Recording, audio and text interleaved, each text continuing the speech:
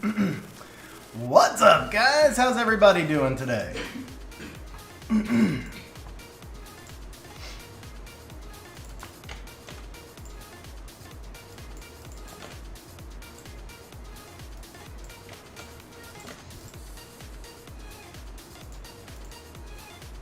What up, Wojo? How you doing, man?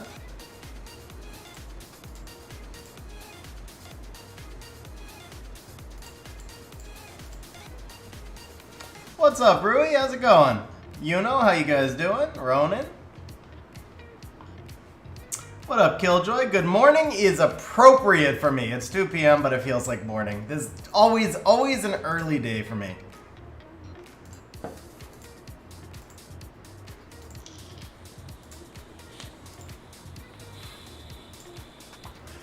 Oh, I just remembered I didn't do this thing. Let's go ahead and get this done. I'm just getting logged into the accounts here. See, because I worked graveyard for 15 years, and so for me, I actually always used to say have a good night. No matter what time of the day it was. It'd be like 2 p.m., I'd be like, have a good night. Bro, Devin, that's awesome, man. Did you climb it all? Or, I mean, not that it really matters. You're just having fun, right? But did you have fun? Did you mess with the builds? Whatever. What up, Marcus? How you doing, man? Hopefully we'll pull some non-HOH.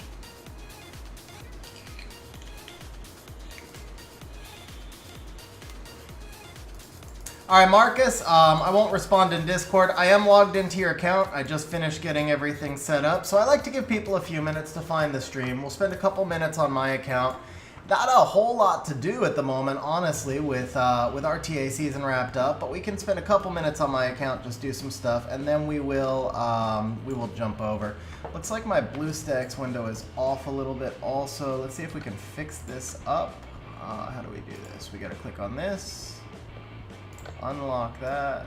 There we go. That should be a better display, right? I think we're wrapping over the edge just a little bit, or wrapping under the edge just a little bit.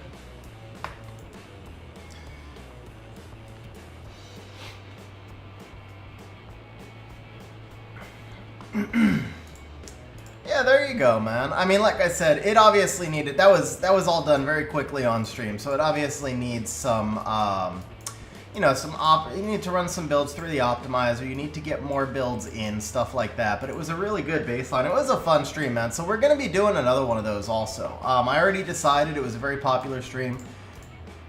It's just a question, I think I put it on the calendar. Excuse me, I think I put it on the stream schedule already, actually. Let me take a quick look.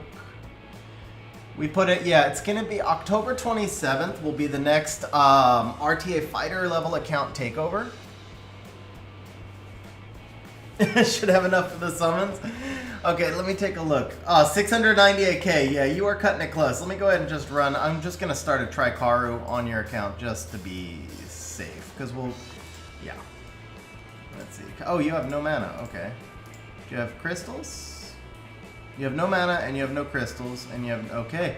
I guess we're not going to start a Tricaru on your account. Wow. Okay. Hopefully there's enough. What up, Branson? How you doing, man? Killjoy, so it'll have to be a fighter level account, preferably somebody who hasn't done much RTA, and then it's... I haven't decided how we're going to do the drawing yet. That's why I haven't made the official announcement. It'll definitely be done as some form of drawing, and it'll probably be done in advance because, as Devin did, if the winner, you know, whoever's getting the account takeover can spend some time preparing it, it helped out a lot. Yeah, I think we have enough, Wojo. We have 700k for 51 scrolls plus a legend one. It should be just enough.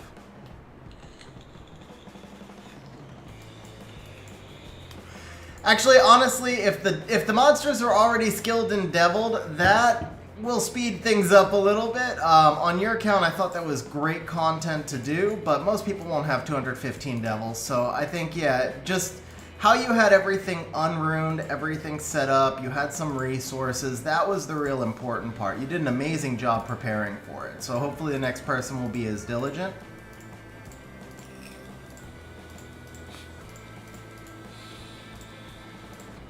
So my story, guys, I don't know. For those of you who saw or did not see, no social points either, Marcus. I checked. So for RTA, 5 days before the season ended, I dropped into C3. I had like one of my worst 3-day stretches ever in RTA. I legit was, not only did I drop into C3, I lost my first match in C3. So I was like 15 points under Guardian.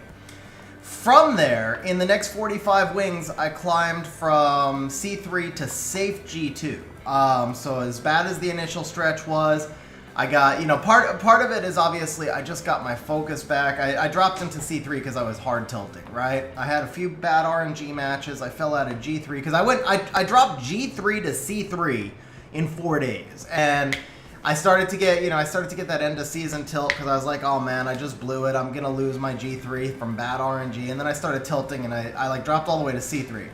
So I climbed back to safe G2, I had 2,009 points, and I decided just to sit because I was 70 points out of G3. On the final day, I decided to make a push for it, and so I had wasted 2 days of wings. That might have been a mistake, but I decided to make a push for it. I got as high as 2,000, these are all test matches, right? I got as high as 2,054. And then I got luck sacked really hard. Of all people, I got luck sacked by not how to play. I did beat how to play. I got luck sacked by. Man, I got luck sacked by one of the SWC guys. Now I actually forget, but I mean it was a bad luck sack. I was at 2,054. I would have gotten 7 points for that win, and I was like an 80-10 favorite or something. He had like 5 straight resistances and 3 straight procs after the resistances. It was rough. And then from there, I just couldn't quite get back. But to be fair, I had gotten a couple of luck sacks of my own earlier in the day, so it's not like it's a bad beat story or anything. It was just, I was so close, and I thought it was like gonna be my day because RNG was running my way, and then it wasn't. So I got close to G3 on the final day. I was 20 points out. I wound up, I had 6 wings left when I got to this point. It was no longer possible. I was eliminated, so I just sat there, ranked 342. Rank 342 was my finish. Michael, so I usually ask for 300 summons. The next re-app stream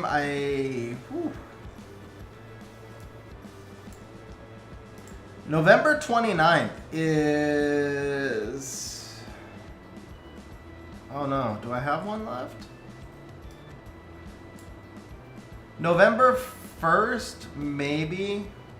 So here's the thing, guys. In December, everybody asks for summons. So the December streams all have to be for summons. Right now, I have every stream for the year scheduled except for November 1st. But that one has got to be summons because it's the last stream before the collaboration ends. And then I've got November 29th, but I think that one's going to be an account takeover. So I might not have any re-app streams available for the remainder of the year. Let me see. Yeah, so November 29th is account takeover. As it stands right now, I have nothing available for re-apps throughout the year. I have a summon stream on November 10th for Trendy. I don't know how big that stream is. So if it's a smaller re-app session and a smaller summon session, we can do them together. Otherwise, I may not have re-apps left for the year. I may only have summons because every December I get like an overwhelming amount of requests for summons.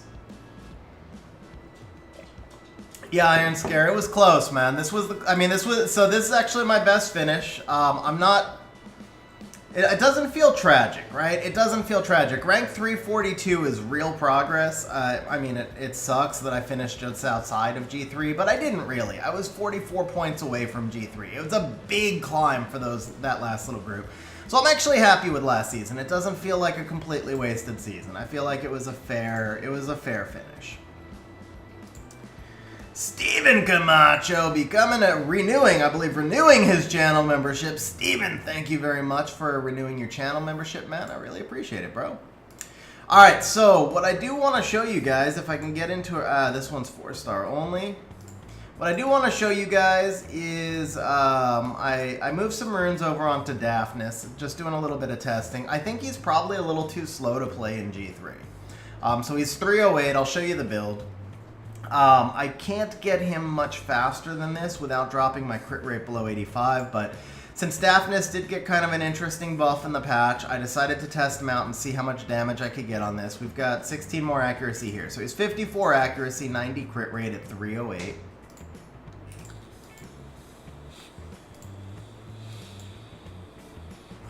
We're just going to force him in. It's a Goodwill battle. We don't care if we win or lose. We're just going to force him in. Yeah, BP came out last night, Devin. BP came out last night.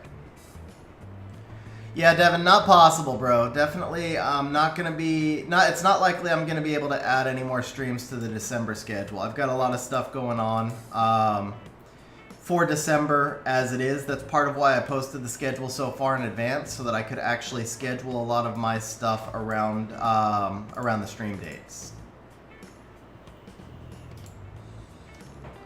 Yeah, Michael, we could definitely put you on for January. It's a long wait, but I think that's probably the next re-app stream I have available. Someone actually just took the last available date yesterday.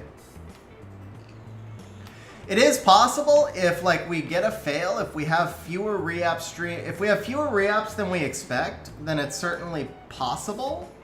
He only has one speed lead, right? But he does have the Leo.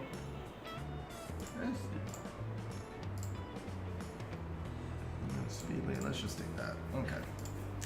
Yeah, so it's definitely possible, like, if we get fewer summon requests than I expect for December, then we would be able to add a re-app stream, but like I said, December is normally more summons than I can accommodate.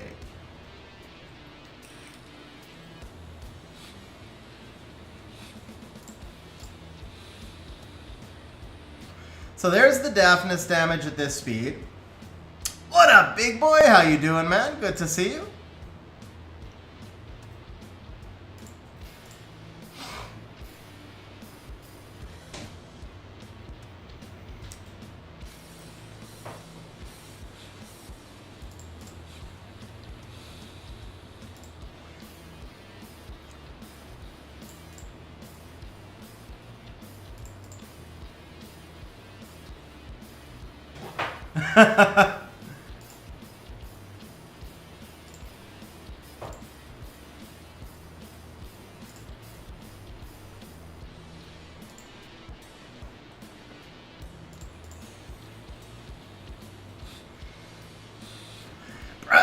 Congrats on getting married, big boy. I got engaged 2 months ago as well. Our wedding won't be for a long time, though, for various reasons. Jolly? Oh, man. See if I... Alright. Alright, we're gonna do one only. We're gonna do one only. Jolly, come into the Goodwill room and challenge me. But, guys, we have a lot of content scheduled for today. I just like to give people a minute to find the stream. But I can't make this an RTA against viewer stream, unfortunately. But Jolly will do one against you. Subi 3.0. Go ahead and challenge me if you see me first, Jolly. Whoever sees the other first is fine. But we'll just do the one. This was really meant just to show off Daphnis, the Daphnis damage, since he just got that. It's a minor buff, but it is a real buff. Like, the fact that he can no longer be prevented... The fact that you can no longer block Daphnis by not having will is kind of a big deal. Wojo with the super chat. Wojo says, here's some good look vibes for the summons and the reapps. Wojo, thank you very much, man. Really appreciate it, bro.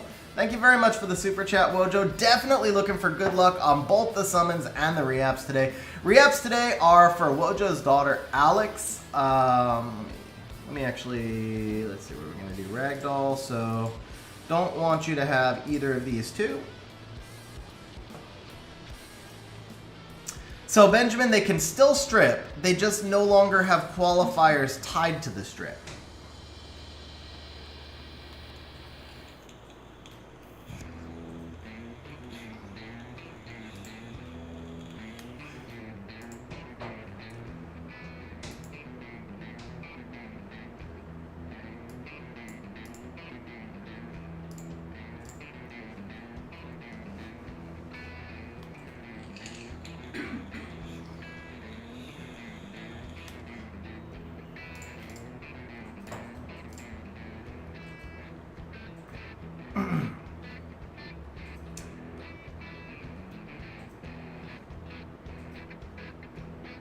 Dude, that's kind of awesome, Benjamin. Yeah, it's my I do one a month now. I do one a month. All right, let's just go ahead and proc your ragdoll now. So I'd rather make sure I get the combo. Ooh, we got this strip on the Dominic. That could change a few things, huh? Alright. Who do we care most about? I actually think the Abellio is going to be annoying. Let's get onto your Abellio. So I can reset the Molong with the Oliver, right? So let's go ahead and reset the Molong. And then I think this will kill. Oh! I luck sacked you, bro. I luck sacked you right there. That was luck sack. That was luck sack stuff, man. I actually thought I would kill. I really thought I would kill right there. Yeah, I'll tell you what. Sneakily. So well, we're gonna get into balance patch stuff here in just a minute. We're gonna get into balance patch stuff here in just a minute.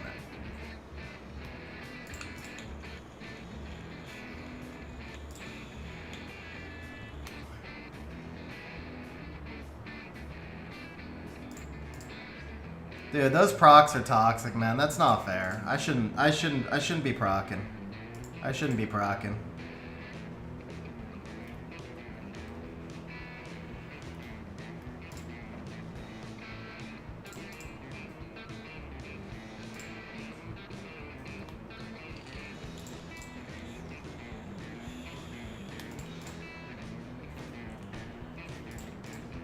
I mean, you procced with the ragdoll early on. I had 2 procs, you had 1. It wasn't the number of procs, it was, I'm gonna give you 1 more though, because the proc into the Abellio, I'll give you 1 more fight. The thing is, it's not about how many procs you get, it's about when you get the procs. The proc I got into the Abellio was the big one. That one was the one that actually mattered, because when I didn't kill that Abellio, you would have gotten to heal right back. So I'll give you 1 more fight if you want it, bro.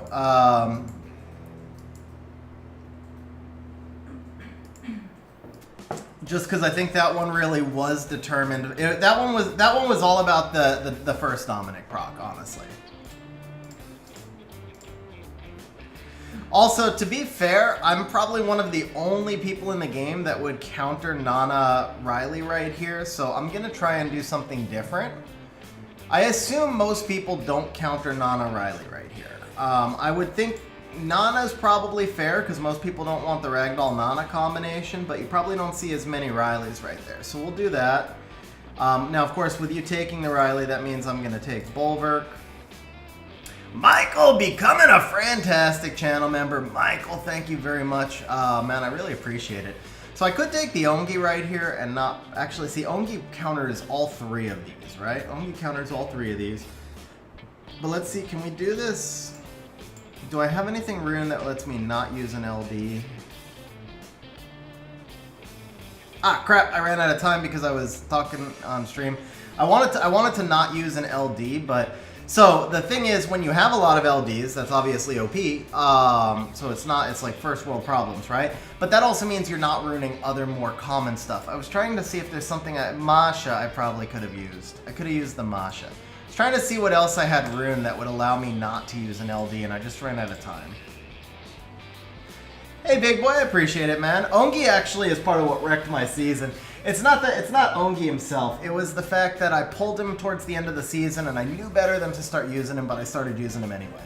I just couldn't help myself, right? And I didn't know how to use him yet. He was a new monster. I was drafting him in bad spots. I dropped a lot as a result.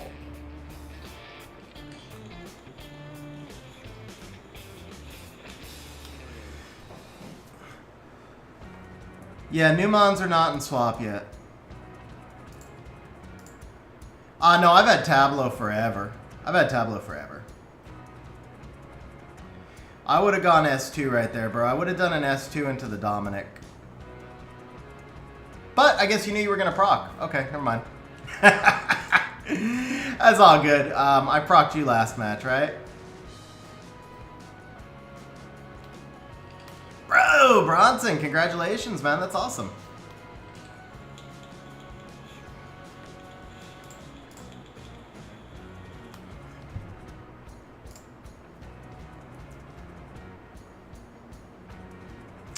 I think you get this one. Nice speed right there, too. Did I ever... Oh, did I use Nana... I might have used Nana S2 into your... Did I use the Nana S2? Did I proc your Ragdoll? Or did you just cut? I must have procced your Ragdoll. There's no way you cut, right? I must have just procced the Ragdoll and didn't realize. So as soon as he goes down, obviously I have no damage. He should go down here, right? Yeah, he'll go down to the Carnal. That was big damage by the Carnal, by the way, man. What up, Curtis? How you doing, man?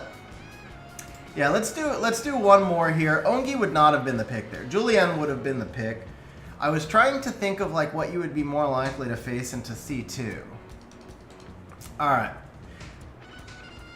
I want to do this like it's a C2 draft, not like it's my draft. I just don't know if I have the counters ruined, because obviously you only run so many monsters, right? Well, C2 is all about CC, right? So if you were in C2, you would be facing a lot of CC. You might see Volantis, but we'll skip the Volantis. Let's do something like, I don't know, more... Like in C2, you don't really intimidate people out of running CC, right? They would just do this. They would just do this and then probably just ban the Ragdoll.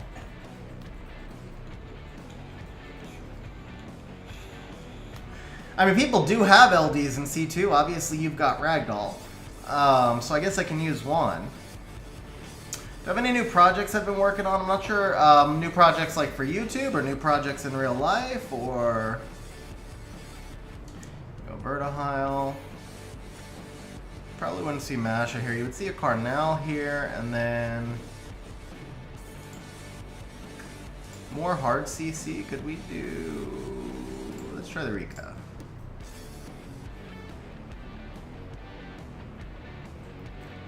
Okay, so yeah, see, people got LDs in C2, bro. You just flexing the LDs. Just flexing the LDs. All right, let's take this out. Yeah, it should be fine. No, we don't need that. Does he get the? Yeah, he benefits from the crit rate. Let's do that. I don't know why. Well, yeah. I mean, you've got Ragdoll. Ragdoll's probably better than Nephthys, but man, Nephthys is a really good one to run there too.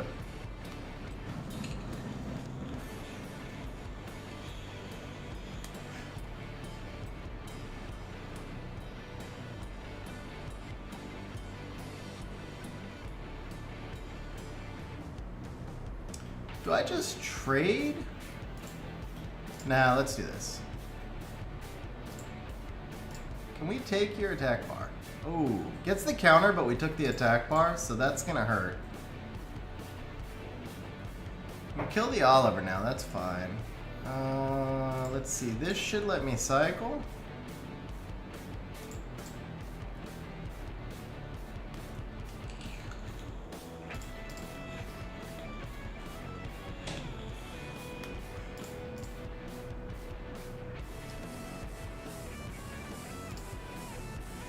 I think you get the solo here, right? I think you get the solo.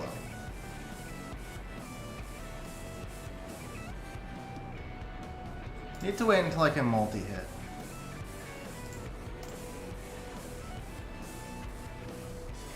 Yeah, you should get the solo here, right?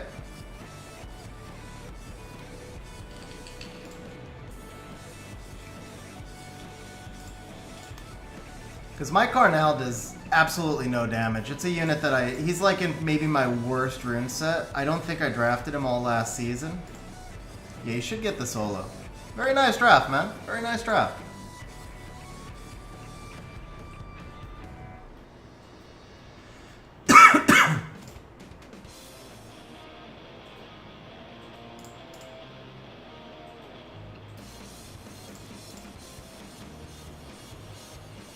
Yeah, there you go, man. Very nice draft. Now, you will face a lot stronger Carnals. You will, just saying, you will face a lot stronger Carnals in that particular situation, but I think Douglas was still a really good pick there. Yeah, so this is like maybe my worst ruined RTA unit.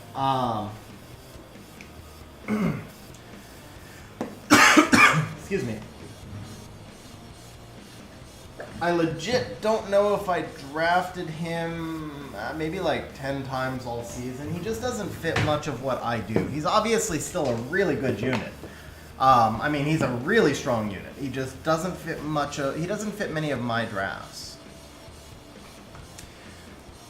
So I play very much a counter draft style, so I don't know that I specifically had, I didn't really have like a main draft. My most effective comp last season, so I did first pick Oliver. I was actually really hoping for an Oliver nerf in the balance patch, but with SWC going on, I kind of figured he would escape. My most effective draft was if I opened Oliver and then they gave me anything that would allow me to pivot to turn 2, I would go Oliver, Molong, Bulwark, Riley, Julianne. That draft was very, very dominant. By far and away, that was my strongest draft.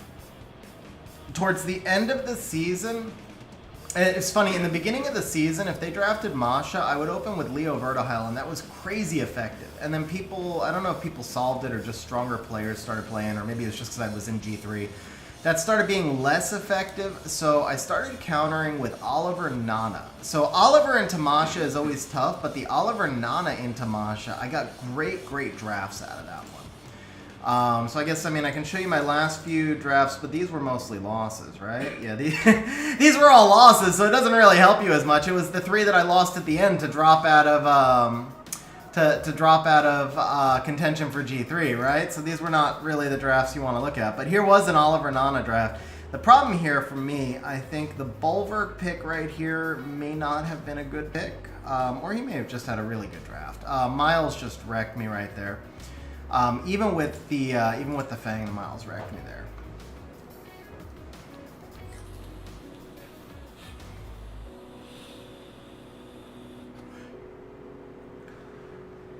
So Marcus, it can, but let's not think like that. Let's not think like that.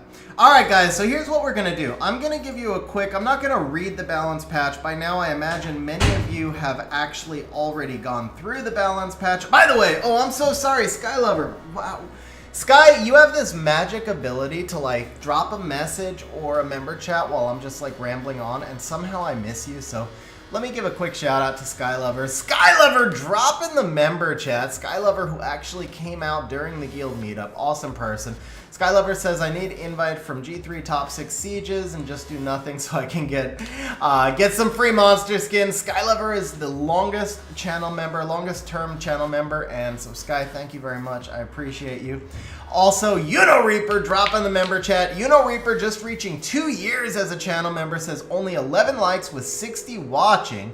Let's get those free likes up and don't forget to follow. That is very true, guys. That's how we're going to get a big stream. We've got, I think, we'll just said 90 or 100 reapps plus the 50 LDs that we're just about to do. So we're going to do a quick run through of the BP. Now, there's obviously a lot of creators doing videos on this. I'm not going to read skill by skill. I'm going to give you my quick overall thoughts. I think I read through this one twice, and on the whole, I feel like there's not going to be major meta shifts, but I'm just going to give you my quick thoughts because I think there was some really interesting stuff in here.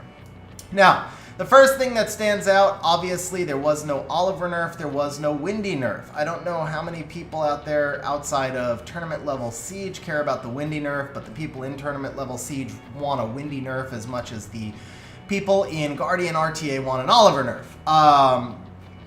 But there was no Windy nerf. I am a little bit surprised about that, to be honest.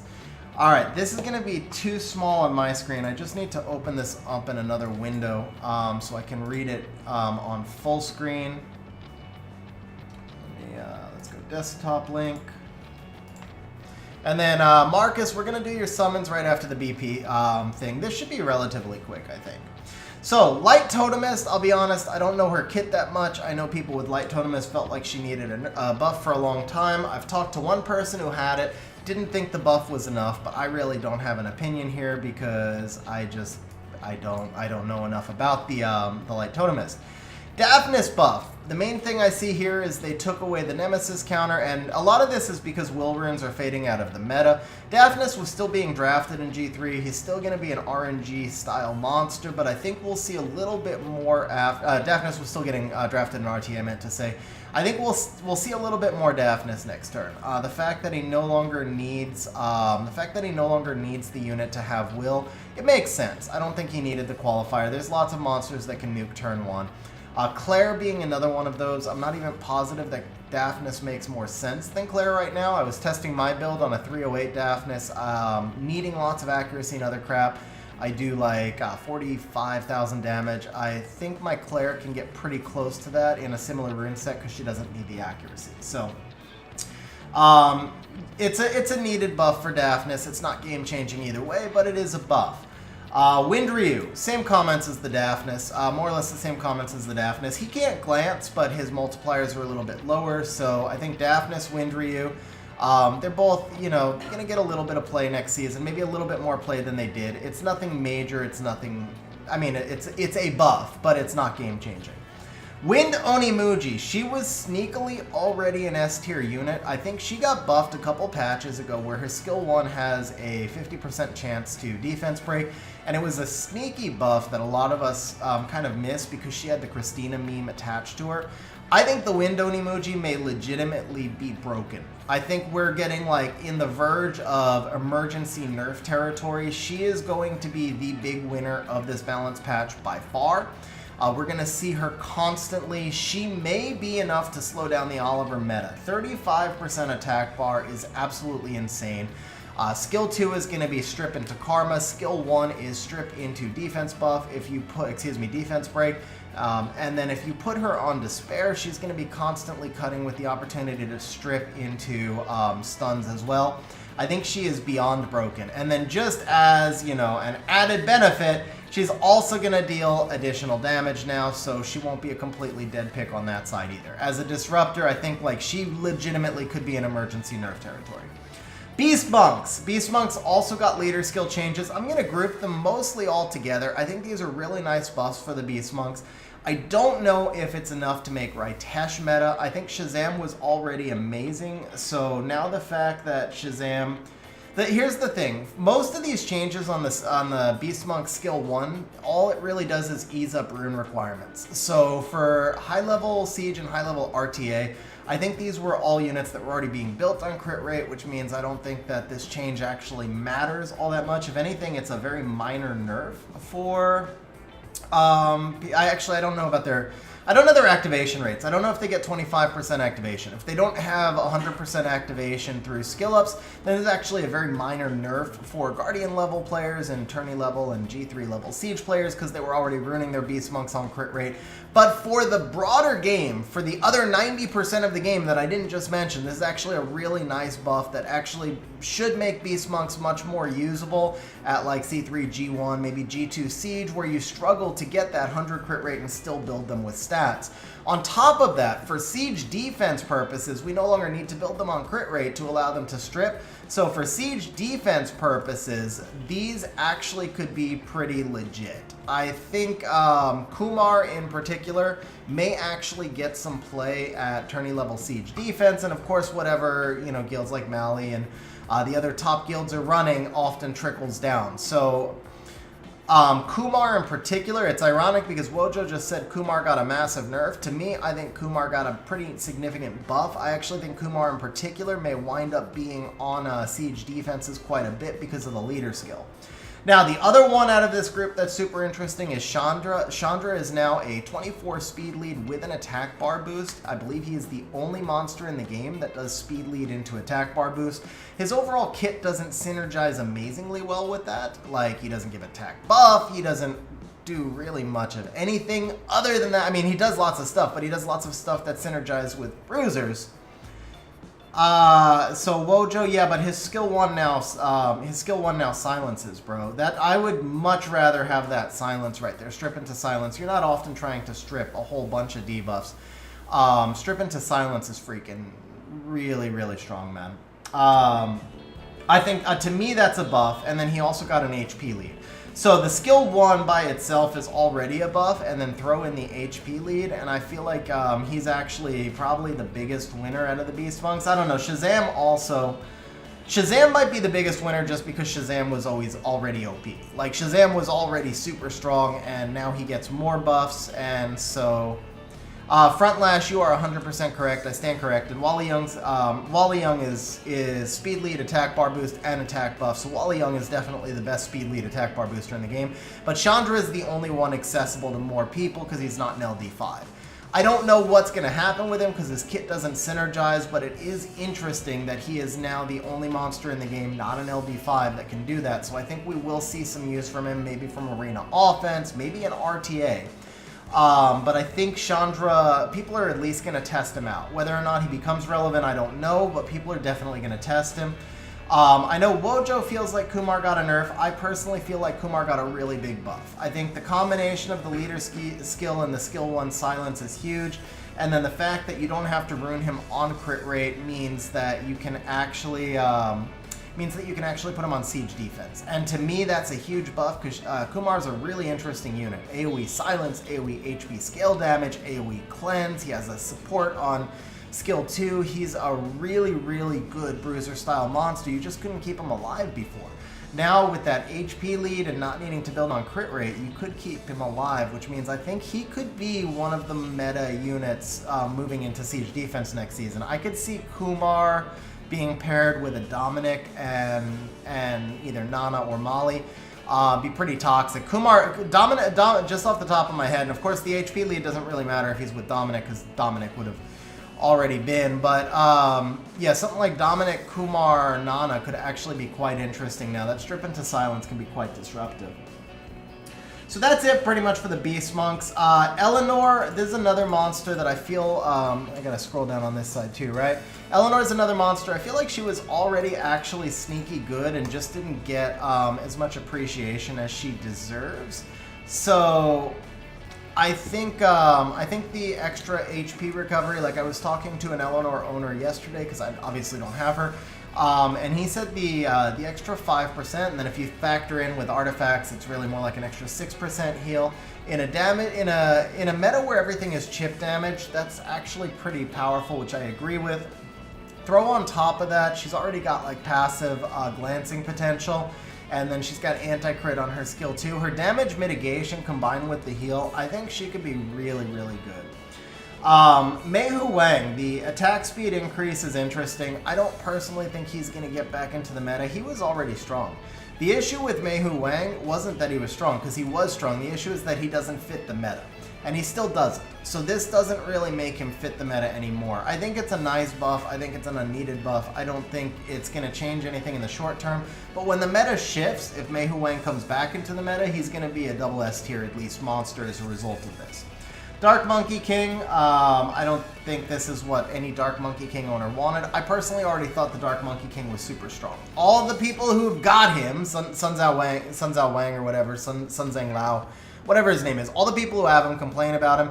Whenever I face him, I find him to be extraordinarily difficult. I think his issue is probably that he's very rune intensive, and most people can't put together the rune set required to make him shine. So this does not change that, but if you can put the rune set on to make him shine, he is extremely tough. When I face him in RTA, for example, a lot of times I actually find him harder to deal with than the Light Monkey King, which everybody agrees is like double S, triple S tier. Because this dude can strip into defense break, he steals debuffs, so he's like a Masha with AoE CC and big damage. I mean, his kit is actually pretty broken. He stuns on 2 skills, he steals debuffs, he applies defense breaks. His kit is actually broken, always was. So this extra buff is helpful. I think the issue with him is just that he's rune intensive, and this buff does not change that, so most people who have him won't find any difference with him, but people who are able to rune him properly will notice a little difference. Chimeras. I think the Shan buff is going to be nice. I don't know that it's massively going to change how Shan is used. I think the Tayor buff is going to be nice, but this won't change how Tayor is used because Tayor is already used as a snipe unit. People aren't going to like not rune him. Actually, I don't know, because now you can get... So now you can get a critical hit based on speed with your Squall. I take that back. Actually, I take that back. This eases the rune requirements on Taeor a lot, and it makes it much easier to give him attack and accuracy and speed. I think this is actually a really big buff to Taeor. I didn't think about it this way the first time. I think there's actually a really big buff to Taeor. I think for Lagmaron, I don't know if this changes much of how you would use him. I think it boosts his damage because Lagmaron was pretty much used as a CC unit. And then same thing for Sean. I think for Lagmaron and Sean, this boosts both of their damage. I don't know that this is particularly impactful, but it's nice for people who have them. All right, Beth, this makes sense. The buff on Beth makes sense. Again, I don't think it changes that much for her. I think for the people who use her, it's a really nice buff. I don't think it makes her more meta. For Rocky, this is actually interesting. Again, I don't think that this changes all that much for her, but for the people who use her, this is really nice. For Kraka, as a Kraka owner, I can tell you it's a nice buff. It is the wrong buff. Comtuus does not freaking understand this unit. Kraka's issue is that she cannot use her skill 3. So the skill 3 is the revive, puts units' skills on cooldown, gives them invincibility, but it cannot be used unless an ally is dead. So she literally just does not have a skill 3. So continually buffing the skill 2 and then buffing it with stuff that doesn't even have a 100% activation rate, it's the wrong buff. It's just flat out the wrong buff. Now, I can see Kraka being used slightly as now she's going to be a little bit more effective into buff-heavy opponent teams. So she's going to be a nicer counter to Riley and Shizuka. But it's the wrong buff. It's not what she needs. And the worst part of this is that by buffing the skill 2 again, they're indicating that the skill 3 can't be buffed, because now if they actually fix the skill 3, she'll be broken. Like, the skill 2 can't be this strong and then have them fix the skill 3. So... wrong buff. I was actually disappointed to see this, even though she got buffed, because I don't feel like this is going to be something that makes me want to use her, because it's still all random activation rates. Now, again, as a Shizuka counter, I actually think this is pretty powerful, because even though it's 60% activation rate, it's 2 hits on an AoE. So, I mean, she'll have constant immunity, but she does no damage. She does nothing. All she can do is strip into stuns and strip into defense breaks, and that's just Chung Pung, but Chung Pung has a skill 3. So this is, yeah, she's like a weaker Chung Pung meets Masha type thing. It's just the wrong buff. It's the wrong buff. Okay, Belial. Same thing, same comment as above with the Beth. This makes sense. It always should have been that way. It doesn't really change much for him. Belial's just a cleave unit anyway. Arnold, this is, oh, excuse me, Laika. Laika is the other big winner of the balance patch. So the 2 big balance patch winners are Jiu and Laika by far. Laika will be all over the place in RTA next season. This is actually going to be really significant. Siege offense, siege defense, arena defense. We're going to see Laika everywhere. This is a really, really big buff for Laika. Is it broken? No. I don't think it's broken. There's so many multi-hits in the game. All they did was take a unit that used to be strong, that faded out of relevance due to all the multi-hits, and they rebalanced him to where he used to be. So this, like, as stupid as the Kraka buff was, this is the perfect, exactly what Laika needed. I like the Laika. I like the Laika buff a lot. This was very much the correct buff to give him, and it was a good buff. Zen. Zen is really interesting. I still really don't love the randomness of the buff distribution, but I think this is Zen is getting very close to being meta. Last patch I actually thought was going to be enough to make him meta. It wasn't quite. So they've made him slightly stronger again. They're kind of doing this the way they did Heigang, incrementally, bit by balance patch, so that they get the correct balance on him. Zen may be good enough to use now, or he may be just slightly too weak to use now, but he's getting really close. He's getting really close. Let me get caught up on chat right here.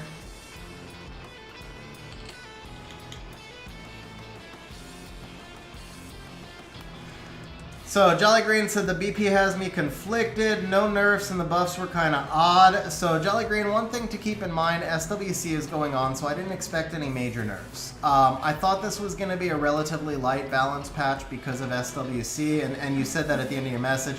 So this balance patch was, I'll be honest, this was better than I was expecting. It's not the best balance patch ever. There's no major meta shifts here. There's a lot of stuff in here that just makes your toys more fun. And that's fine. Like, just making your toys more fun is fine. The only monster in the BP I think was actually busted is GU, and that's just because everybody kind of ignored her before. But I think GU is going to be broken strong. Everything else in here, I think they just made our toys more fun. They gave us some interesting stuff to play around with, but I don't think there's going to be anything that creates major meta shifts. I think we get maybe, if anything, a little bit more parity, a little bit more balance overall, which is really nice. So I'm usually pretty hard on balance patches. I'm probably one of the hardest streamers on balance patches. I was pleasantly surprised by this one, honestly, and I mean, I was disappointed because none of my LDs were buffed, right? None of really my core units were buffed, so that was disappointing. But from a game balance perspective, I was pleasantly surprised. Considering SWC is going on, I thought this was probably more than I was hoping for. Curtis pulled Zen and Kashmir, so congratulations on the Zen and the Kashmir, man. That's awesome, bro. Michael, thank you very much. I appreciate the congrats, man. Really appreciate the congrats. I think I answered a couple of these and I missed a couple of these, so let me see. Marcus, you only have 15 energy, so I can only do one run. It wouldn't help. How do I feel about Fire Pure Vanilla with Ragdoll? Jolly Green, I think it's an interesting combination if you can get enough out of the comp. I'm not sure that really upgrades versus just using Riley, but I think she's worth testing. Like, I mean, that's the type of question you just have to, I would say it's worth testing. You just build them. I mean, it costs you nothing to build them on RTA runes, and then go run into, and then you just go run it in Goodwill, like we did earlier. When is Gianna gonna get buffed? Gianna never needs a buff. Veronica needs a nerf. Hopefully, Veronica gets nerfed in the next patch. Lima does need a buff, man. I didn't want to say it. Shiza said it first, so now I can say it. Lima needs a buff, but I honestly don't know what that buff could be. And she probably doesn't need a buff. She, like, after the nerf, she went from a 54% win rate unit, which was just stupid, to about a 50.5% win rate unit for the rest of the season, which is a little underpowered for an LD5 that's supposed to be top tier. She needs something that makes her win rate about 1% better. I think it could be as simple as maybe changing her immunity to 3 turns instead of 2. Like, leave everything else the same, but make it a 3-turn immunity. That might give her the balance that she needs, because it is a 4-turn cooldown skill on a 2-turn immunity. So there's a lot of gaps in there where she can get reset by Oliver. You can't run her on a revenge build anymore because she doesn't cycle enough. So I think like that, probably just making 2-turn immunity into 3-turn immunity would bring her back to that 51.5%, 52% win rate that you'd be targeting for a top tier LD5 from an RTA perspective. Wojo, I would say just test. I mean, I'm telling you my thoughts, but obviously practical use in the game is a totally different thing than what you read on paper. So before you dump Devils into Gyu, let's see how good she is. I think she's going to be broken, but maybe she just doesn't really fit the meta. You know, it's hard to see. Oh, you just said you'll wait and see how she performs. Okay. Novin, yeah, I still believe Charlotte is OP. I do think Figaro is going to be fun to play with. How I would rune Tomo, I think Tomo can go either Violent or Despair. I kind of like Tomo more on Bio, but they both work. I know a lot of people run Tomo to act first on their team. I think that's probably the correct build because she gains 100% attack bar, so she's not guaranteed another turn right away. So I would probably just run Tomo on a super fast Bio Will build. Obviously, max accuracy is the key there. And Fire Cookie with Oracles, yeah, I could see that. All right, so now I'm caught up on chat. Let's move down a little bit more through, what are we at? We're at, we just did Zen. So the skill 2 for Zen and whatever the Light Shadowcaster is, that's nice that they added some damage. Is it enough for the Light Shadowcaster? I don't know because I don't have him. Again, I think Zen, we just need to see what happens. For Claire, the skill 3, the jet attack, I believe is Claire's skill 3, and basically what this is saying is she now has the potential to gain a full turn cycle on the skill 3 or 100% turn attack bar on the skill 3. To me, this is totally irrelevant because for the most part, most of us are using Claire's skill 2 first, and that's not going to change. Because the skill 3 is still, like, who cares if you defense break something and then you ignore their defense? It doesn't really make any sense. Claire's role is just as an AoE ignore defense, excuse me, AoE. She's just as a single target ignore defense unit. She's basically a Nat 5 Collie. I don't think that changes much. I think Claire and Collie are still about equal. They have different applications. Claire has better base attack and a slightly, like, her multiplier is like 10% higher, but Collie has attack buff, attack speed buff, and invincibility. I think you'll still probably use Collie more often than Claire, but in certain comps, Claire remains better than Collie. So this buff was totally irrelevant. It made absolutely no difference for Claire whatsoever. Wind Battle Angel, I haven't played around with her much yet, so I don't really have the ability to evaluate this. It looks like they're moving her in the right direction. If it's enough, I have no idea because I haven't played around with her. Carlos, I personally believe this may be a nerf. I don't think that's the intent, but just like they were trying to buff Van Cliff 2 patches ago and the effect was a nerf, and most of us thought it was going to be a nerf when we saw it, most of us who own Van Cliff. I personally think this Carlos is actually a nerf because the thing is 75% attack bar in most cases, like 9 out of 10 times, was already enough to give him a turn. So he didn't actually need to gain 10% more attack bar. I guess the one case where you could say this really matters is if Carlos himself gets a kill, then he takes another instant turn. So it changes his usage a little bit. Maybe it's not actually a nerf. Maybe it's just a lateral, but the fact that he's gaining less attack power, but he's only getting 25% attack bar, I don't think this is what Carlos needed, but kind of like Claire, these types of units are really hard to buff in a way that actually makes sense. I don't know that they could have actually done anything with Carlos that did make sense. He is just what he is. So it's not bad that they tried it. I'm not against this. Just because I think it's probably a lateral, it may make him more useful, or it may make him the same. I don't know. What up, Patty? Sorry, how you doing, man? Funny, because I was actually saying the balance patch, I was pleasantly surprised by this one. I thought they gave us a little bit more than I was expecting with SWC going on. Bell Peppers, Deborah is arguably the most valuable LD4. I wouldn't say best because she doesn't have much in the way of PvP purposes, but definitely the most valuable. Her passive is absolutely broken for all PvE content, but in particular solo R5. She eases the rune requirements on your solo R5 team like to nothing. Like you can get to solo R5 so much faster than you could without her. Huge congrats on pulling her. I don't have her. She's one of the 2 LD4s I don't have, her and Martina. Martina being the actual best LD4 and Deborah being the most useful. Those are the 2 I don't have.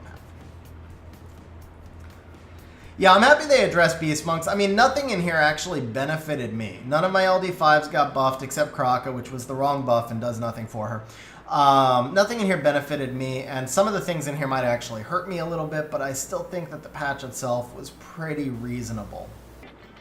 All right, Robos. As a group, we'll just talk about the Robos. Fire Robo was already somewhat meta. I think this boost on the Fire Robo is actually kind of scary. I'm not going to lie. I think Fire Robo is going to be really annoying in RTA. Like, for turn one players, annoying stuff is good. For turn 2 players, annoying stuff is not good. I think the Fire Robo is just going to be really obnoxious. I think he may actually become part of people's core, and we may have to deal with him on a regular basis. Dark Robo is intriguing. Dark Robo is going to be absolutely busted in 4-star Special League. It could be annoying on siege defense. I don't know how you get it into a comp where it gets to take a turn. Maybe something like Dark Robo and Kinky. But it could be pretty busted on siege defense. It's too much RNG to be used on any kind of siege offense, but it definitely could become viable for arena offense now. Whether it reaches RTA level, I don't know. But man, his kit is really intriguing. His kit's really intriguing. So we need to see how he plays out. Dark Robo could sneakily be one of the big winners of the patch.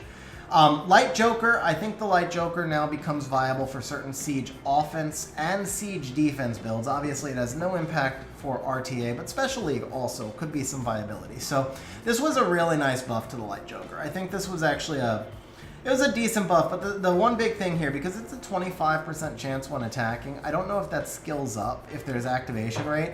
If it doesn't reach at least 50%, then he's not going to have any offensive application. But he could still have defensive application because of the RNG. If this reaches 50% through skill ups, then maybe he has some offensive application, but activation rates are just always scary on offense. Yeah, Patty, I don't have the Dark Monkey, so what I said earlier, maybe you would disagree. I said I've always felt the issue with the Dark Monkey is just that he's rune intensive. I feel like he's actually a very strong unit already. I have more trouble dealing with him than I do, for example, with the Light Monkey. So I felt like he was already a really good unit. Everybody who's got him says he needs a buff, but then when I face him, I struggle with him. So I felt like the issue was probably more that he was just root intensive. All right, mermaids. Tetra, this is actually a very nice buff for those of you, or those of us who use Tetra on offense. This is really significant. I like this. I don't know if it's super impactful, but it's a really nice buff.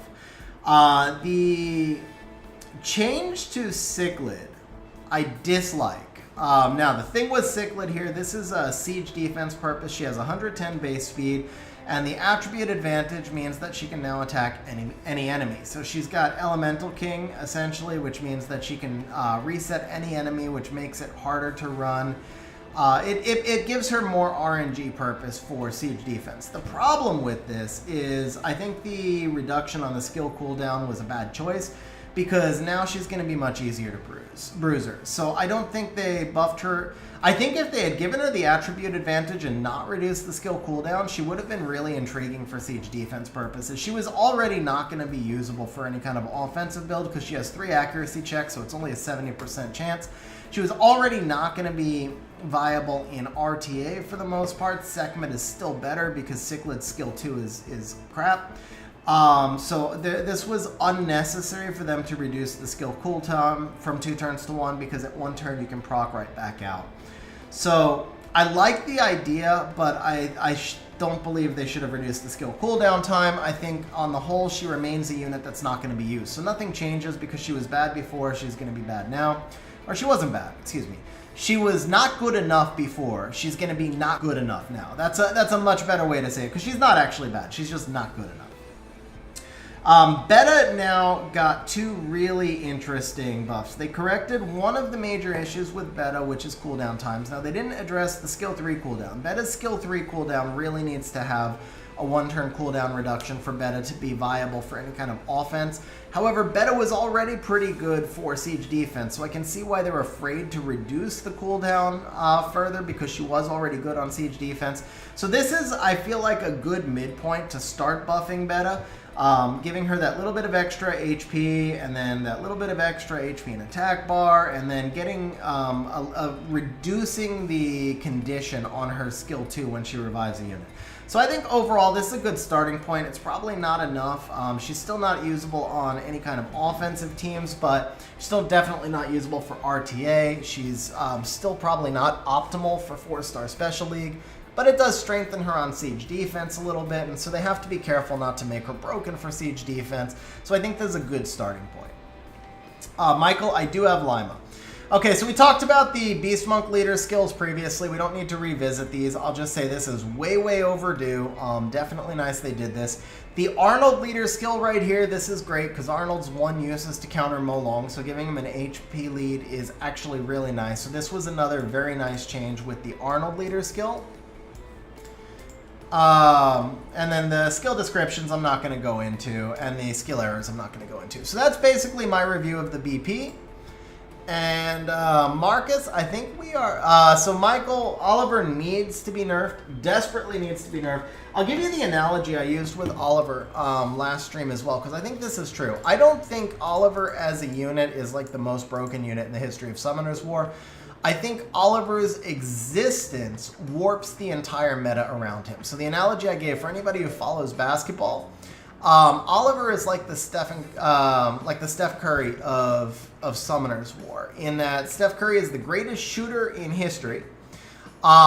He's not a great defender. He's not a great rebounder. He's an above average, not amazing passer, but he is the greatest shooter in history. So his existence has changed the game of basketball, and his existence on the court changes how defenses scheme, and basically he just, everything, he pulls everything into his own aura. Everything in any game where Steph Curry is involved is built around Steph Curry, even though he only has like one amazing attribute and then a bunch of other just acceptable ones, right? Acceptable to above average. Oliver's like that. Oliver's not the most broken unit in history. He's not as broken as like Ganymede or Molong were back in the day. but his existence warps the entire meta around him. It diminishes the game because of Oliver's existence, Oliver and Masha both have to be played in every single match. And that changes the game because then every comp has to be built around those two, which takes away so much variety. So my issue with Oliver at this point, it's not even that he's broken, it's that his existence reduces the interactions, the available range of interactions within the game. So I want to see him nerfed just because I want to see more parity come to the game. Patty, I agree with you. They need to take the lead away from Oliver. Definitely 100% agree with you there. Devin, I don't agree with you on that. I'm not sure that the fire... Actually, yeah, I don't know. Should John have a speed lead? Should John have a speed lead? I don't know. I don't know if John should have a speed lead or not, but I know Oliver should not have one. Oliver really should not have one. Because any major changes to his kit probably break him and knock him out of the game. Yeah, I would disagree with that pretty strongly, Devin. He's just a bomber, but he's still one of the better bombers. He's got skill 2 reset, and he's got the 1-turn bomb. He's better than any of the other bombers. He's just a bomber, but he's still the best of the bombers. Yeah, Patty, that's why I was like, I don't know if John should have a speed lead.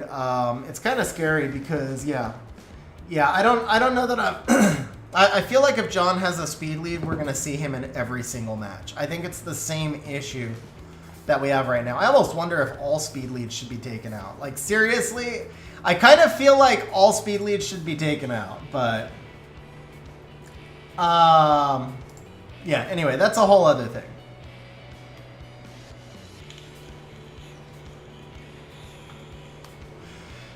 Yeah, no, I would still take John because of the base stats and the skill reset. I mean, if you're going to compare him to bombers, the Water Joker has 50 accuracy bonus and then has the invincibility, the revive into invincibility, but John's still better. John's still better. For RTA, Cian is the best of the bombers, but as an overall kit in the overall game, it would be John. Yeah, well, Joe, I'd be fine with John having an attack lead. I'd also honestly be fine with John having an accuracy lead. I think either of those two would be fine. Because nobody would ever use either of them anyway, but they do make sense. For siege offense, attack or accuracy would make a lot of sense, and then for RTA, it wouldn't impact anything. Alright, so we are going to start the summons now. Marcus, just confirm to me that you're here. Marcus, confirm to me that you're awake.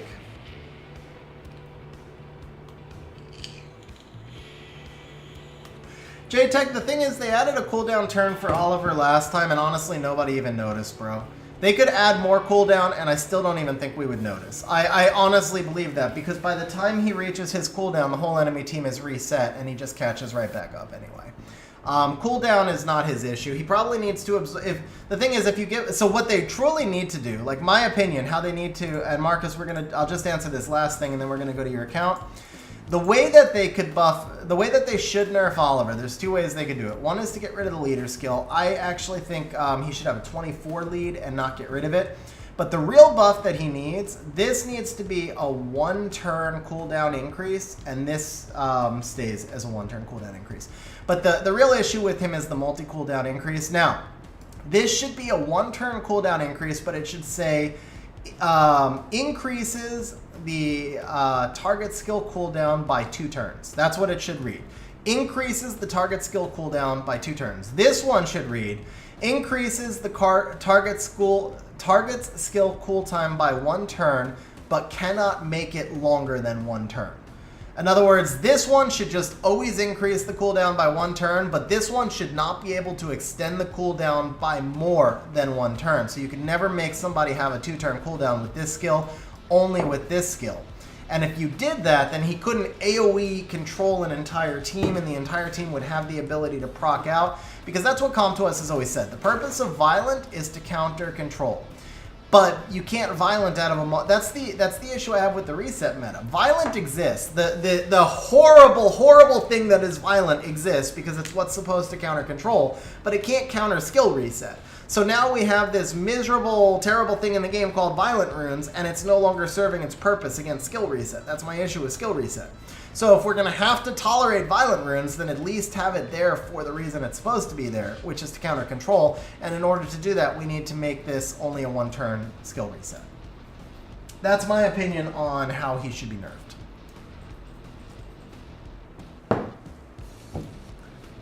Yeah, Wojo, I had called for that buff a long time ago, but after using Oliver for a season, I can tell you if that's the case, he would fall completely out of the meta. He wouldn't be usable.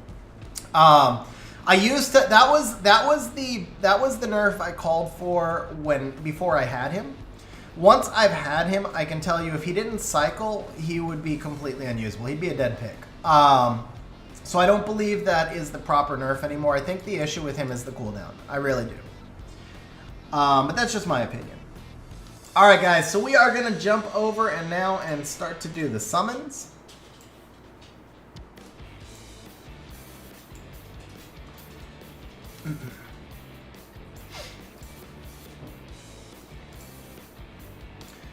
Alright guys, so we've got, this is all the good stuff. It's just all the good stuff. We've got no mystical scrolls, we've got no attribute scrolls, we've got none of that. We just got the juicy stuff.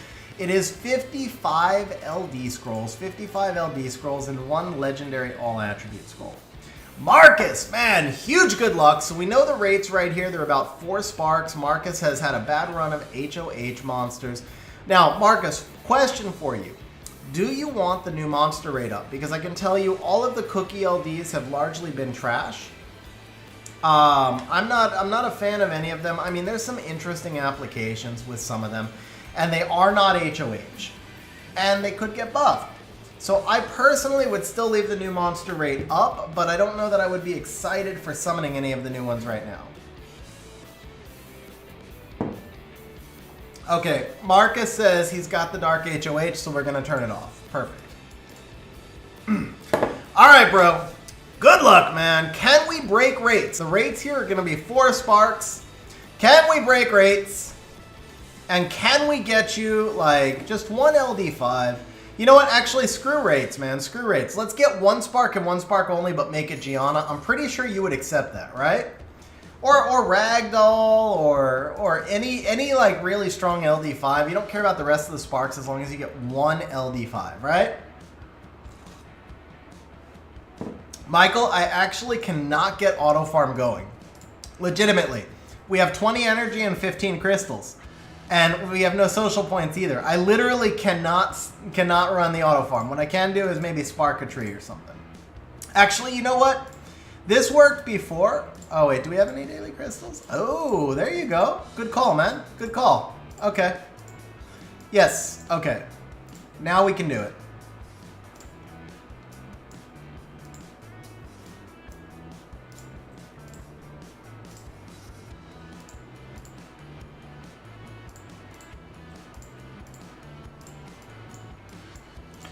All right, so this worked before, man. This worked on the other stream, right? Here's what we're going to do. We're going to summon this till we get a spark, and then we're going to switch. So there's our spark. We'll give it like 5, and we'll see if it happens.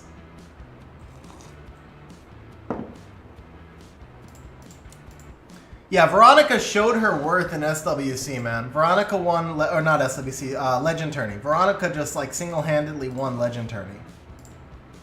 Okay, we got our first spark! Ooh, that's... Until 2 weeks ago, that would have been an amazing pull. Mimir is actually really good, and he was an amazing pull until 2 weeks ago. Come on, man. But we are ahead of rates now, guys. We're officially ahead of rates. So we'll give it 5 more. If it doesn't work, we'll move back to the unknown scrolls.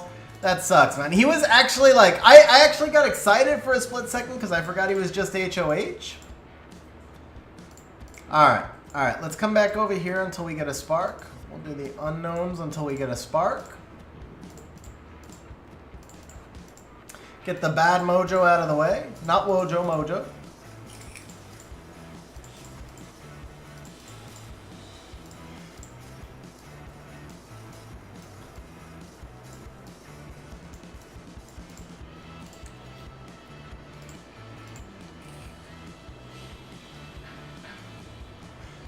Careful on the mana. You're right. Crap. Well, this is only what, 300, right?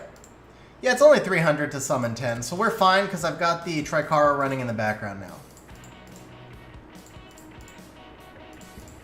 Bro, we can't even get a freaking spark on the unknowns right now. Is it 3k to summon 10? Oh, 3k to summon 10, because it said 300. Alright. Alright, I guess we can't do that then. How much mana do we need for the scrolls? We need 100k here and 430, 530. That's literally it. Okay. That's it. That's it. Alright, so we're not going to use that superstition. It did get us our first spark at least. It got us our first spark.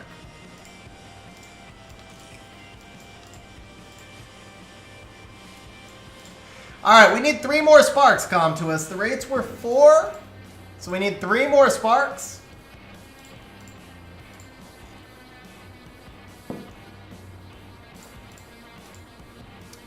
It wouldn't give enough, Devin. It's only like 200k. I need like a million, really. If we're going 30k a pop on that stuff, I'm going to need like a million.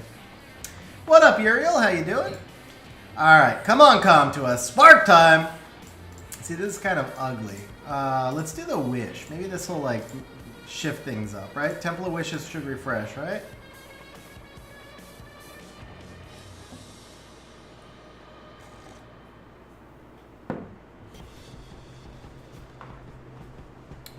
Yeah, rune cleanup might be going a little bit overboard, Devin. I don't think we're getting to the level of rune cleanup.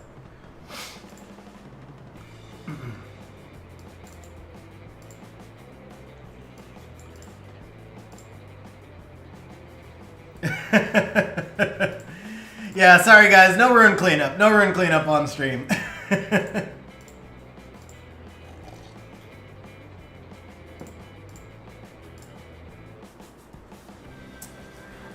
Alright.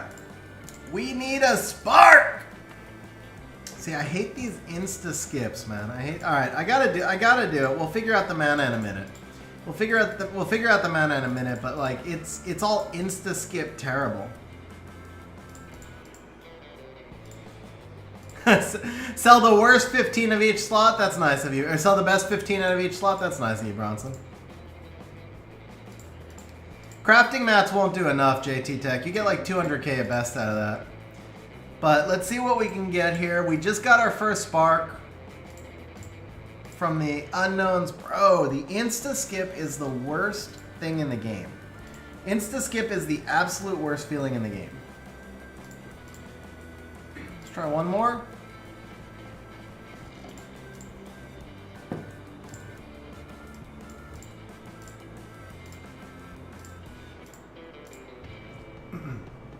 Well, I actually want to enchant that, but we can't. We have no mana. Okay.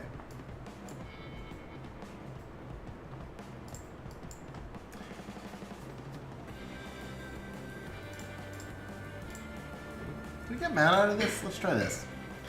Yeah, so the thing is, I don't subscribe to straight superstition. I do subscribe to the belief that the Come to Us random number generator is busted.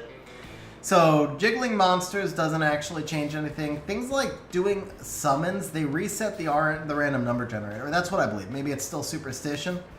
But I just, that's what I believe. I think something like jiggling the monsters, I know it works great for Jubagel, and it's not a criticism. It's great content. It makes it fun. But to me, it doesn't actually change like the random number generator the same way that like running a dungeon run does or summoning a scroll does, because that resets it gets rid of that time gate.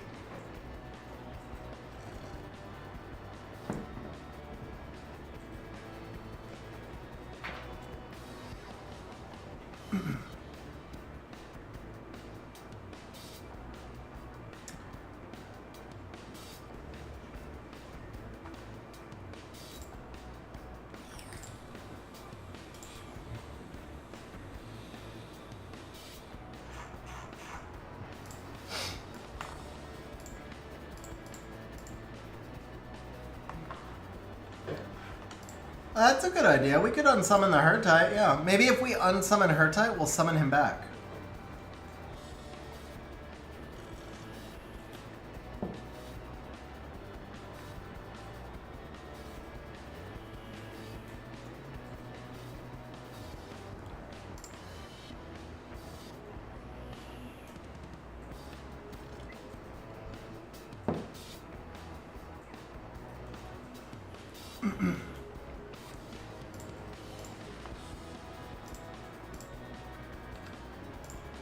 All right. One time, baby. Spark time.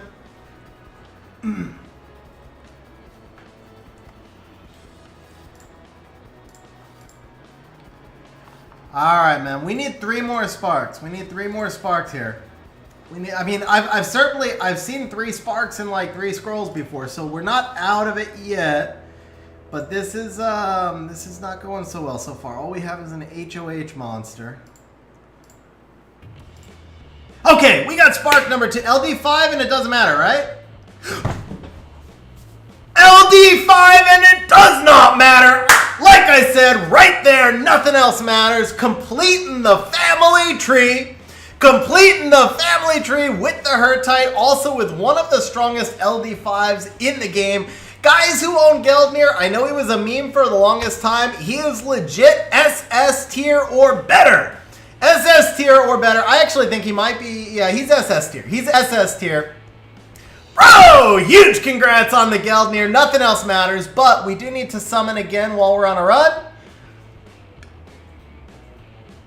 All right, we need, we'll go 3 more just to see if there's a time gate in here, and then we can oh, there is a time gate. There is a time gate. Yeah, Jin don't count, but it's a time gate. We got our sparks, so we got to keep going. We got to keep going. We'll stop at 10. We'll stop at 10 if it... Oh! There's the time gate! We found the time gate, guys! We found it! Is that Deborah? No, that's the light one. That's the light one. But we found the time gate, guys. We're at rates now. We're at rates now, guys. Can we pull the Han to complete the ninja family tree? Bro! The Geldnir is all that matters. The rest of this crap don't matter. But the light hammer girl was not HOH also. Just to point that out, the light hammer girl and also the light ninja was not HOH. So we got 3 non-HOHs. Alright, 7 scrolls left. Bro, we got out of the time gate just like that, man. Huge congrats on the Geldnir though, bro. I would have so... Oh! We're ahead of rates now. We're ahead of rates. Is it? Crap. It is crap. Yes, it is crap. It is absolute crap, but I have a feeling that may be new because she's HOH from like forever ago. She was like one of the very first HOHs. Alright, we got 4 tries left. We got 3 tries left. Can we get one last spark out of here? Can we get one last spark? We did wind up breaking rates.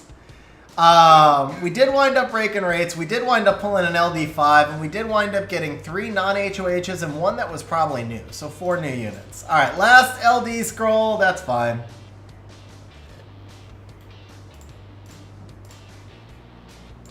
Bro, drop it.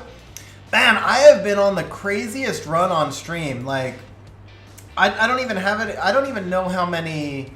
It was 2 LD5s for Vlad. It was 4 LD5s that week. This is like at least 5 LD5s I've summoned on stream in the last couple of weeks. All right, we got 1 last scroll left here. This is actually going to take half of the remaining mana. LND5 could be from the All Attribute. Could we get a second LD5? We did 2 for Vlad, so I know it's possible. And he only had about 20 scrolls more than you. Can we get a second LD5 right here one time? No, we definitely cannot. We can get you a World Boss Guildong. World Boss Guildong.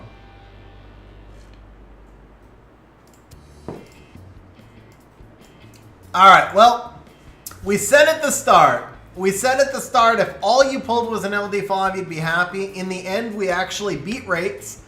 Got what I'm guessing Natalie was new. She's crap, but I'm guessing Natalie was new. So, 4 new units. With the Geldnir.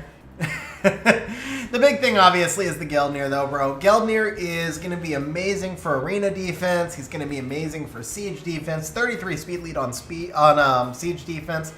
Auto win unit for siege offense, too. He's a free win every siege. He's an incredibly strong siege defense unit. He's an incredibly strong arena defense unit. And he had one of the highest win rates in RTA all of last season. Definitely SS tier, at least. Could be triple S tier. I don't know if he's quite there to triple S or not, but minimum SS tier. Minimum SS tier. Could you couple Gelnir with Hertite? Potentially. Honestly, potentially, yes. I don't know. I mean, Gelnir is a lot stronger than Hertite, to be honest. Gelnir is definitely a lot stronger than Hertite for most PvP content right now. Hertite is obviously much stronger for PvE. Hertite's amazing for PvE. But the Gelnir, I don't know if they would fit together all that well. Okay, you can't awaken him, but let's at least go ahead and lock him. I don't know if he would be your best pairing, but you could certainly pair him together. Opinions on Vivishell, double S tier, double S tier. Vivishell, since she got that buff for the attack bar boost, she's been really, really viable. So the attack bar boost makes her so flexible. I think Vivishell's a really strong unit. Yeah, Nicholas, honestly, this was the most competitive season I remember being. This was by far and away the most competitive season, so huge congrats on the G1, man. Alright, so, bro, that's it. I mean, that's all we've got for the summons. We're going to move over now to do the, we're going to move over to do Alex's re-ups. Let me make sure I've got the info from Wojo. I do. So, Marcus, congratulations, man. So glad we actually set this up. This was added at the last minute. Huge congrats on the Gelnir. That was amazing. And especially as bad as we started. As bad as we started, it just turned around like that, right? So, huge congrats, man. Huge congrats. And we are going to switch over now. Let's go ahead and get... Just so we have something up on screen, we're going to switch over for the re-ups.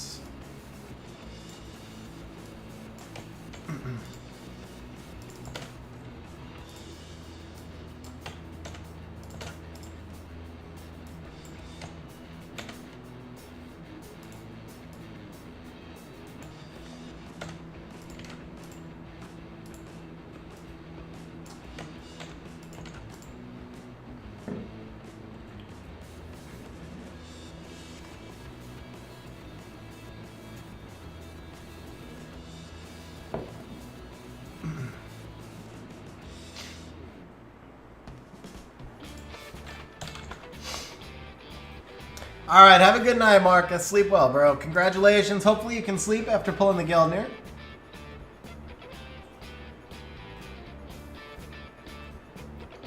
Oh, congrats on the Tiana, Michael. That's awesome, man.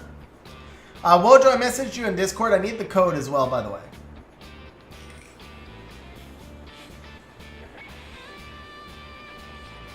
Steven Camacho dropping the super chat, says, for luck on the re-app. Steven, thank you very much for the super chat, man. I really appreciate it. There's a great parody here because Wojo chatted before, Wojo super chatted. Thank you again, Wojo. I appreciate it. Before we did the summons and we pulled the LD5 and the summons are for Wojo's daughter. So now maybe Steven is going to, Steven's super chat means we're going to pull a quad roll.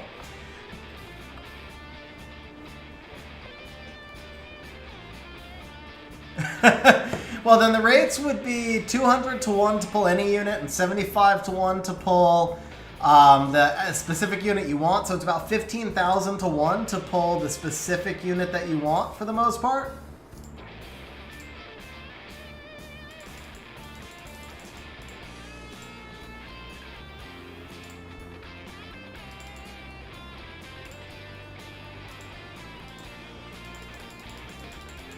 That is fair. That is fair, Bronson. Let's say quad crit rate.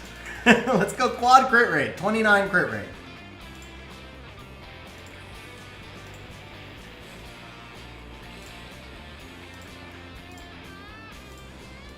All right, guys. I accidentally found out that we've got some summons here. So let's go ahead and do some summons to start off with. We've got 20 summons. This is the Europe account. This is the Europe account, so I didn't want to. I won't mess around with This is our Europe account. I logged into Europe account first, and I was like, "Hey, we got 20 scrolls here. Let's see. Maybe we'll pull maybe we'll pull something something crazy."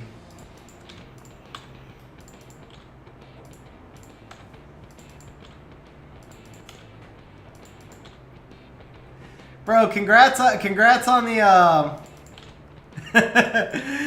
congrats on the Tiana, bro. That's awesome, man. Yeah, no, that's why I said I didn't want to make her freak out. I just thought, hey, if we pull an F5 on the Europe account, it'd be fun. Okay, we're gonna switch back over now. Ooh, that's interesting. I don't normally enchant those like in the moment, but that one was kind of interesting. Actually, let's get our Q loaded up.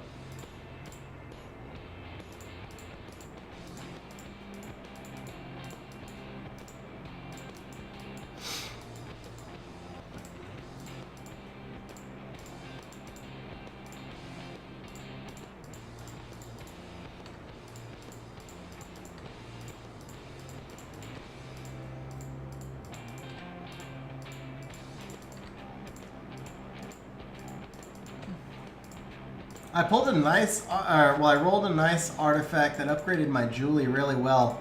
Allowed me to drop another fight set from the Julie.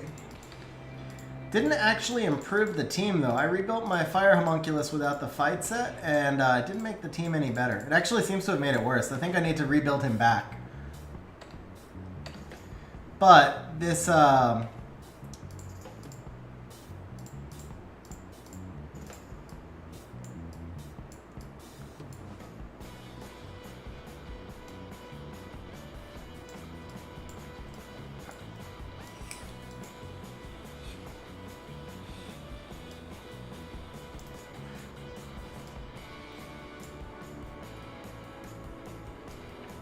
where's the Julie, man? I can't find the Julie.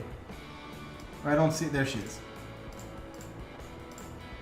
This artifact's really nice. This artifact's really nice for Julie. For GB12, no, I have Beelzebub team.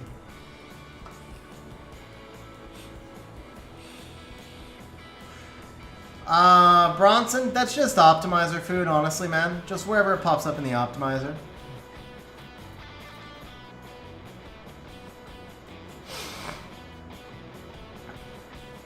So, Jolly Green, you should be open for like a Hertite so you could do some PvE content. Hertite or Lucifer.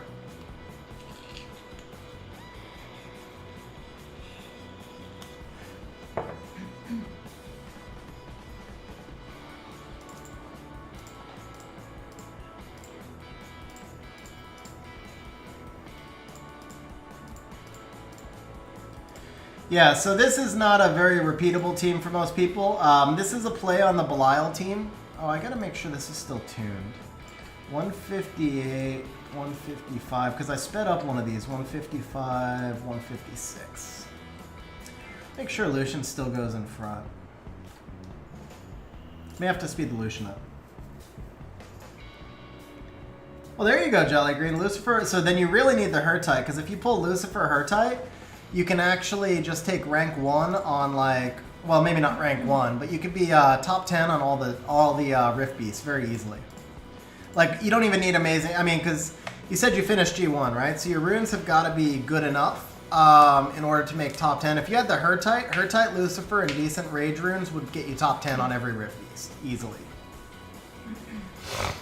Because I think there's only 2 people in the game, or at least only 2 people on the leaderboards that have those 2 together.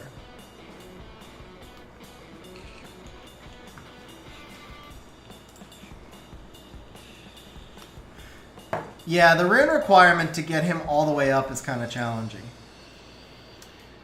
Yeah, sorry, I apologize that it's carrying through, guys. It's not a cold. I think it's allergies. The weather's starting to change here. So I apologize if that's carrying through. I didn't even realize I was clearing my nose.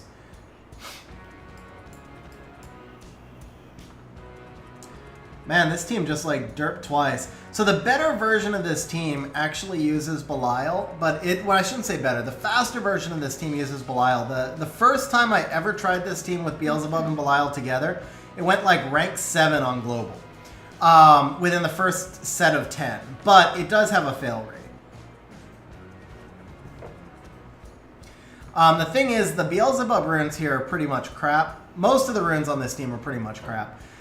Which is the nice thing is when you have Beelzebub, it's really easy to build this.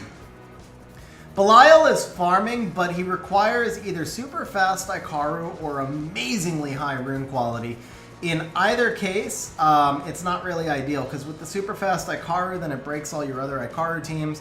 With the amazingly high rune quality, it just requires, like, I mean, G4 rage runes.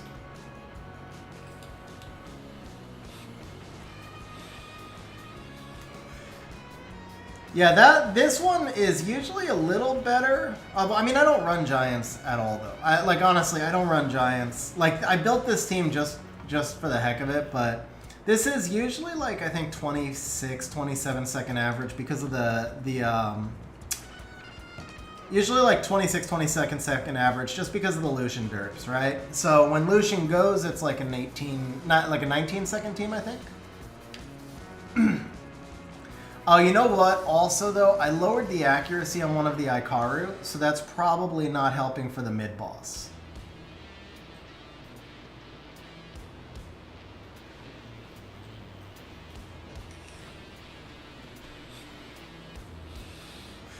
Yeah, so that one was semi-derp because they didn't team up with the Beelzebub enough, but still 22 seconds. So that gives you an idea. Oh, we got a scroll. Let's summon it. That's the philosophy of my account. Oh, we got a scroll. Let's summon it. That's literally that's me in a nutshell right there. All right.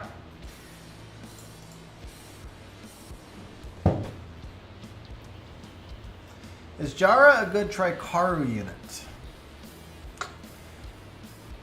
Congrats on the Jara. I don't know if Jara would be a good Trikaru unit, but he would definitely be a good solo R5 unit. He might or might not be good for Trikaru, but he would definitely be good for solo R5. All the packs? No, gal. I am not free to play. I definitely am... for the longest time, I called myself a dolphin, and for the longest time, I was a dolphin. Probably in the last 6 months or so, I've been more of a whale. But all the packs, no. I cannot get anywhere near all the packs. That is... that's for rich people. I am not rich. So, no, definitely cannot do that. All right.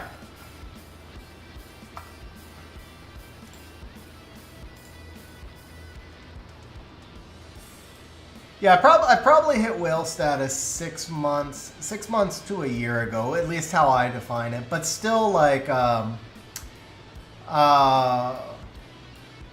baby whale. Like if the SWC guys are killer whales, I'm like a baby whale. but definitely reached whale status. I was a dolphin for like my first 3 years. I was a dolphin for my first 3 years, and then a whale for the last year. That would be fair to say.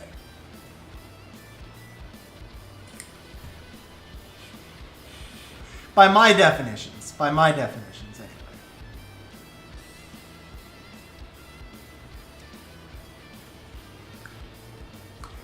anyway. The best thing in the game to spend on is going to be daily packs. So the single best thing, if you're going to spend any money on the game at all, it would be daily packs, followed by check-in pass and TOA pack. And then after that, it would be just the once a month big update pack. Sometimes they do it twice a month, but usually it's just once a month. So stuff like this, not this one. Last month, the collab packs had no value whatsoever. That's not true. They had value. They had limited value. So last month, the best pack last month was this Transcendence pack. This is actually one of the best value packs I've ever seen. Because Com to Us values Devils at 20 bucks a piece. So this is 60. They value 5 re-ups at 30.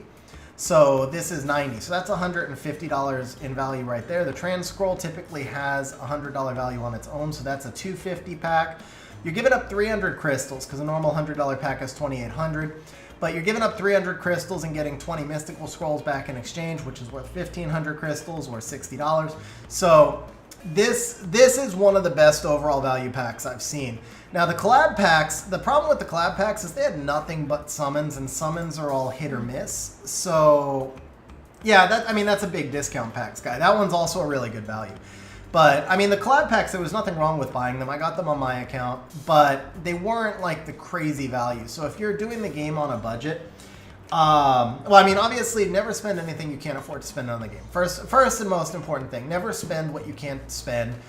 Beyond that, a lot of people, like, my perspective on this game, if you go, whatever you would spend on a night of entertainment is the most that you should ever spend on a night of entertainment on Summoner's War. So if you're comfortable, let's say, going to a football game and spending $250 on tickets and spending $50 on hot dogs and beers, $50 on parking, some gas money, you know, then you're comfortable spending more money for entertainment, then you could be comfortable spending more money on Summoner's War. But if that seems crazy to you, or that's something you would only do once every year or once in a lifetime, then you don't spend that much. But if you're comfortable going out to a $20 dinner or a $30 dinner, then you could spend $20, $30 on a pack in Summoner's War, not go to that dinner. If you're comfortable with a $200 bar tab, so that's my perspective. I used to have like $200, $300, $400 bar tabs when I would go out, and I would do that twice a week.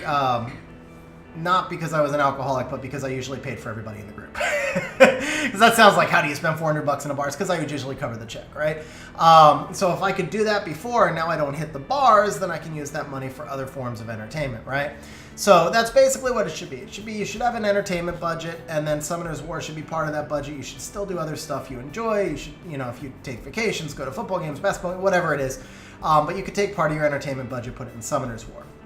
Whatever that budget is, so the best value in the game, if you spend anything on this game at all, the first thing you should always buy is Daily Pack 1. If you're comfortable spending $40 a month on the game, then you should buy all the daily packs. If you're comfortable spending $100 a month on the game, you should buy all the daily packs, the TOA pack, and the check-in pass. And the other pack that a lot of people overlook a lot, is this one right here, the $5 Immemorial pack. Because even though these are rare or above, you can use them on violent runes. And so typically you'll spend an hour of farming, you'll spend like, you know, I don't know, 120 crystals farming one violent grind. So if you think about this in perspective of, you're going to sell half of these, you are going to sell half of these, but you think about this as getting 3 violent gems and grinds. That's basically saving you 6 hours of farming and 360 crystals. So this pack is like a 460 crystal value for $5, which is $4 with Amazon coins.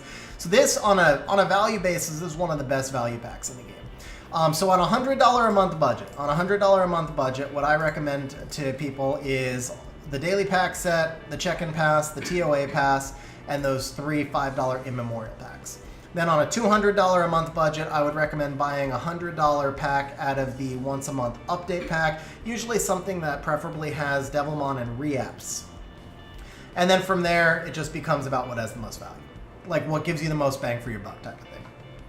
What's my main job? I run a non-profit organization that helps people with addictions. That's the job that pays the bills.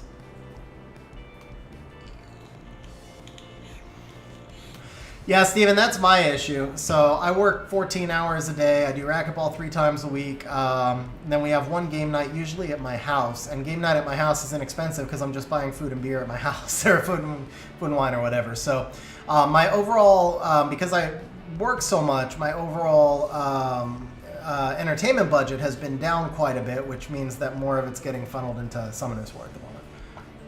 What do I think about the efficient rune packs? So this rune pack, the $70 one, right? Not this one, not the $20 one. This one's actually interesting. I bought a couple of these just to test, and I pulled a 25 speed rage rune. Came out pre-rolled. But this one right here, this is maybe the most busted value pack I've ever seen. And for somebody who's early game and trying to catch up, 6 legend runes, 10 reapps, and 10 immemorials for $70. And again, with Amazon coins, this is $56. This pack is like the most busted thing I've ever seen. If I was starting the game fresh right now, I would just buy this pack and like, that would be it, man. You would progress so fast in this game if you just bought the 3 of these a month. It is so freaking busted. This pack is ridiculous. Beyond that, the collab packs, they're not worth it at all. They're straight summons, nothing else. The collab pack's definitely not worth it for most people.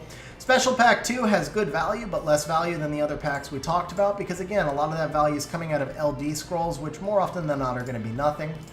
Special Pack 1, again, Fair amount of the value comes from the LD scrolls, but Devilmon's worth 20. Re-up stones here are worth about 40, so it's like $60 in value with a free LD scroll. It's not great value overall. It's not one I recommend for most people. To buy this pack, you have to reach Dolphin.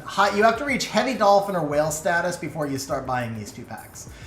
This pack, on the other hand, this has value for most people. This pack has value for most people. I think if you're in that, you know, if you're spending over 200 a month, this is a pack that you would start to look at. Until you reach that 200 a month level, or maybe 300 a month level, you wouldn't look at this pack. But that's kind of like where you're getting to that edge of being a dolphin, but you're nowhere near being a whale yet. That's probably when you would start looking at the packs that have devils. Mana packs never buy, period. Mana packs are just terrible.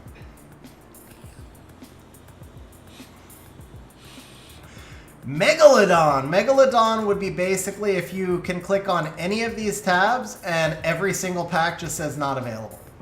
And then on top of that, dirty little secret that Com to Us doesn't share with people, but this is a thing. If you come over here to the legend packs, if you buy out these 3 legendary packs right here, it opens up a secret legendary pack 2 that has no limit. So a Megalodon would actually just be hammering out those legendary packs 2s that have no limit.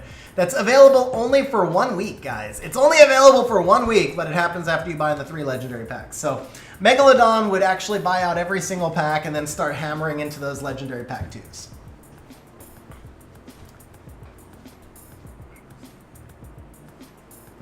Yeah, Andy, for real. For real. So one thing is, I have gotten some packs from people, for people outside the US who can't access Amazon coins. I've helped them out with picking up those packs for them in the past because they're paying like people, let's say somebody in Australia might be paying $130 US equivalent for a $100 pack, whereas I'm paying $80 for that same pack using Amazon coins. It's not fair that I'm paying almost half of what they're paying. So they can have somebody in the US buy those packs for them, and then they PayPal the money and get the difference. And so I bought those packs for some people before, and I've seen it open up. And like one person, yeah, we're not going to get into what people have asked me to buy for them. But yes, it does come available. Vlad, to answer your question, we summoned Geldnir. Straight up, legit, we summoned Geldnir. So it was actually... Yeah, it was actually a pretty amazing session. 51 scrolls, we had 5 sparks, 1 HOH that was recent, the Mimir, 1 that was like one of the very first HOHs that was probably new, 3 other new units, including the Geldnir. Yeah, well, Joe, so that's the point. Like, you're paying 167, whereas I'm paying 80. So literally, you're paying twice as much. That's why I get those packs for people outside the US sometimes. No, Patty, you have to donate 1K to XG streams. If you donate 1K to XG streams, I'll give you Megalodon status instantly, just like that. Automatic. You don't even have to buy any packs. Just you can be a Megalodon in my book on day 1. All right, guys, we are gonna start up with some of the re-apps now for Alex. So I did load up the Summoner's War Optimizer, and then it looks like for some reason I closed it again. Let me get this reopened.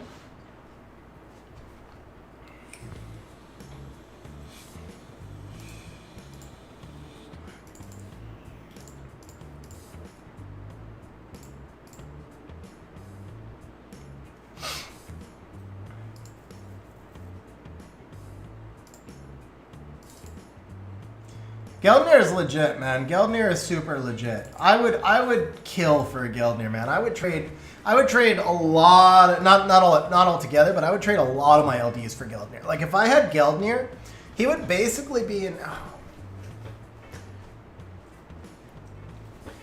Let's see. If I had Geldnir, which of my I would not trade Volantis. I would not trade Julian. Honestly, I should trade Julian. Geldnir is probably better than Julian. I just love Julian so much. He's my favorite LD. And then I wouldn't trade Volantis because he's such a key for me to counter CC. I think I would trade any of my other LDs. I think I would trade any of my other LDs for Geldnir straight up. Nikki would kind of hurt because Nikki's been amazing, but I do think Geldnir is better than Nikki, and Geldnir also fits me better than Nikki. But Geldnir's got... Oh, yeah, Dude, I would trade Pontos, Laura, Wunsa, Van Cliff, and Kraka all together for Geldnir. I would trade those 5 together, and I would throw in 3 Kinkies with it.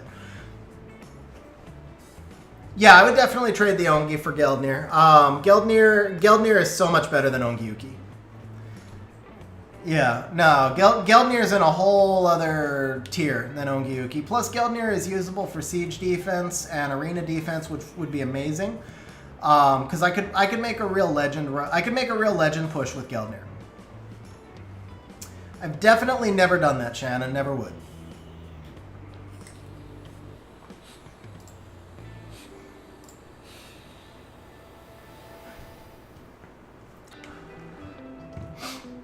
Well, you obviously have to put more with him than just that, but imagine a siege defense. So Gyu is going to be on siege defense, on arena, Gyu is going to be on arena defenses next season. So imagine an arena defense with a Gyu that's going to be cutting, so you can't just use attack bar boost. And then a Geldnir that's going to be soaking up all the damage. Geldnir, like I said, also had one of the highest win rates in the entire season for RTA last season, and he fits my playstyle so well, man. I mean, there is this. The grass is always greener, right? The grass is always greener, so sometimes until you have a unit, it seems unbelievably broken, and then once you have it, you start to understand its limitations. Ongyuki, I'm going to say, is one of those. Great unit, not criticizing, but like before I had him ranked in my top 5 LD5s. Once I had him and I started to realize what his limitations and counters were, I definitely had him overranked. It's still a great unit, but he wasn't anywhere near as strong as I actually thought. Noob, I still think Tian Lang is a top 10 LD5. The thing with Tian Lang is he doesn't fit as well in this meta, but the meta will shift. So I still think he's a top 10 LD5 based on kit, but he doesn't fit in this meta. And maybe that's the thing with Ongyuki. Maybe Ongyuki is really still a top 20 LD5, but he just doesn't fit this meta as well. The Masha meta makes it really tough to use Ongyuki because he can just get one shot. Plus he can get dotted, and which I only learned that he could be dotted about a week before I pulled him. But there's so many other different ways to counter him too. So many ways I never knew about. When I used to face him, I used to get destroyed by him because I didn't know all the ways to counter him.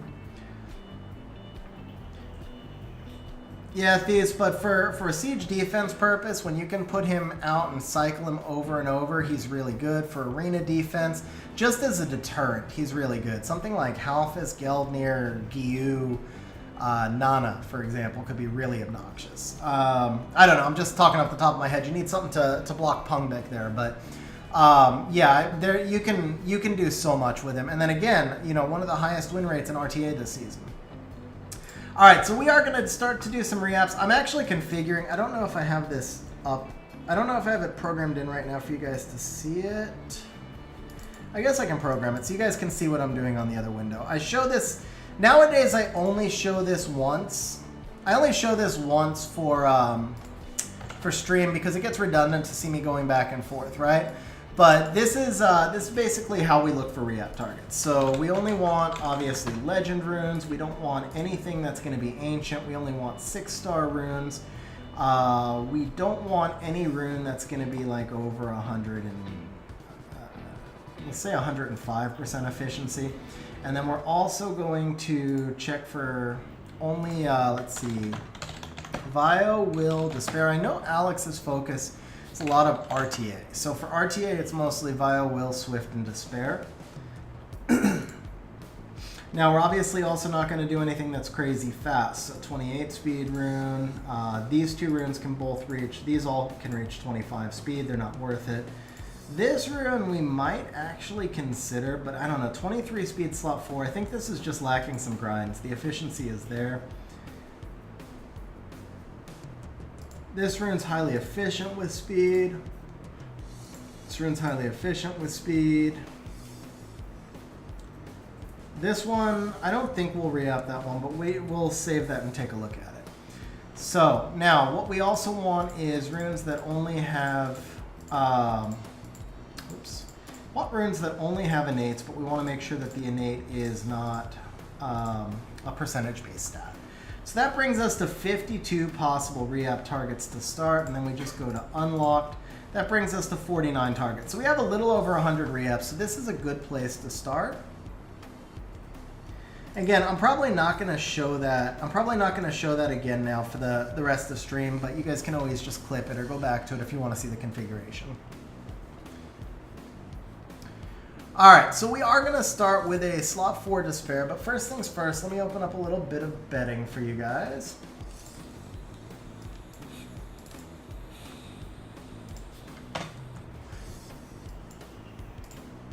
Also, where are we at? Let me see where we're at right now. So we are at 86 people on stream with 27 likes. So here's the deal, guys. We're about to start the re-ups. We get some betting. If you're enjoying the stream, smash the like button. If you're not enjoying the stream, I don't care. Smash the like button anyway. If we can get to 60 likes, I'm going to give everybody on stream 1,000 points, which is a lot more than I usually give out, but you guys can bet it. So we'll give everybody on stream 1,000 point bonus if we can get to 60 likes. All right, so here is going to be our first re-up. This is going to be not that one. It's going to be this one right here. This is HP flat 206. Now, the other thing is I do not like to do more than 5 re-ups on any rune. And one thing a lot of people are going to say throughout the stream, that's a blue rune, that's a hero rune, things like that. So my goal with all re-ups is simply to raise the overall quality of the runes on an account. My entire philosophy with this game is make lots of good runes and let the optimizer put together the pieces of the puzzle to give me the best possible rune set. So all I want to do is make runes usable, and then I go, like, once a rune is usable, then there's going to be better targets, right? So if this rune becomes usable and it's no longer the worst target on the account, then why would I keep putting re-amps into it? So all we've got to do is make this rune good enough that it can be used, and then we move on to the next rune. So, and then the other thing is I don't like to put more than 5 re-ups into any rune. At least not in a row. After 5 re-ups in a row, we stop, because too often, time gate, man. The time gate is real. I truly believe in the time gate. And if we're in a bad cycle of RNG, then we don't want to just keep feeding re-ups unnecessarily. By the way, Steven, I am sorry, man. You've asked me a couple of times about re-ups. So now that we're talking about re-ups, let me answer your question. I do think re-ups are definitely a good place. If you're going to whale, then you should be whaling. Then re-ups are a great place to whale. But what I would do, Steven, it's that pack, man. This one, the $70 pack, this pack is stupid. Like, this pack is stupid value. So this is the first one you should buy. Now, if you're going to whale beyond this, then after this, I would say re-ups are a good place to go as long as you continue to have targets. When you run out of targets, then switch over to rune packs. And then when you've got targets, then go back to the runes. Keep going back and forth. At the end of the day, runes are going to progress your account a ton. So, yes, I would say re-ups. Like, if you had to put it in terms of priority, right? Your first priority should always be Devilmon, because Devilmon are the only thing in this game that's guaranteed. So Devilmon should always be the first priority, as long as you have monsters that need to be deviled. Presumably, if you're spending that much, like if you're in my territory, you know, then you're gonna have targets because you're summoning a lot as well. Once all of your monsters are deviled, then obviously there's no longer any point to continue to buy devils unless you're doing high-level siege and you need to devil Nat 5 dupes. That's kind of where I'm at now, is I'm deviling Nat 5 dupes for siege. So at that point, re-ups probably become... Re-ups and runes become your best value. Now, I said for a long time, I said rune packs are not worth buying, and for a long time they weren't. Because at the end of the day, if you are spending money on this game, you have crystals to farm, and if you have crystals to farm, then you should be farming, and you'll usually get better runes out of farming than you will out of packs. That all changed when they added innates, and they let you start picking between your runes. You can buy a rune pack and still get total crap. There's no guarantee that a rune pack is going to be good, but now that you have innates and they create re-up targets for you, the rune packs kind of have really good value. So I would focus my spending on devils until all my stuff was deviled, and then my secondary focus would be re-ups as long as I had targets. Once I no longer had targets, I would buy a rune pack, and then I would buy more re-ups. All right, here we go, guys. First target. I gave you guys a minute to get some bets in. Did we get the 1,000-point bonus? We did not. We're at 41 people. So we're going to go ahead then, and we're going to start the re-ups. Yeah, you got it, man. Very welcome. Oh, there you go. One and done. One and done. That is a usable rune. That is absolutely a usable rune. We don't have a ton of gems and grinds, so I won't grind it up. But you can look, we've got one roll everywhere. I wish this was HP, not defense, but this is still an absolutely usable rune. No, I won't rush tonight. I just mostly I only rush on inter server qualifier weeks. All right, so one and done, guys. One and done. Alex, by the way, huge good luck. I know you've been saving up reapps for quite a while. Alex, I hope this is an amazing session for you. And that was definitely a good start. So it looks like this is going to be our second target. Not this one. This is going to be our second target right here. Crit damage is nice, but on a Despair rune, it doesn't mean much. The resistance doesn't mean much. We still got the crit damage and resistance. Yeah, it's no better.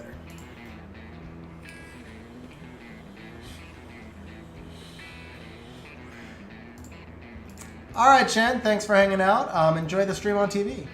Thoughts on Figaro being a strip bomber? I do think Figaro is going to be interesting. What I don't know off the top of my head is if Figaro actually has activation skill up on the passive. Without activation skill up on the passive, I don't think he's going to be usable for offense, but I do think he's going to be usable for defense. All right, so we got 1, 1, and 1. Yeah, we're missing a roll here. It's actually a double into accuracy, so I think we can go a little bit further. The rune now is usable. It went from not being usable to usable. This is number 5. This is our last try. Oh, that's nice, actually. That's not bad. So this isn't really worth gemming and grinding yet, but this, I could see this being like a really good Antares style rune. It has all the stuff Antares needs. This could be a great Antares style rune. We're going to move on to the next rune. We may come back to that later.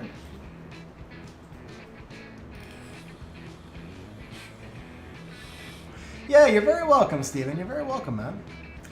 Always glad to help. And I mean, I think I don't know. There's a lot of people that won't necessarily talk about like overall pack value, and I think that's something that's super important, honestly. Like, for somebody new to the game, I'll be honest, like when I started the game, man, I spent a fair amount of money on things that I just should not have spent money on because I didn't know.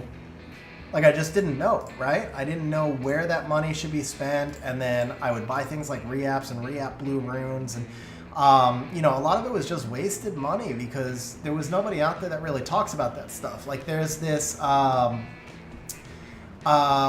stigma with not being free-to-play, which I think that, first of all, if everybody were free-to-play, there would not be a game. Because Com2uS makes money on the game because they're a business, and they should.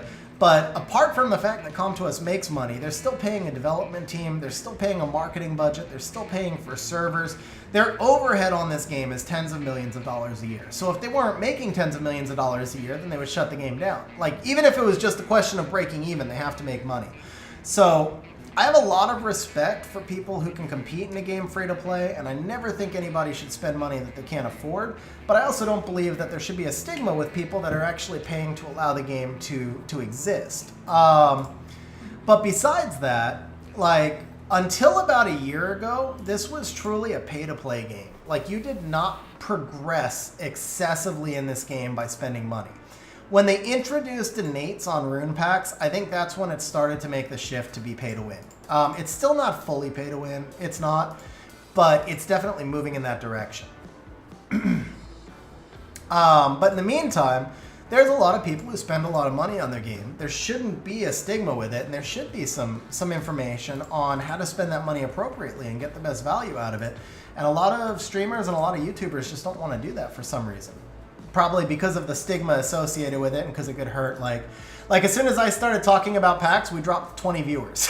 Like, that's the truth, because I'm watching the data, right? As soon as I started talking about packs, we dropped 20 viewers. But it is what it is, because there are a lot of people who spend money on the game, and there needs to be.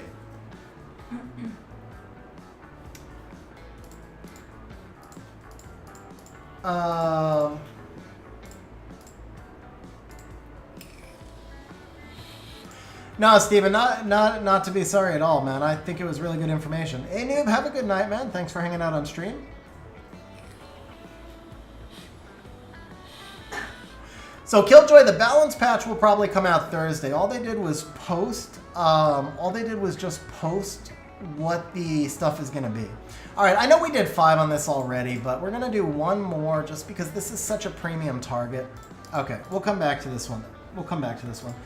Yeah, Kyle, I know, bro. I'm actually, dude, Kyle, it's amazing. Like, your rune quality for being free to play is truly amazing, bro. I like it seriously. You've got some insane rune quality as a free to play player, bro. I get it though. I get it, man. There's a principle and there's a challenge with it, right?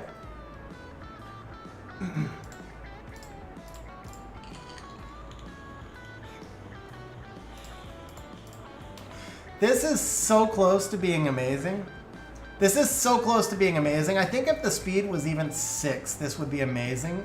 I don't know if this is usable, but I could see this being like an OP Vigor rune, maybe. We got one roll here. This is a triple. It's quad grindable. We're going to give it 2 more tries because it's usable now, but the 4 speed does kind of hurt. Oh, is this better? No, it's not. We don't like the defense. This is better. Okay, this is not bad. This is not bad. Okay, we're going to go with this one. We're going to go with this one. We're going to keep this one. We only have Legend. It doesn't quite justify Legend. It does not quite justify Legend. We will throw a grind on here. So, Alex, what I want you to do is gem attack percentage on here with a hero. I want you to use a hero attack percent on this one when you get it. And then obviously just grind the speed. Guys, we're going to pause for just 1 second here. Actually, just mute for 1 second.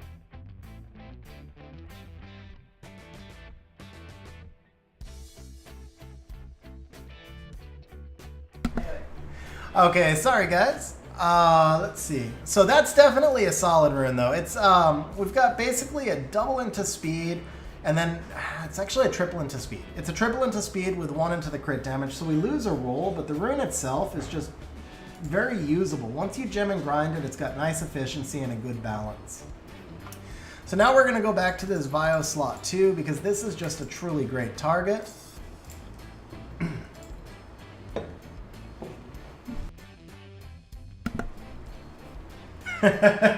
Well, you would also have to read those lips in Spanish. I asked Laura to grab me a bottle of water.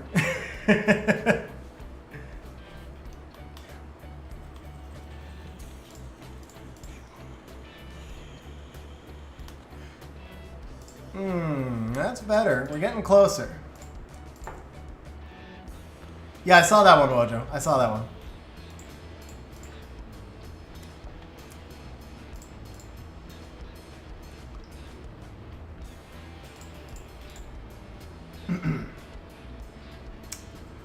All right, 2 more and we're done with this rune for the day.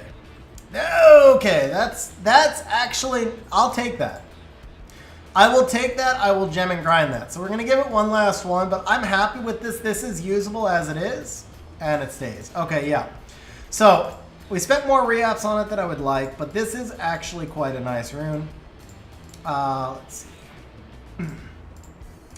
So Alex, I'm going to go ahead and, the reason this is such a nice rune, flat HP synergizes great with HP percent. We've got enough speed now to make it usable. The rolls are kind of low, but this is a super nice rune. I would use this on my account, and I honestly believe this would make RTA level or siege defense level for me.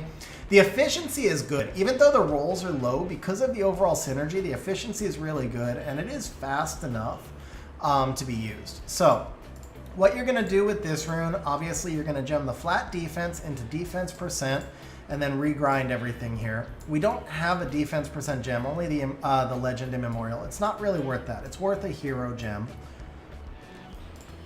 But you're going to gem that one into defense percent. We're going to be happy with that rune. So our next target, it looks like we've got a Despair 5. I'm kind of iffy about going into the slot 5s right now. Actually, Bojo wanted me to take a look at the Bio 2 rune. No innate, that's why it's not coming up. What's up, Jingtang? How you doing?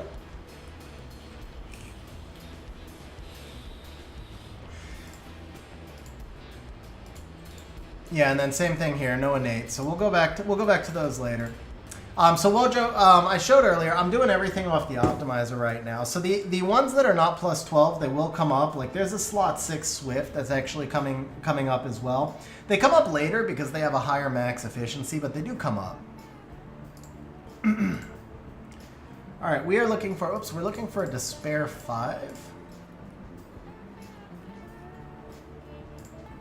I would too, but I wouldn't do it while we have better targets, Bronson.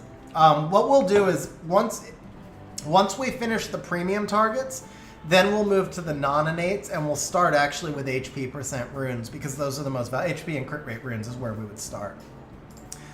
So I don't love doing slot 5s, but this rune is so bad it should be fairly easy to make it better. All we want to do is make this usable. We're not going to go for anything crazy. We just want to make it usable. It's almost usable, not quite there. Hopefully we can do it in just 2 or 3 reapps. All right, that's good enough. That's good enough. So here we just want to put speed in. I understand you're gemming out a roll, but we took a rune that was not usable. We created a rune that adds some depth. That's good enough for me because slot 5s are actually, we're losing two rolls. We're losing 2 rolls. See, I hate reapping slot 5s when we have more targets, but I'm going to give this one more try. But it's usable now. It went from not usable to usable. This is an interesting, like, Halphus style rune, man. We gem, you know what? Not Halphus, Antares style rune.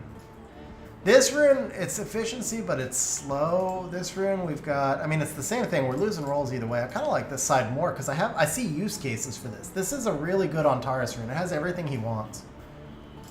We give it one last try, and then we're going to stop, no matter what we stop. Okay, so we stop here. This is usable as an Antares rune. All you're going to do is gem HP % over the attack %. You don't have it. He does want the HP more than the defense. Gem HP % over the flat attack, and I think that is, it's a usable rune. So we're done with that one. Now, yeah, it's not a Halphus rune. Halphus needs pure HP. I meant to say Antares. It's an Antares rune.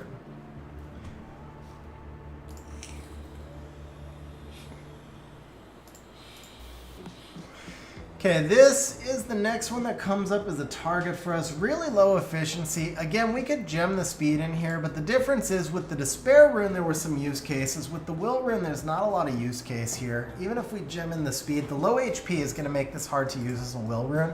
If the defense and the HP were switched, well, that's okay. We'll just keep the 20 crit. Oh. Okay, so we are going to keep this rune. It's 20 crit rate with accuracy and crit damage. We're keeping this rune. This is going to be a siege offense style rune only. There's no use for this rune in RTA, unfortunately. Just, I mean, it's a will rune with no HP or defense. What you're going to do with this rune is just honestly gem attack % over this. We're not going to use an attack % rune because it's not a priority.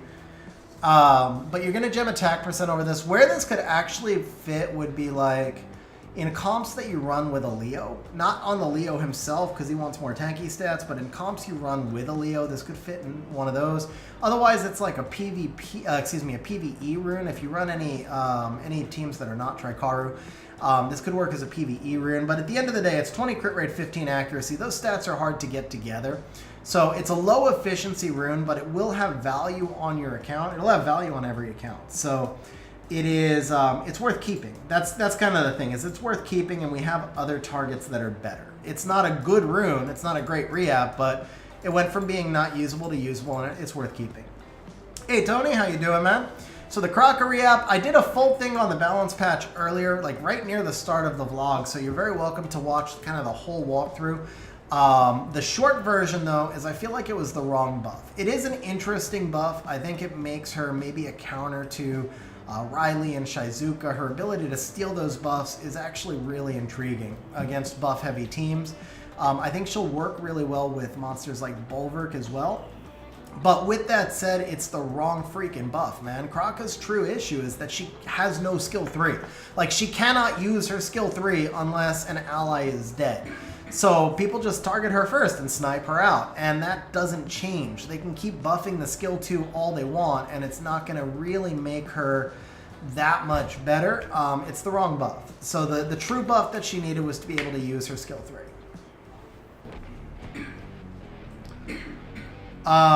With that said, I mean, I think she's more viable. Her pairings with Shizuka are definitely quite interesting. S3 auto happening on death might be too powerful. I think the S3 just needs to be castable on a target, and it just doesn't revive them. So right now, you know, the skill 3, she could just reset, and it's like, Okay, well, think about it. Elenoa right now, Elenoa does an AoE cooltime reduce and gives the target an instant skill, right? So if you gave Kraka the ability to give her target single target cooltime reduce with invincibility, which is basically what her revive does anyway, it would still be a weaker version of Elenoa's skill, or at least an equal version of Elenoa's skill, but Elenoa already has a better skill 2 and a better skill 1. So, like, comparing Kraka to Elenoa, Elenoa has a better skill 2, a better skill 1, and a better skill 3. And the reason I say Elenoa's skill 2 is better is because the glancing in this meta is super disruptive, plus they both turn cycle on the skill 2. So yeah, I mean, no, to me, it's just Kraka needs to be able to use her skill 3 on an ally. That's all it is. It's a simple fix.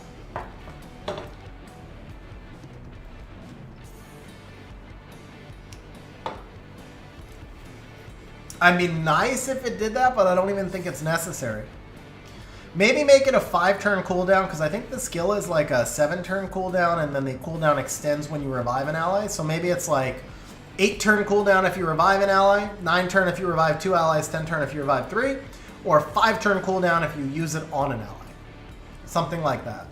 But she just needs to have a usable skill 3. That's her true issue, is she does no damage. Like, I've built her in damage builds. She does no damage. She just doesn't. Her skill 1 is total garbage. But then you compare her to like Ethna that has an OP skill 3, and why would you ever use Kraka when you could use Ethna? Laurel dropping the super chat says, I finished C3 in RTA this season. Laurel, huge congrats on the C3 finish, man. Very awesome. Thank you very much for the super chat. I appreciate it. And congrats on C3. So was that a new best finish? Was that a new best? Because this was definitely, I feel like this was the most difficult and most competitive RTA season that we've ever had. Everybody wanted the Oracle skins, man. Plus all the the LDs that people have been pulling and the runes being more accessible. It was just crazy, crazy, crazy competitive. All right, this rune right here, I actually think this rune is kind of usable. It looks ugly, but then when you view it, like with all the gems and grinds, we got good speed right here. We've got, again, anytime flat HP with HP percent is always OP. I don't mind gemming out a roll. Like, compared to using reapps, we have other targets. I don't mind gemming out a roll at all. So I'm going to go ahead and just grind this for you, Alex, so that you see what to do. And then what I'd like you to do is just change out the flat attack for an attack percent. Make this a quad grindable rune. And I think this is a really solid rune. So this just needs to be quad grindable. Just put in the attack percent. It's going to have enough efficiency, and it's a solid rune. Bro, OP Chew, that is actually OP, man. Huge congrats. That's a big jump up. All right, next up we've got a Chassoon Vial 4. This one is, I think this is actually a pretty good target here. Zeke dropping the member chat says, what up, XG? Zeke, indeed, I am having a good weekend, man. Hope you're having a good one as well. Thank you for being a member, man. I really appreciate it. Okay, so this is going to be on Chassoon. That's this one right here. This one is fully grinded, but it's 78% rune. It's a legend with an 8. It could be such an amazing rune if we get a good re-app on it. This is already much better. Honestly, this is already much better because you could gem the speed in here and you get the 21 defense. This is probably done though, right? So this is not crazy efficient because we're going to have 2 non-grindables, but it's got the stats that matter. So in this case, all we're going to do is put defense percent. We don't have the gem, but you're just going to put defense percent over the flat attack and then grind it. We got some speed, and it's a solid upgrade from where it's at. So I mean, we could always consider going back to it later if we needed to. But I feel like that rune is very usable now the way it is. And again, as long as we have other re-up targets, I would rather focus on raising the overall quality of runes on your account. There's plenty of other runes. We don't need to put 50 re-ups into one rune when we've got other runes. Now, this one right here, the Swift 6 Resistance, we're going to give it 3 re-ups only. This is a great target when you don't have other targets, but because we're effectively speed chasing, if it actually rolls speed right here, we're just going to keep it. If it doesn't roll speed, we'll give it 3 tries, and then we'll probably just come back to it.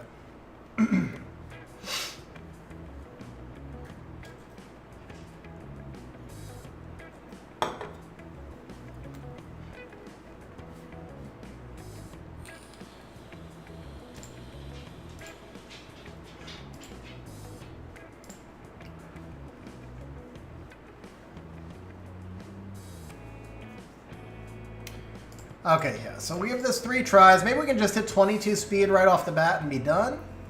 Maybe not. Ooh, that's actually a solid efficiency rune. Yeah, Shen, actually some people on stream a long time ago... Ooh, no. People on stream a long time ago convinced me to try that. And I went out and I bought a whole bunch of them and they tasted terrible. They were absolutely awful. So I drink a lot less Red Bull right now than I used to. I've cut back. I was asked to cut back as a favor to somebody, so I did. I limited it to just 1 or 2 a week, basically.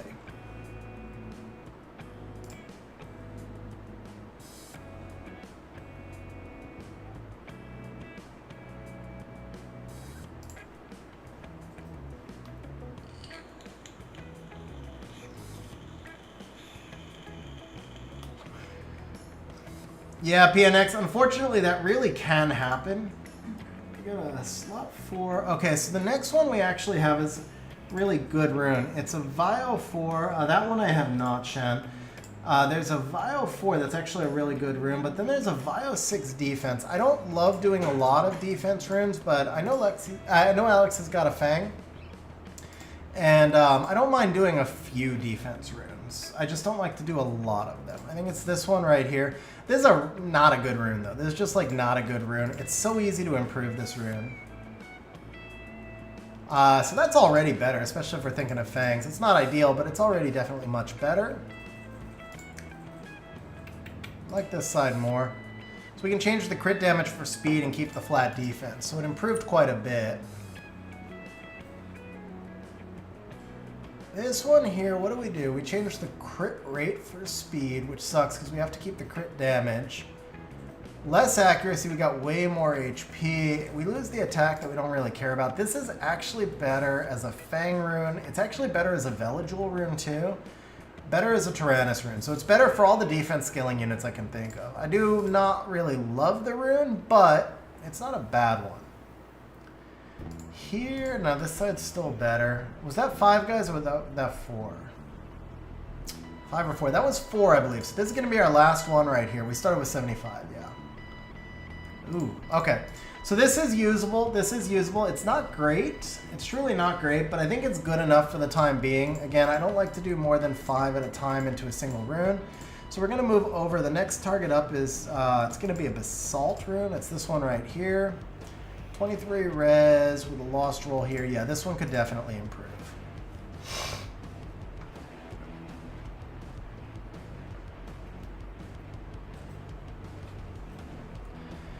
Bro, obviously OP2, the Dominic helped a lot, but it's awesome to know that my streams contributed to helping, man. Seriously, truly awesome. I appreciate you telling me that.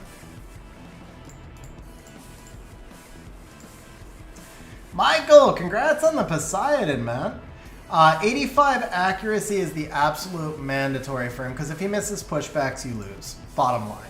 So I would definitely get that 85 accuracy. You can try and do some of it through artifacts if you need to. It's basically, in terms of priority, it goes speed tune, followed by accuracy, followed by crit rate, followed by attack. And that's pretty, well, I guess the crit damage would, you know, speed tune is the most important, followed by accuracy, and then crit rate, crit damage, and attack. If you can put them on Despair, that's awesome, but if you can't, Swift is fine, Rage is also viable, Fatal's viable, Double Fight Will, like, it doesn't matter, man. The rune set doesn't matter, because if he does his job, the rune set doesn't matter. Despair gives you just that little bit of extra dirt protection, like, in case he misses, so he's going to miss 15% of his pushbacks, right?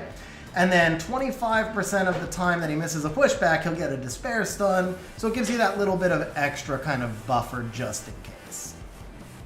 All right, we got 2 more tries on this one. This is still not quite there. It's not bad. It's honestly not bad, but we got 2 more tries. We're still waiting for that first really big re-app today. We've improved a handful of runes, but we haven't gotten that amazing re-app yet. So we're gonna leave this one as it is. We're gonna move on to our next target. Looks like the next target is a slot 5 Will rune.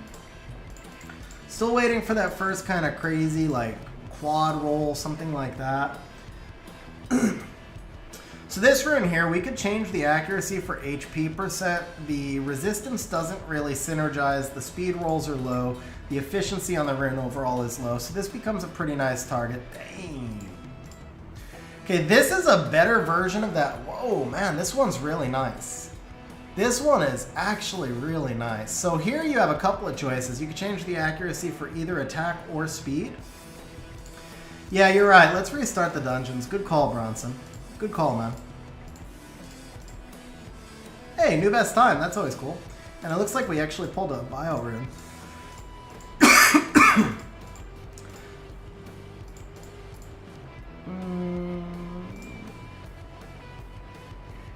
thought it was a slot 1. I looked at it too quick. Here it is. No, that one was there already. Oh, it was a slot 5. That's... Okay, this is what we pulled. We pulled a re-up target. Let's go. Well, it may not be a re-up target. If it pops like heavy into attack, we could actually keep it. But it's probably going to be a re-up target. Yeah.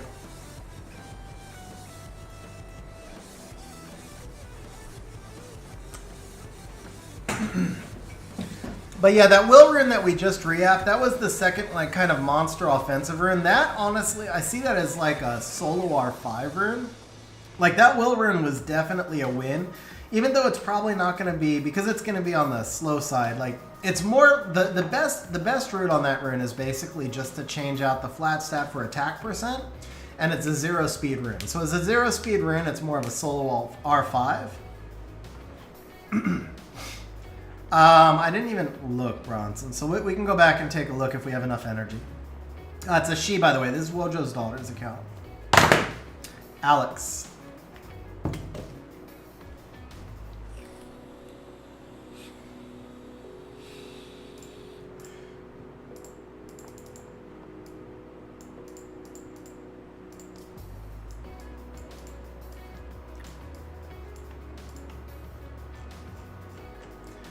Yeah, no, I think it's kind of natural. Actually, it looks like that's the guild thing. That always messes me up, too. That new, like, guild alert thing. What up, Colin? How you doing? All right. Looking for that first... Oh, that is a nice support rune. That's really... Legit, we just pulled this rune farming, and that's a one and done. That is strong. That one's really... I really like this rune. So this one almost gets to the level of legend for me right here. This actually does. Now, I don't know how many other targets you have, so I won't use it. But this does deserve a legend defense. This is an OP support rune right here. This is truly an OP support rune. This is your Rileys, your Lulus, any of those types of supports. You're going to get 21, 22 speed with resistance, HP, and defense. This is like built for a support unit. This is definitely the re-up of the day. Efficiency on this rune is pretty nuts too, because this is a near max double. Wojo says use it. Okay, we'll use it. So can we? Ooh, yeah, baby. All right. All right, there we go. There we go. That was a solid grind right there too. Yeah, this is a beast, man. This is a beast. So obviously you'll get this speed grinded up. It's like 21, 22 speed rune with huge res, huge defense. You can regrind that defense as well. This is definitely the re-up of the day so far. And the funny part is we just farmed that rune right now and did it on a one and done. All right, there is a couple of Swift runes. I feel like I'm going to take the Swift out of rotation for right now. We'll go back to those. Yeah, I think we're going to go back to the Swift runes. I'm thinking while the re-ups right now are kind of on the slower side, I don't want to speed chase on Swift. Now, I can't remember, did we finish this Despair rune on the Basalt? Is this one done? We said we would come back to this one. Okay, so we're not going to mark that one locked. I think everything else in here then is correct. Same thing for the Vio 6. We said we might come back to this one, right? It was, this one's plus 15, so it's this rune right here. Yeah, we said we'd go back to those two, so that's all correct. And then there's a Will slot 5. I believe that one was a one and done. I just didn't mark that. So I'm double checking myself in the optimizer. This was it was like 16, 17. Yeah, this thing is actually bonkers, man. This rune is like seriously bonkers. This is your Belager right here. This is the type of rune you need to make a truly alpha bale for your solo R5. This is actually maybe the second best re-up of the day. Even though it's not a PvP rune, the rune itself is absolutely nuts. Definitely like that rune a lot. Alright, next up we got a Molong slot 2. This is going to be actually a really nice target. Is it not HP? Oh, it's speed. Okay, maybe it's not as nice of a target then. Let's see. Now this is still a nice target. Yeah, this is still a really nice target. I do like the attack and the crit damage together, but we're losing a roll and we'd have to gem out one of these two, which both fit. So, and then it doesn't really synergize with the resistance innate either. That's already much, much better. That's actually really nice. Low rolls, but really nice. I almost don't know if we go further. It's just the resistance doesn't synergize so much with the attack percent right here. So I think we can give it a little bit more, but this is definitely usable already as it is.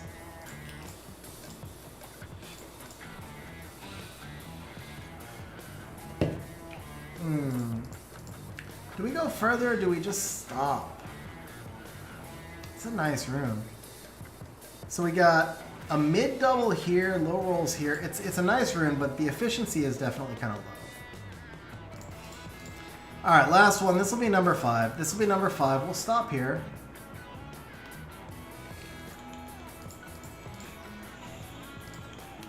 Okay, yeah, so what you're going to do is just basically change this for defense percent. We used the only one we had, but you're just going to change this accuracy for defense percent.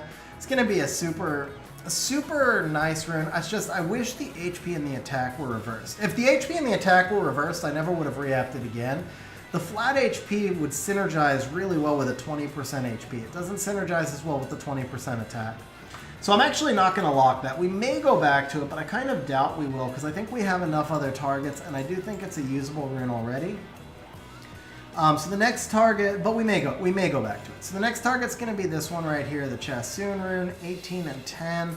The accuracy being gemmed out for defense percent would make this rune over 100% efficiency with good synergy. I think we may have better targets than this because you can already make this rune over 100% efficiency and it synergizes. I don't think we really need to re-up that one. It's not the most OP rune on your account or anything, but it's a usable rune. So there's not, like when you have other targets, why we don't really want to re-up that one. Now this rune is not really very usable.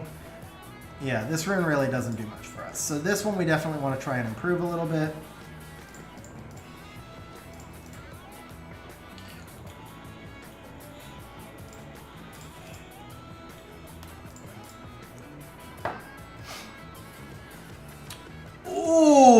Okay, that's a payout, guys.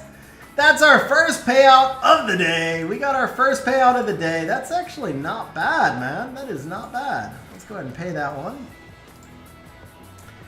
All right, do we have the grinds and the gems for this one? I hope we do.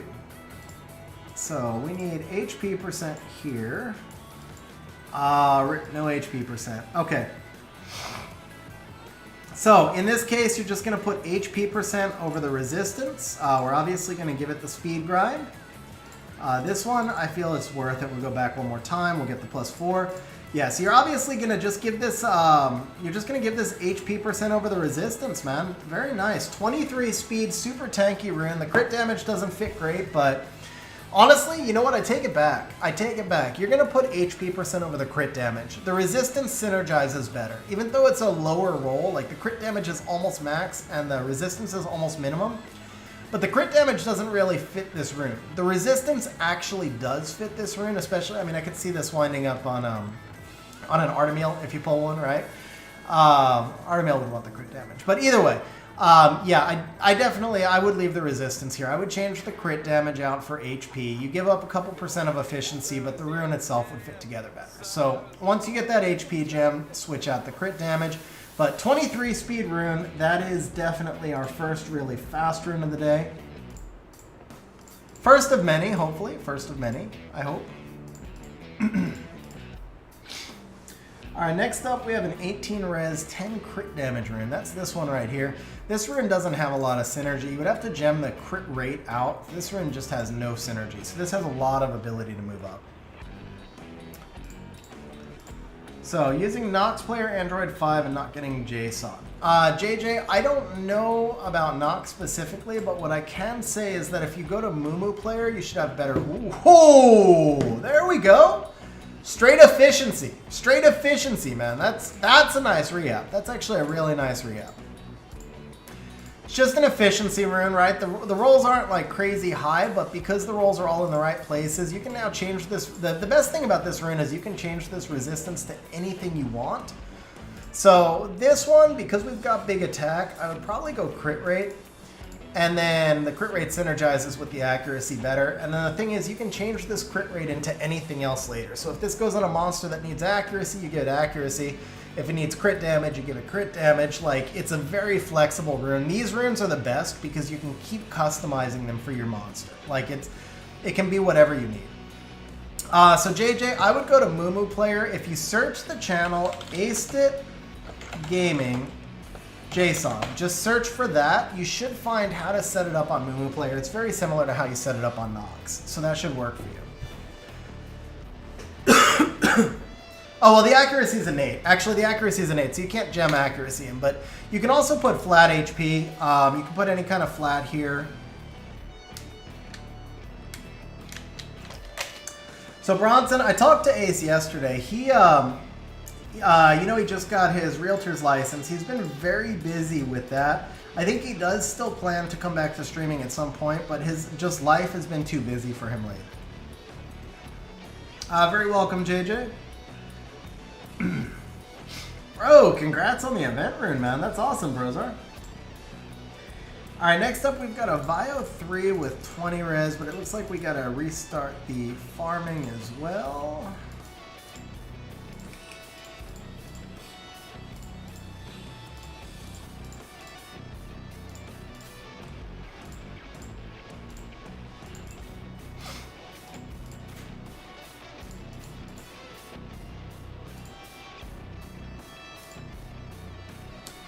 This one. So yeah, here we would have to gem speed over crit rate. We would be gemming out a roll, but this is actually not bad. If you gem the speed over the crit rate, this is not a bad rune. Kind of think this rune's okay as it is. I would just gem in speed over crit rate, honestly.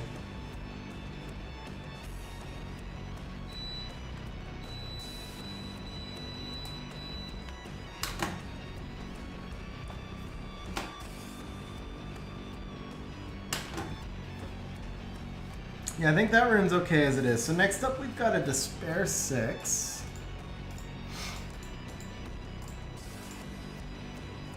That's this one. 31 defense.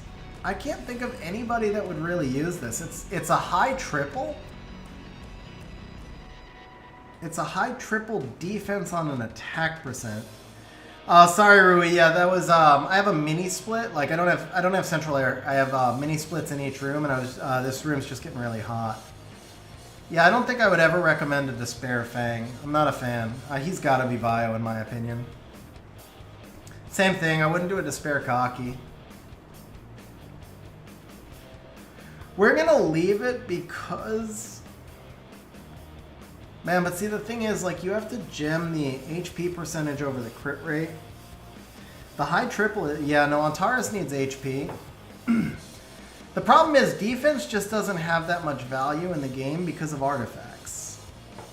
I feel like this is, yeah, this is actually just, I can't see any use case for this because it doesn't have speed. You have to gem out the flat.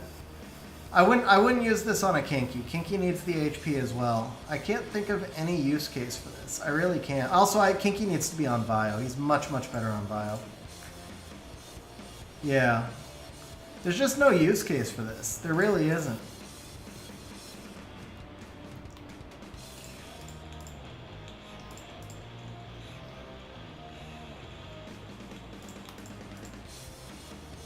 Alright, so 2 more. Well, I think we're going to be keeping it. Well, no, we're not. We're not. We're going to land 22 speed right here. One time, 22 speed. All right, is it better now? Actually, it might be better now. This is actually better. So we're trading 3 defense. You gem in. Oh, man, but you got to know because then you have no speed because you can't gem in the HP. Here, at least you can gem the HP over the flat defense, right? Yeah, no, this side's still better. All right, we're gonna leave that one. Maybe we'll come back to it later. Next up, we've got a Mab Bio 3.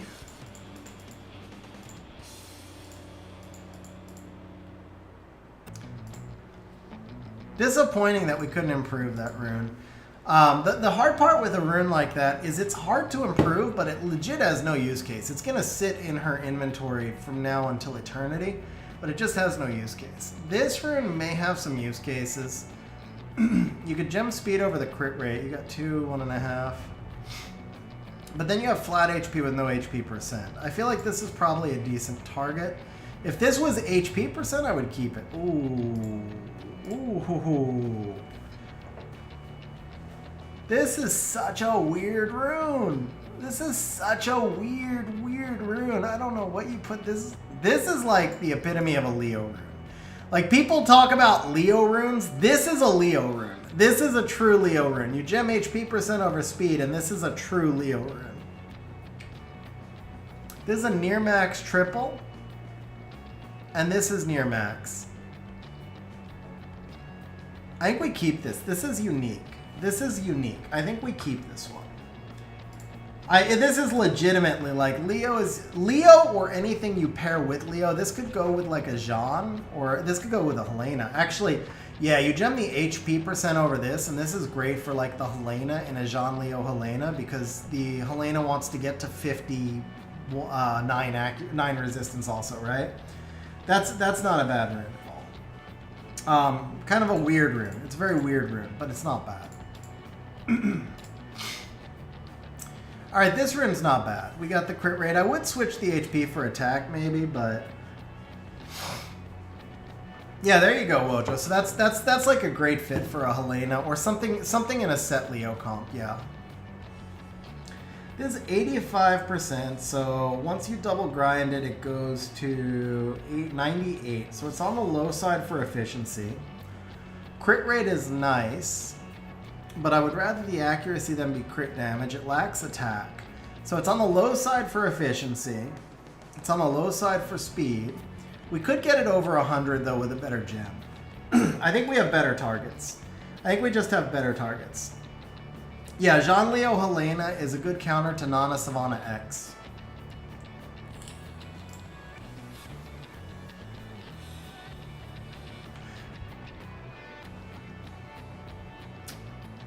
Alright, let's see. So we've got... Next up, there's a Bio 5 on Chasun. That's actually a good rune. We're not going to touch that one. There's a Bio 3. That one's a good rune. We're not going to touch that one. Maybe running out of targets with innates. I think we're just about, I think we're about out of targets with innates now. I'm just going to run down through the rest real quick. Actually, there's...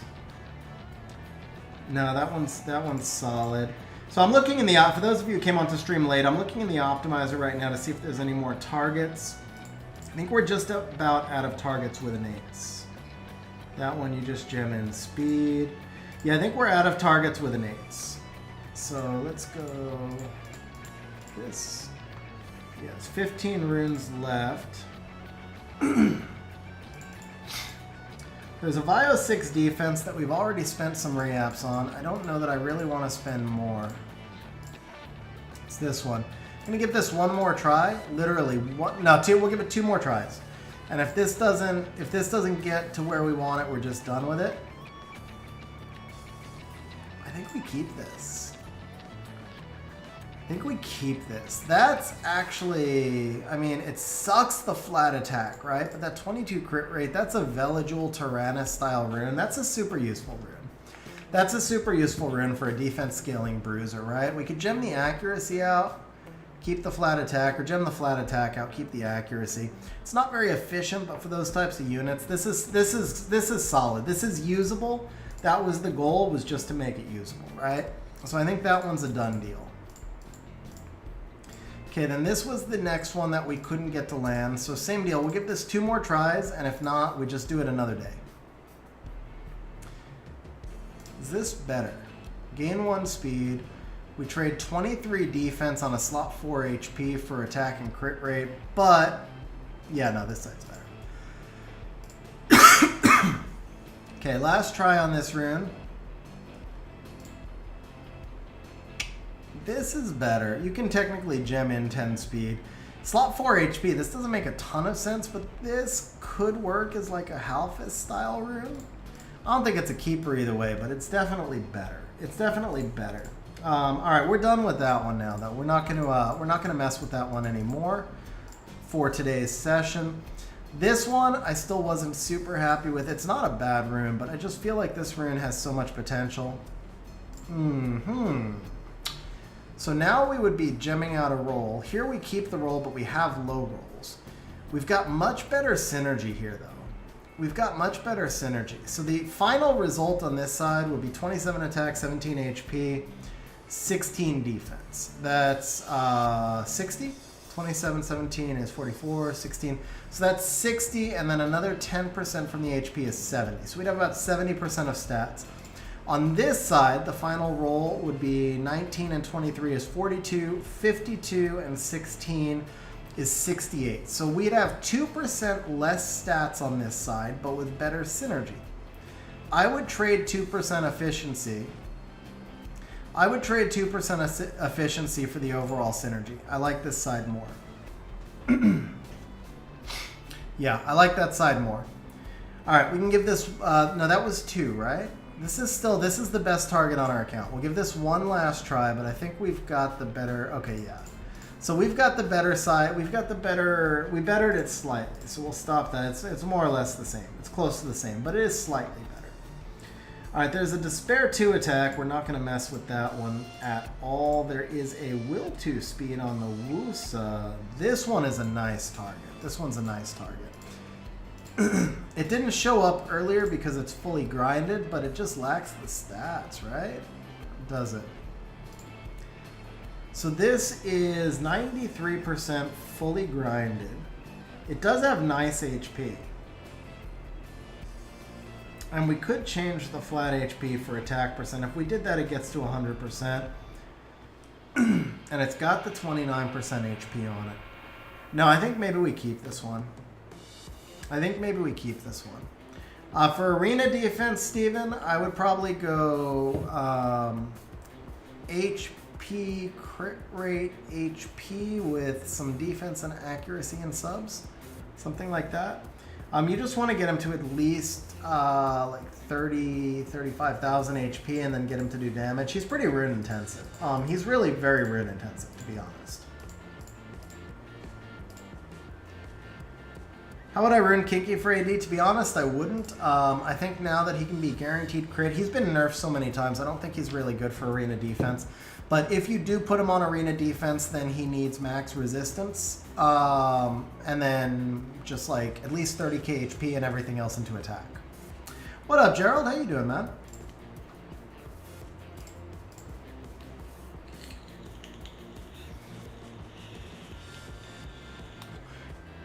Belio speed 200 is fine. 200 is fine because he's going to steal turns. When he's in beast form, he gains attack bar passively. When he's in druid form, he's still going to cut. So speed's not really his focus. Okay, there's a slot 5 on Meihu Wang that's, I think that one's actually keepable. It has no speed, but it's really efficient, and it's got crit rate. It's fine how it is. There is a slot 2 Despair on Gina. It's a speed rune with 95%. 96% efficiency, but it could be gemmed and grinded higher, so that one's pretty much done. There's a slot 1 on Nana, same thing, that could be gemmed and grinded higher, so that one's done. Yeah, that's it, guys. That is it for the ones with innate. So now we're going to go to the ones with no innate. For this, we don't need to run the optimizer. Here's what we're going to do. We're going to do all the violent HP runes. That's basically it.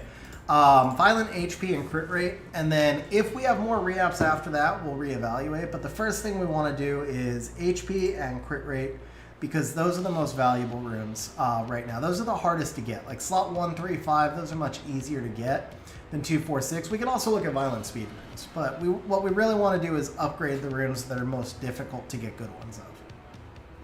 We also could speed chase a little bit on those 2 Swift runes, but I don't feel like that's really the best call for Alex. With about 40 re-ups left, I would rather try and raise the general violent rune quality.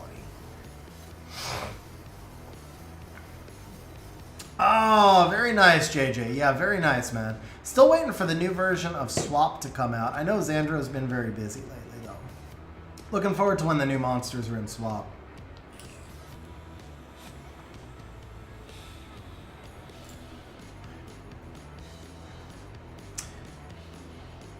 Alright, so let's see if we can get something... Ooh, that's much better. You know what? That, I'm almost tempted to take that as a one and done, but I know we need a lot of speed jumps. We'll give this one more try. Yeah, that one's not... No synergy there. Good rolls, but no synergy. I think that's fine, man. I actually think that's fine. That's a usable rune. That's a very usable rune. Is it, though? Or am I just stretching? No, this is a stretch because the resistance rolls are so low. Let's give it one more try. Alright, never mind. Let's keep it. Because it's a limit of 3. It's always going to be a limit of 3 when we have no innate. Always going to be a limit of 3 with no innate. This is legend, right? No, this is hero. I'm sorted by default grade. Where's the one that we just enchanted? I guess we did it. Okay. Alright, so that's solid. That one we did already. That one we can definitely do, because the crit damage on a slot 4 HP doesn't do anything for us, so this could improve very, very easily.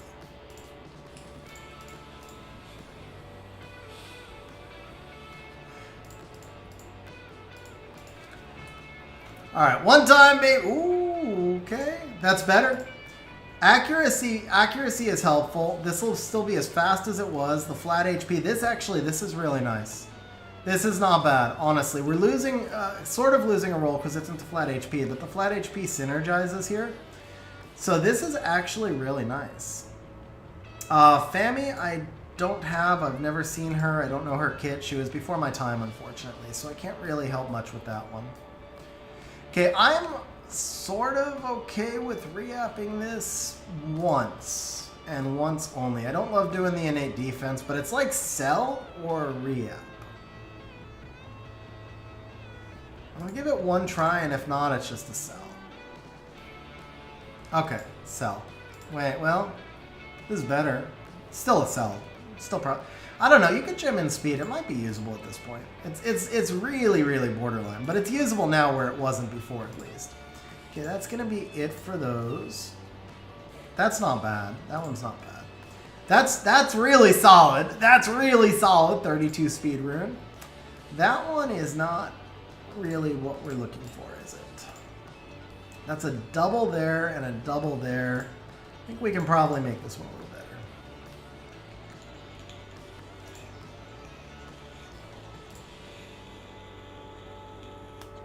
This is already a slight increase because you could gem in the extra speed.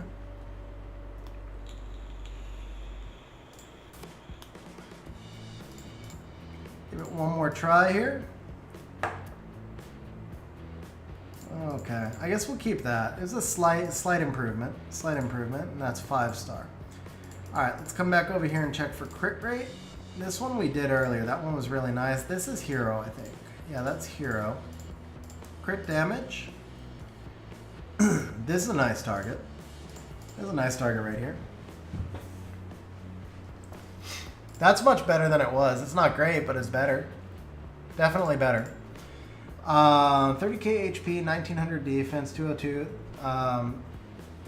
He doesn't necessarily need the resistance. Or wait, no, you're saying... Yeah, he doesn't necessarily need the resistance. I think you could probably shift the resistance over for more stats somewhere else, but that's fine. I mean, the build sounds solid. Sam, no. Usually not while he's active. You need to clear the minis first, honestly. Okay, that's not bad. That's not bad. So it kind of sucks we have to change the HP for speed if we choose to do it, but the attack accuracy combo is really nice, and for that being legend no innate, that was actually a really nice upgrade. Now this rune here is super solid already. That's a 5-star. I think that's, we can take a look for attack percent. Attack percent runes are kind of helpful these days. There's not a great rune. Yeah, this one we could do. This one we could do.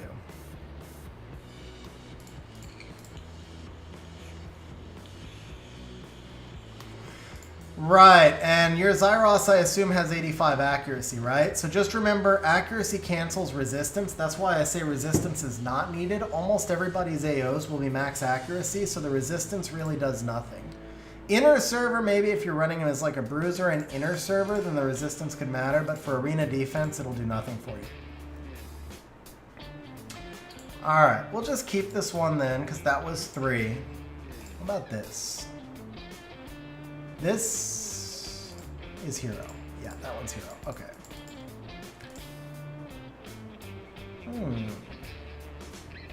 This could be better. This basically, yeah, this could be much better. This could be much better.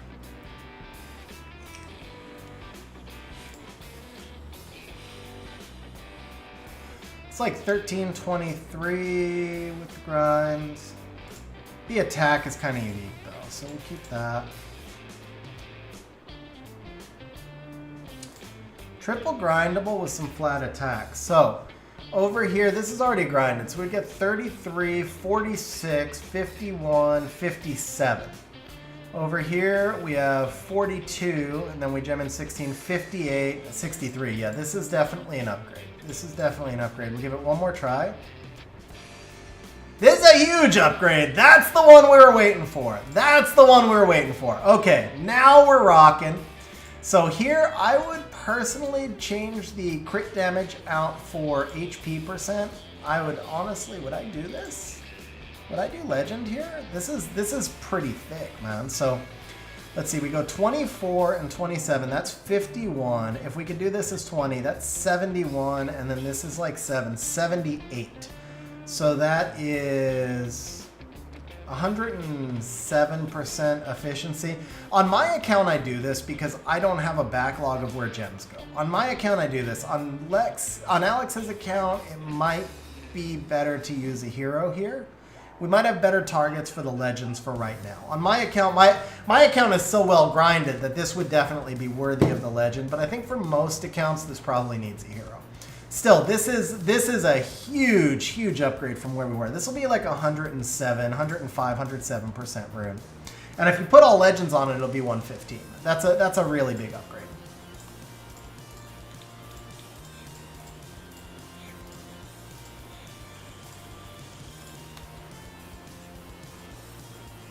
Samath, Clara, Savannah, Rakan.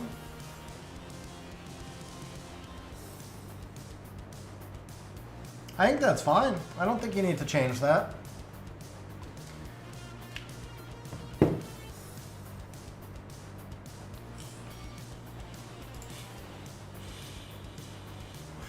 Yeah, I mean, so there's no like one unit that you can change there. The problem is that people are going to be willing to attack that. If you want to try and push further, you have to completely revamp it to something that people don't want to attack.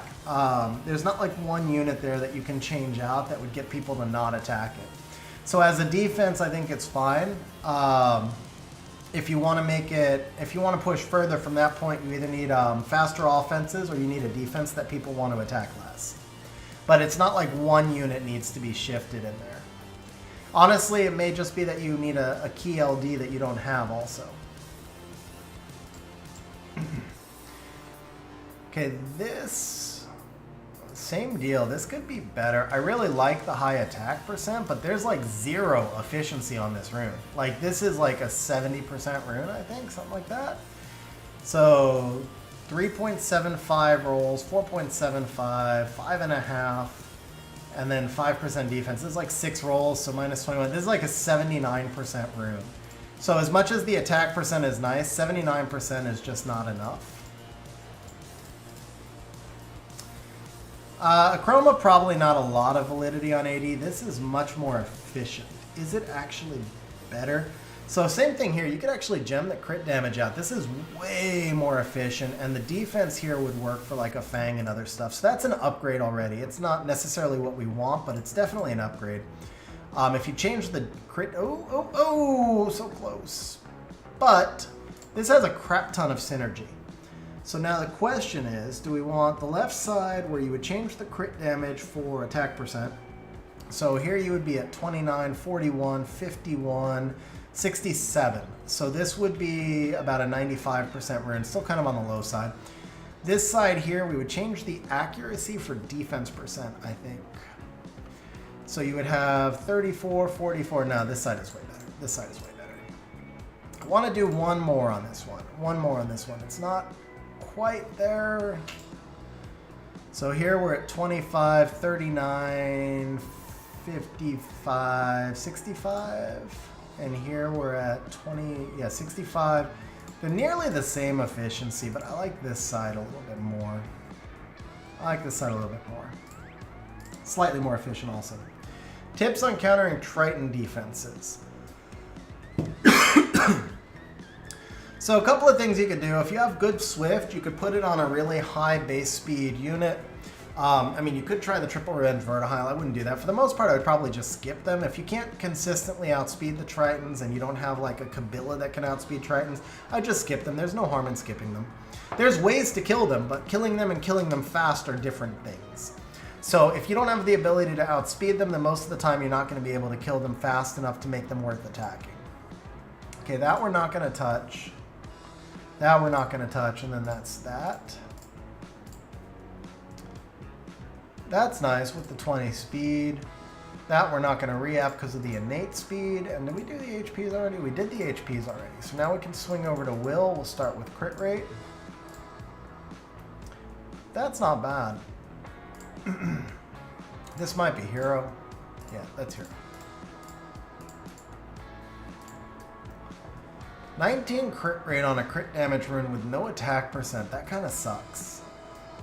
The 19 crit rate is so nice, but you just have to change the speed for attack percent. I think this rune may have some uses. So Presti, my defense for the last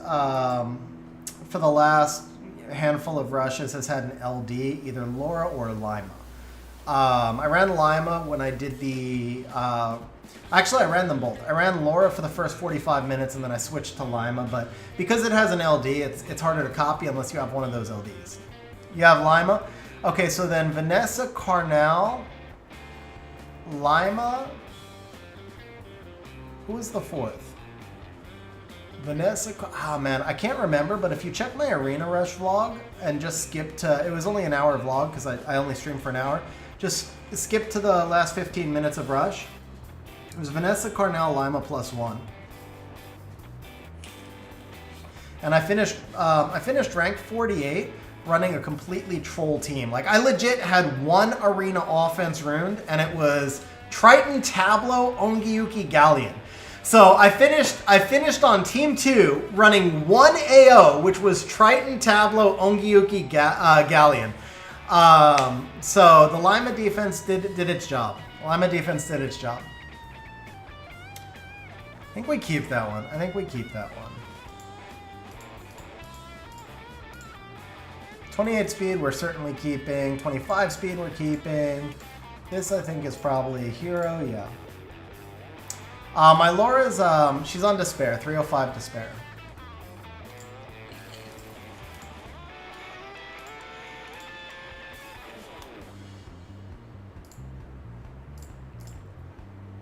This one could be better.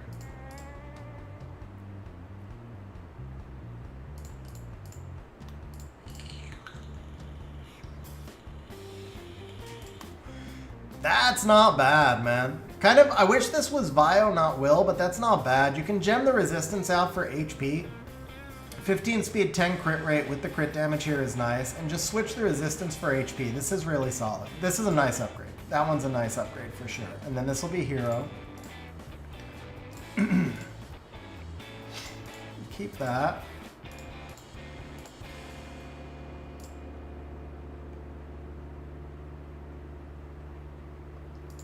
Hero? Yeah, that's hero.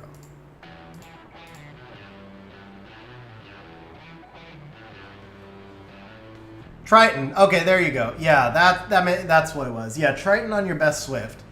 So Vanessa, Lima, Carnal, and then Triton on your best Swift. But Swift, I think I ran him Swift Will.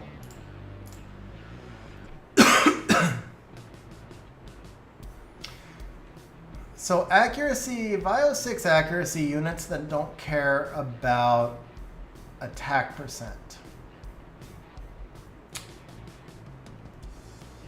Bio 6. So who runs a Bio 6 and does not care about attack percent? Like Galleon wants the attack percent. Rika would be Despair. Carnal? Carnal does not care about attack percent. So yeah, there's value in this. Okay.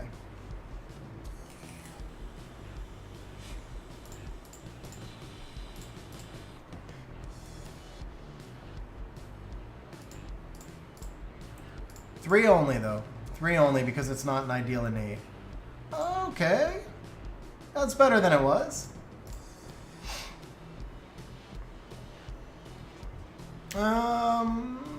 Fair, but you can...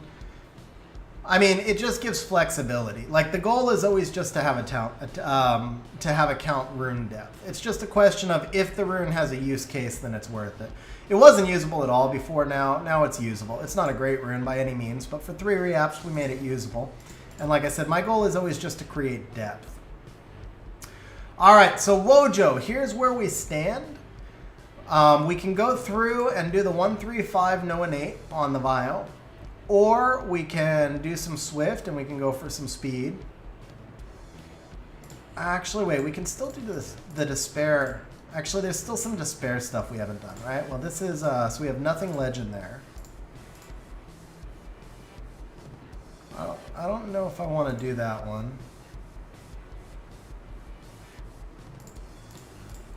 Yeah, that's hero. That's hero. Okay, yeah, so there's no more unless, well, maybe there's a speed.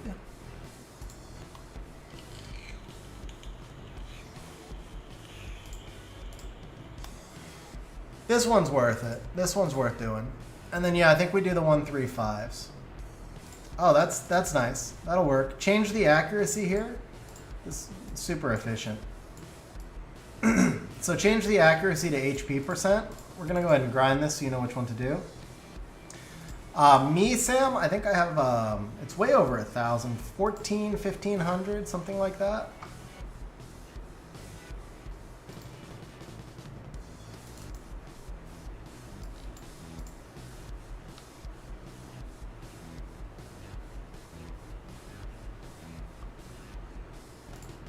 No, not that.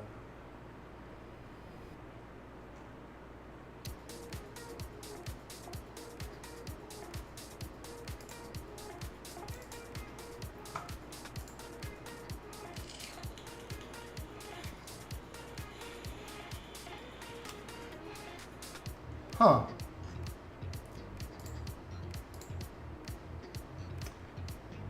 Sorry, 1 second here, guys. We're having a... This is weird.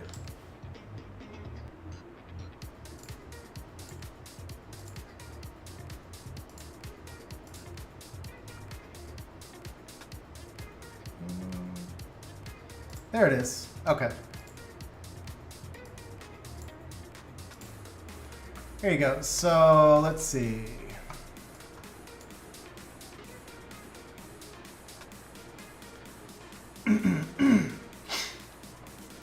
So Ajak, for R5, if you, depending on how you build the team, but if you're building a speed team, you actually need your fastest monster to be no more than 169 speed, and your slowest monster can be more than 120 speed, give or take. So to get the 120 speed, you can practically do that from innates. But the boss takes a turn after you take a set number of turns. So you being super fast doesn't necessarily give you more turns. It's better just to push the boss's attack bar back because he gains turns based on how often you take turns. It's also why you don't want violent runes.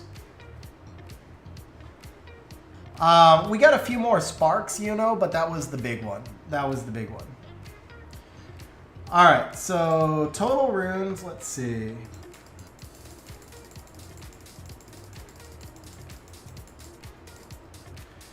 We have 313 runes that are at 110% efficiency.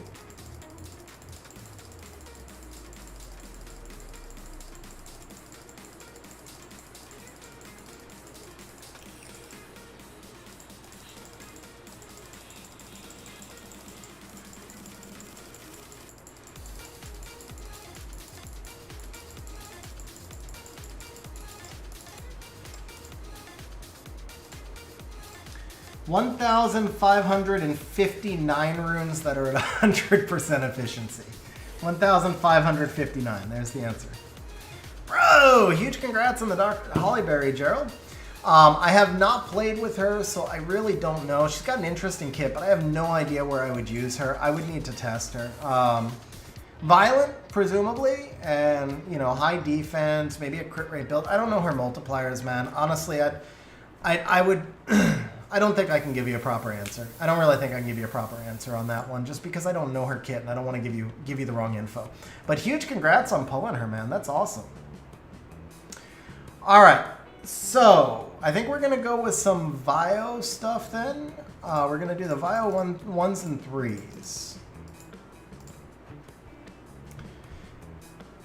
Yeah, I mean, basically, she's got that AoE defense break, so she needs to be behind your strippers and in front of your damage dealers. In terms of speed tuning, I'm sure of that much. I don't remember if she... I know she has, like, invincibility, but I don't remember if that comes on the same skill as the strip. I just don't know her kit. But speed tuning purposes, definitely behind your damage dealers and in front of your... Sorry, behind your strippers and in front of your damage dealers.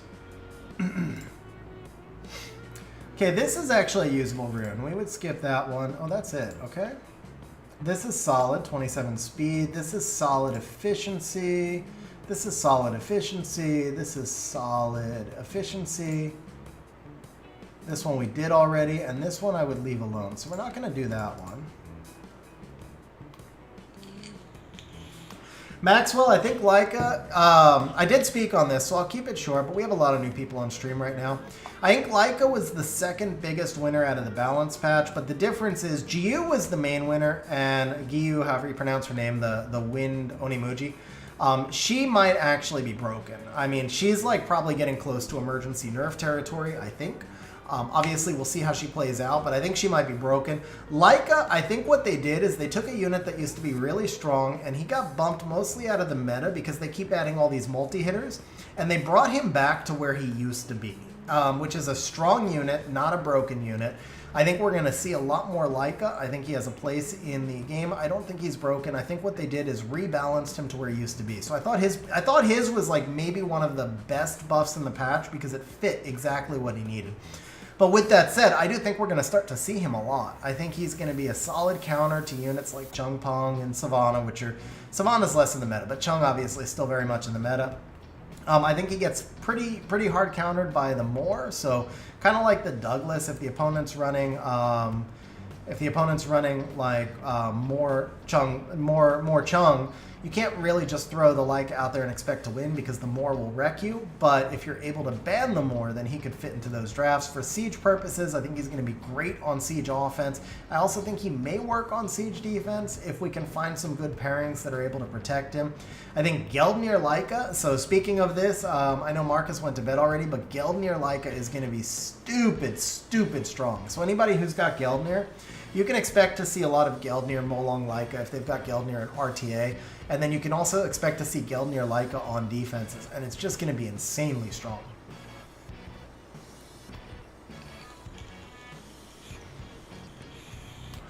Yeah, Maxwell, I think she may be the strongest of all of them. She's going to have a different kind of usage. Completely different kind of usage. But, by the way, Noob, welcome back to stream, man.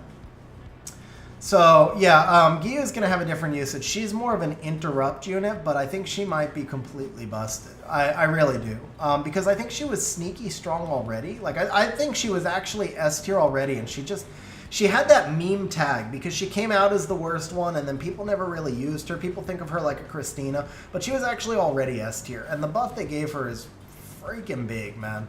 So I think she's legitimately could just be like emergency nerf level busted. But I think she, if anything, shifts the meta. And again, this is all speculation. Like once she actually gets into the game and you play her, you may find out that the buff made no difference. You may find out that it wasn't as big of a buff, whatever. So I mean, this is all speculation at this point. But my belief is that she's got the best chance of anything to shift the meta.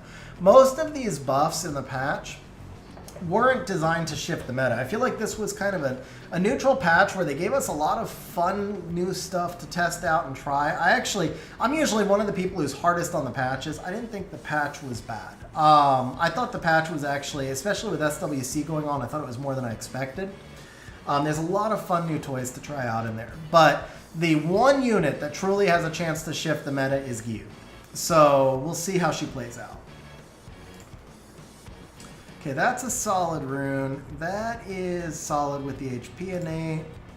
That's a solid rune. That's a solid rune. 24 speed. This one is gemmable. That one works. That one works.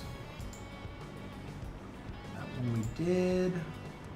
That one is just a sell. Honestly, this is just a sell, Alex. With the HP innate, I would never re-app this. And it's just a bad rune. It's just unfortunate, but it's a sell. This one I probably just regem the speed. This one we did already. Okay, we'll just sell it. This one's solid. That's a nice rune. Just gem speed over accuracy. That's a really nice rune.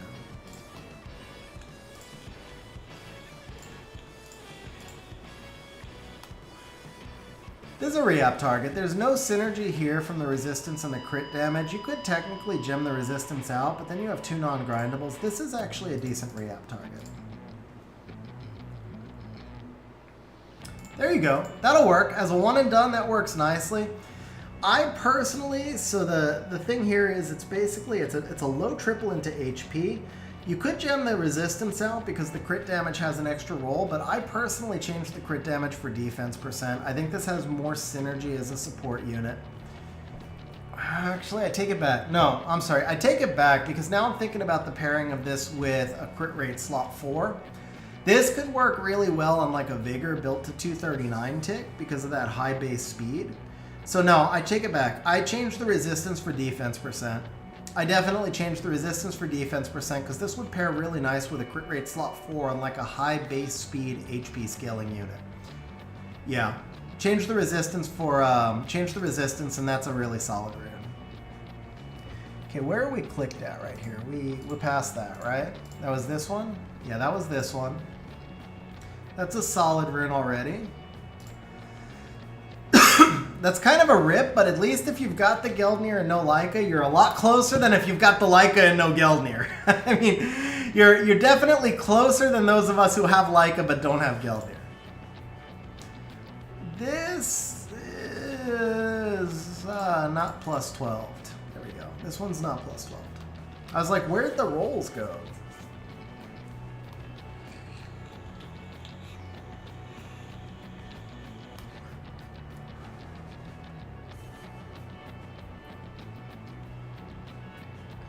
Now I think I keep it. Honestly, yeah, I just keep this. Switch out the defense percent for speed, and this is a really nice rune.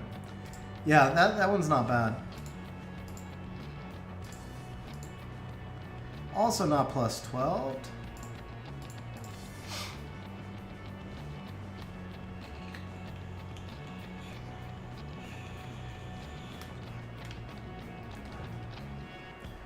Yeah, Devin, so you think about that guaranteed cut, and then take in the fact that she can go strip into Karma or strip into Defense Break. The faster cut is just what makes it so brutal. Plus, I think it kind of flew under the radar that she got the Defense Break on skill 1. That's what made her so strong already. So I would put her on Despair because she's going to get those constant cuts and she turn cycles on the Karma. I would honestly just put her on Despair and let her keep stealing turns and disrupting the opponent. I think she counters turn 1, but I also honestly think she might counter turn 2. Like, she just counters everything, man. She's disruptive. She's going to be RNG based, which sucks. You never really love playing RNG based units, but she's going to be so crazy disruptive, man. Yeah, it was the same as Amduat's before, but without, without the AoE. Ooh, that's not bad. That's kind of a nice synergy right there. I get that we're losing a roll, but that's a nice synergy right there. So here you could actually change the defense percent for speed, or you could change the crit rate and go quad grindable. Either way, I personally changed the defense percent for speed because I value defense percent so much less in the current game. But they may do something later on to balance defense percent back out. I don't know. So I think either of those decisions is fine, but I personally, I mean, changing the crit rate gives you a more efficient overall route, right? But I feel like defense percent just generally has less value, so I would probably keep the crit rate personally. Either of those decisions is fine, though. Defense percent or crit rate, just gem it out for speed. That's a nice route. Okay, that's it for the 3s. So that's actually... I guess we could do the wills. We could do the wills, right? Slot 1. We're not going to do HP innate. What's this rune look like? One roll, high crit damage. This rune's actually not bad. That rune's fine. This one we looked at already. This rune's lacking. This rune's lacking. That's like a low triple into attack percent, I think. It's actually better. Change the speed. This side's... No, this side's still better.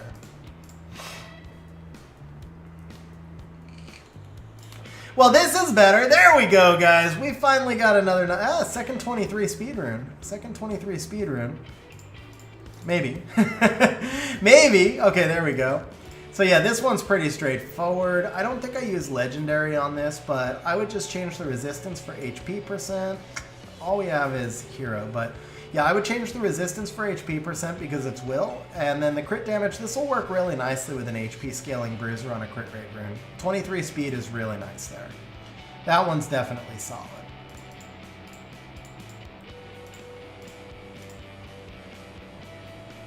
That rune's solid. Crit rate, crit damage, speed together.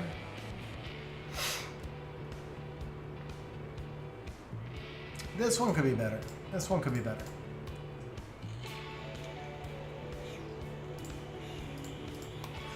We'll keep that. 27 accuracy. Gem the crit damage for speed. It's a little thin, but the 27 accuracy is pretty unique. I like that. This one, you just gem the resistance. That rune's already good. So here we can bring this up to 12.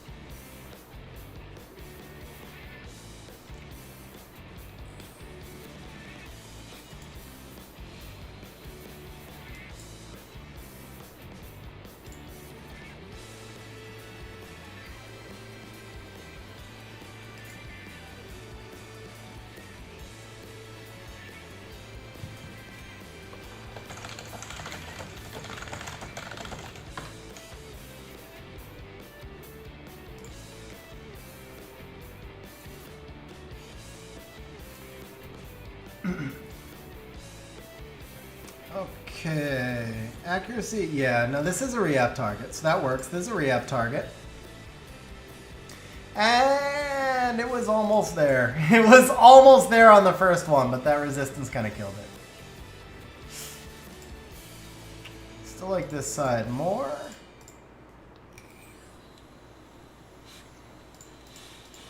Okay, this is more or less the last target. I think just about the last target on the account. So we're going to go ahead and give it a little bit extra love. Okay, that'll work. That'll work. Not the most OP rune of the day, but again, you can change the resistance for speed. We don't care as much about the missing defense. That's not bad at all. That might be it. Yeah, so here's where we stand, Wojo. We got 4 re-ups left. But we have no targets left off of Vio or Will. Or Despair. Actually, you know what? We didn't do the Despair 135. There we go. We did not do Despair 135. That's a nice rune. That's a nice rune. That's nice. That... You know what? We ignored the defense innates before, but Despair, yeah, this is a fine target. This is a fine target with the defense innate. There we go. That's usable. So now again, we just gem in speed. Not an OP rune, but definitely a usable rune. For a one and done, I will take that every time.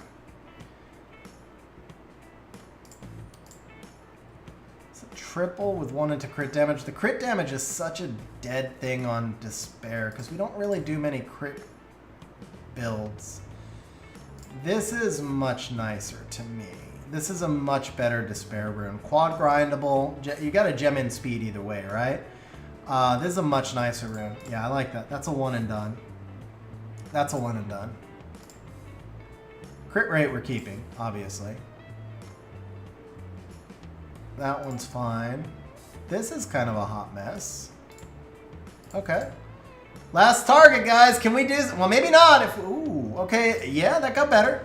I mean, the crit damage, I said, it's not a great stat for Despair, but this is triple grindable, so that makes it much more valuable. One more try, though. One more try. Can we finish on 20 speed, baby? We cannot. Okay. Still made it a usable rune. All right, Alex, so that is it for the reapps. Alex, 223 speed runes.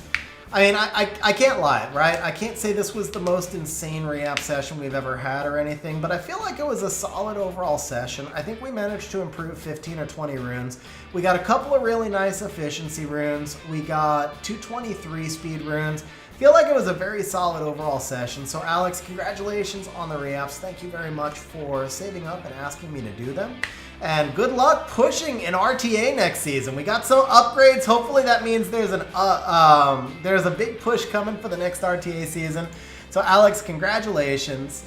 We are gonna jump off your account now.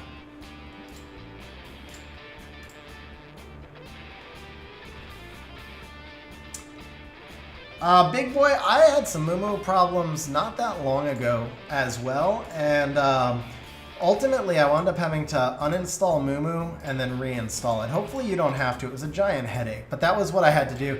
But not only uninstall Moo, the biggest thing for me, after I uninstalled the Moo, I had to go find the files on my hard drive and delete them all.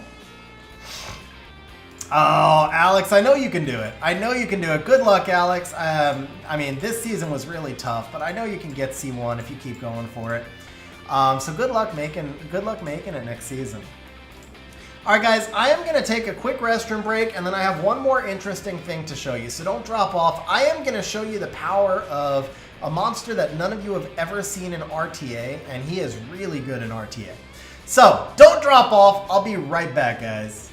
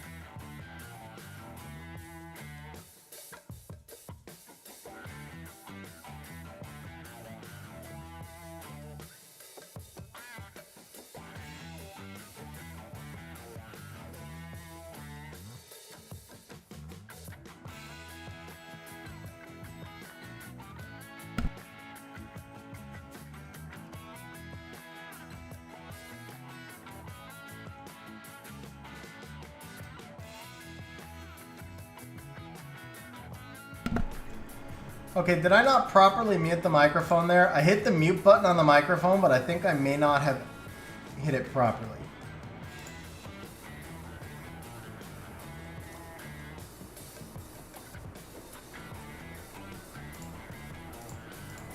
There we go.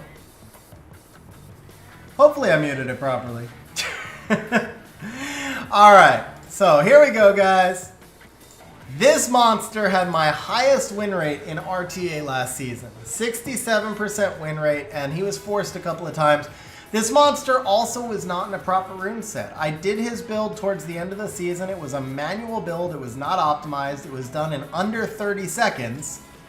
The power of Asillian, ladies and gentlemen. Asillian. This is actually my very first LD4. I was talking to somebody recently, and true story, Asillian is probably the reason I am a turn 2 player. So Asillian was my very first LD4, and this is, going back about 4 years ago, a little over 4 years ago, I started Summoner's War. And he allowed me to make a 45-second Necro team. Back when it was really hard, I could not build a consistent Giants team at the time. Not a fast one. So it was actually somebody else, Wojo. This story that I'm telling right now was somebody else. So it was Dies that I told this story to, because I hadn't really ever thought about it before, and it's very true. So I could not make a consistent Giants team when I started. But when I pulled Asillian, I was able to make a 45-second consistent Necro team, which basically caused me to farm in a different progression. I never had a stable Giants team. Like, not once did I ever have a stable Giants team, except for the original, Veramos team that was like 2 minutes or something. But then I went straight into Necro, and from Necro, I used those rage runes to actually build my first Dragons team. And so I skipped the normal progression of farming Giants, and I went actually Necro Dragons Giants. I went the opposite of most people's progressions, and that's pretty much because of Asillian and because of making him my first LD4 pull. Then I forgot about him for ages. When he got buffed, I actually thought he was going to be a really good monster. And this should be perfect. This should be a perfect Asillian draft. We're going to force him in. We don't really care if we win or lose. It's Goodwill. But we're going to force him in. So how do we set him up so he doesn't get banned? We need the Heigang here. Maybe Heigang Juno? Yeah, let's go Heigang Juno. Where's Heigang, guys? I can't find Heigang. I need Heigang, or I'm going to have to take Volantis. I can't find the Heigang, so I have to take Volantis. That sucks, because now he gets the Heigang. Never mind, he takes Veronica. Okay, that's cool. So we'll take Asillian. Actually, we don't need Heigang anymore, right? We can take Verd, ban the Dark Channel. No, the Tomo is a force ban, right? Tomo's a force ban. Shizuka.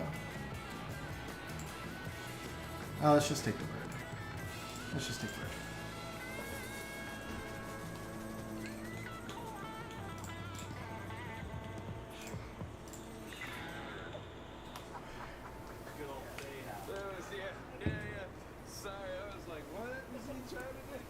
No, I'd build him mostly attack, but give him some defense.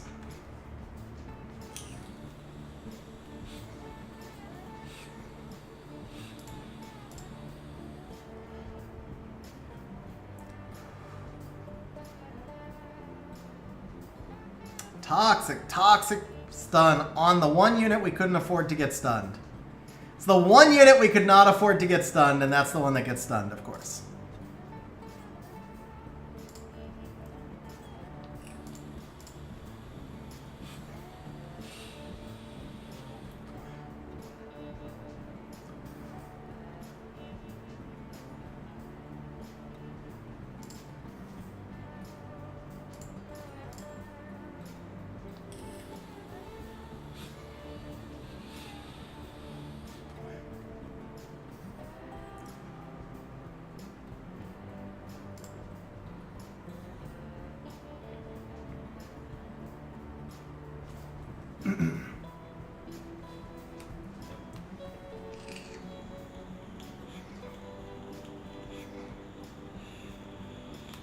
Which one's Veronica? This one's Veronica, right? Yeah.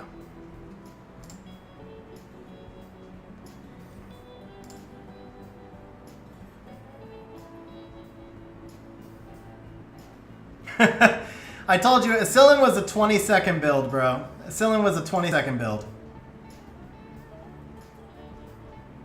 Yeah, Asillian's on Despair. He's just not landing anything.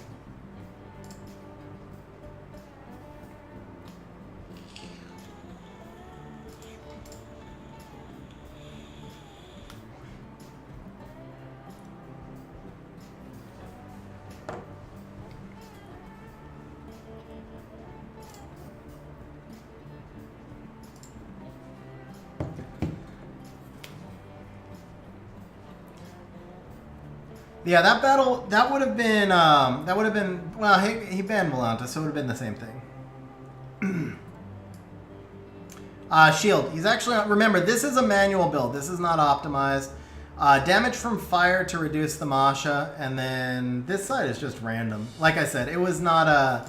He's not actually on a proper build. He's not optimized at all.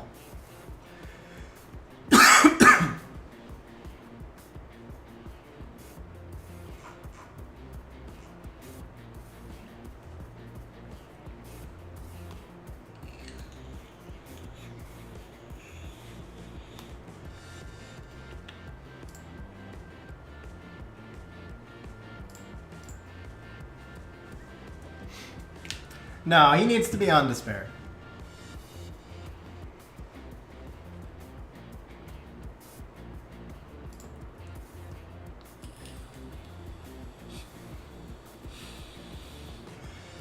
I don't think I can run Asillian here. He would proc that Ragdoll so much. Yeah, I can't really run the Asillian here. So let's just enjoy the Lima. Let's just enjoy the Lima T-Mog. Yeah, Cytex, but that's you're unique, man. I have literally never seen Asillian used in RTA. Or when he got buffed, he was used temporarily. But for the most part, I've never seen him used in RTA.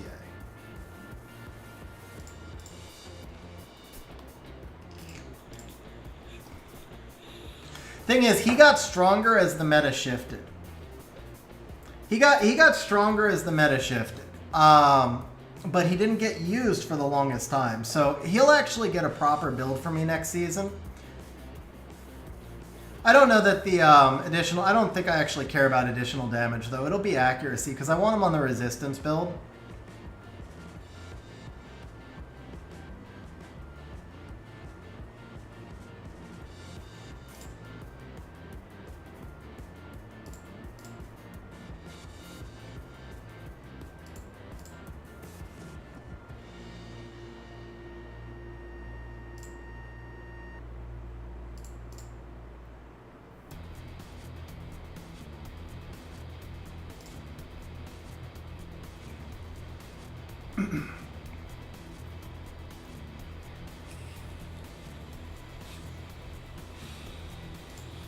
Yeah, and that's all he has. But no, 33 would basically be my target accuracy for him.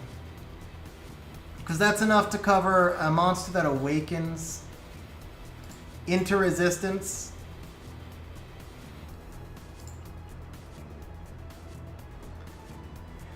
Yeah, I mean, personally, I don't think the per hit matters. The dots matter. The dots and the stuns matter a lot more.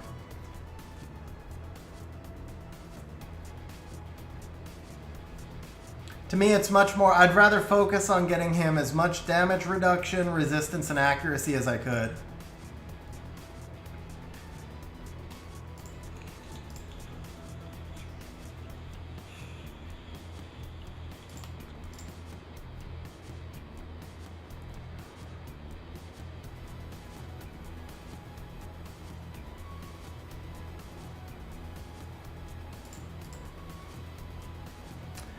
Masha's around 250 on crit damage. That was unfortunate.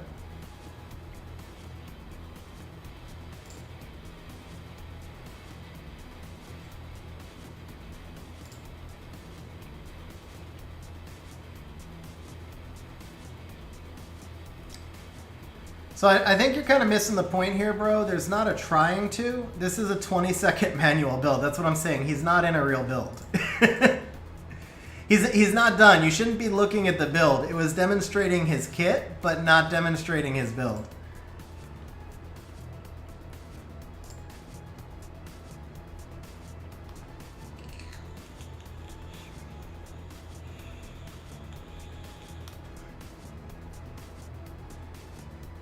That's what I get for messing around. In a real match, I never would have targeted the Ragdoll.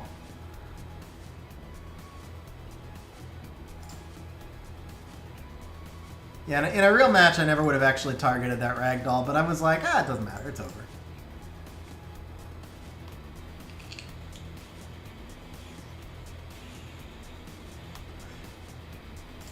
That was kind of funny, to be honest.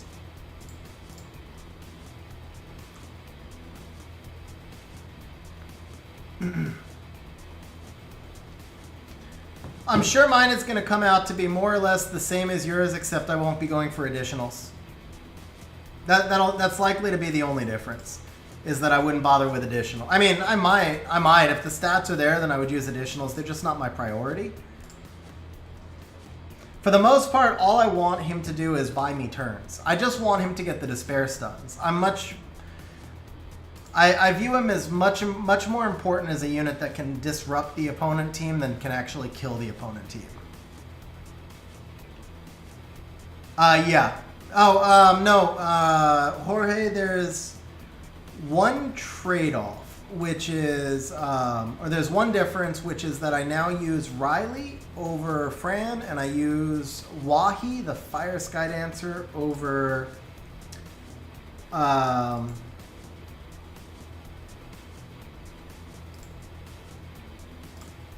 use Riley over Fran, and I use Wahi over Hungyang.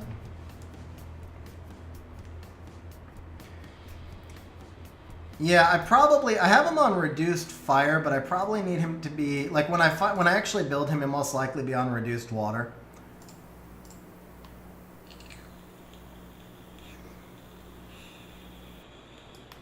Yeah, no, mine has no crit. 27 crit.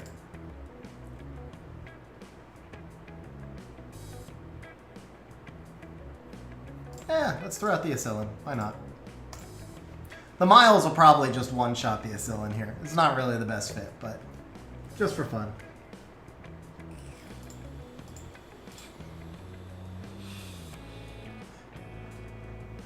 The correct pick there, by the way, is probably Riley. I could do the Lima, but then I have to ban the Praha. The Riley doesn't choreograph the ban. Also, the Riley feeds the Lima a little bit less. There you go. That's what we're looking for, is that stun.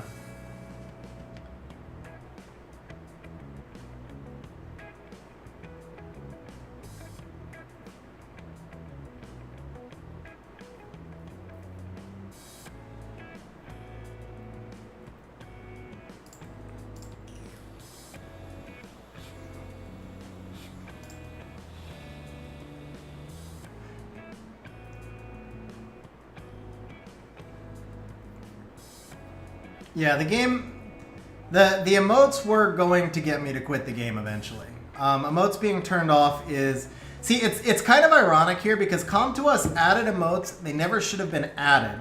So they screwed us, and then after they screwed us, they took the emotes away, and we're like thanking them for it. Like, thank you for no longer screwing us. It's kind of funny how that works. Emotes were the worst thing ever put into this game. By far the worst thing ever put into this game.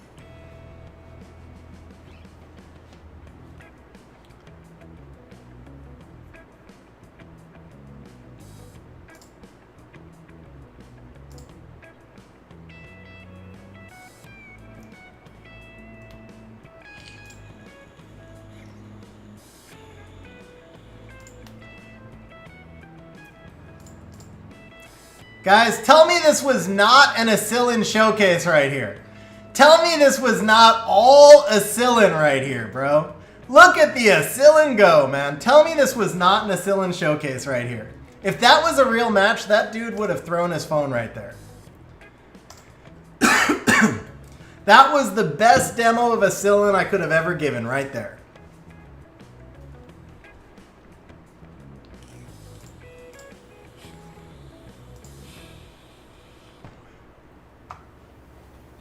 That was on a G3 finish, too.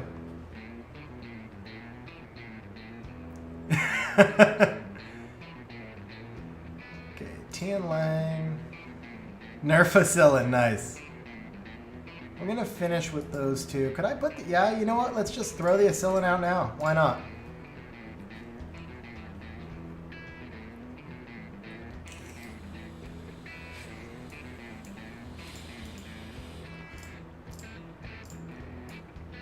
Here's the Daphnis build, by the way. I was testing him out earlier. I feel like he might be a little bit slow. I think 308 is going to be too slow to use him consistently. I can get him to around 318 at 78 crit rate. So I don't know. 318 is fine. 308 might be a little slow, but then the missing crit rate, I can see him missing every crit rate, every crit that matters.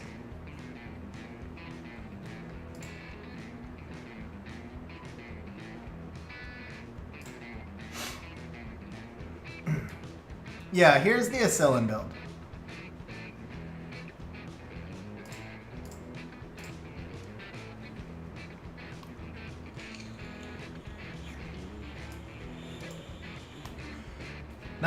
He's 98 plus 208, right? Dean, so I stream one Sunday a month. Oh, that kind of hurt.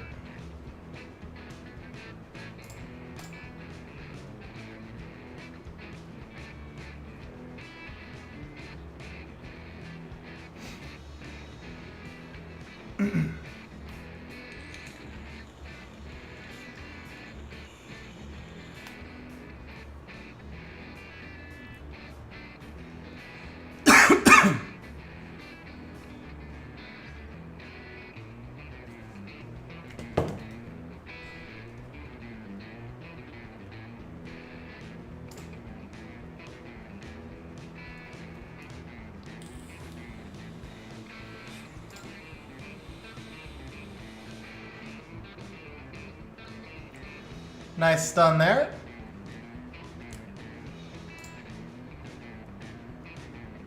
Yeah, he gets the cleanse heal now, so he wins this one. Oh wait, he's reset for one more turn. Okay. Can we get a kill? Oh, but we get the kill here, right? Yeah, there we go. Stuns? Nah, no stuns. He had the glancing though, to be fair. Stuns?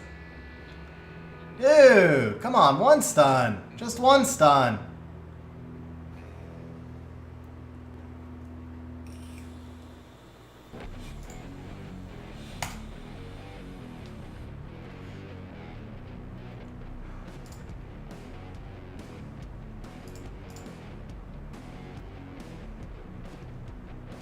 Oh, he resisted again, too. That hurt.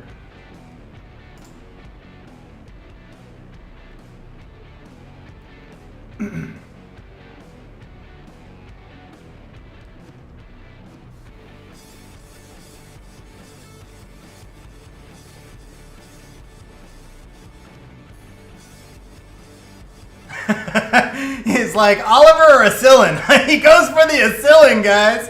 He goes for the Asillian. Oh, okay, I need this kill. Got it. Okay. Nana should be able to win this now.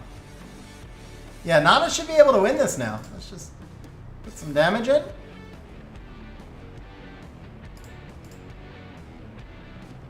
Guys, look at that Asillian go, bro. That was a G3 too. That was G3 right there. That was 2 in a row. This G3 just got wrecked by Asillian. Tell me Asillian is not a monster that's getting slept on. Let's just try and first pick him now and see what happens. And again, keep in mind, this is like a junk manual 20-second build, like straight up 20-second build.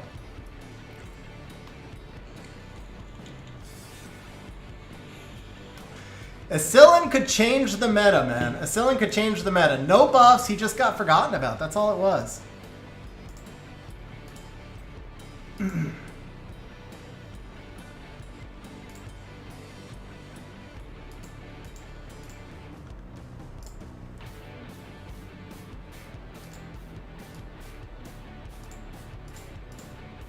It's just triple HP build. I mean, standard triple HP. There's like...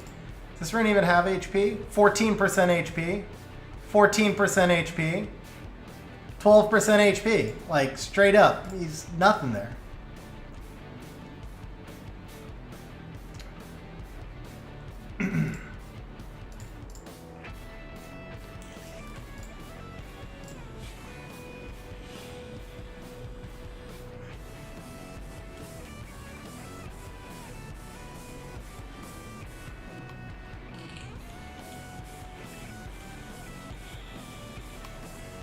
No, he can have a lot more HP.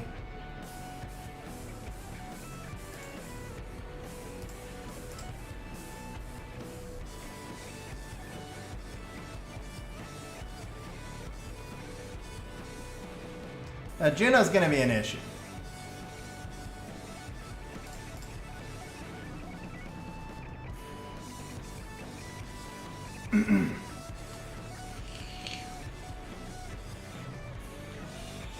That right there, the Daphnis buff right there would be such a game changer.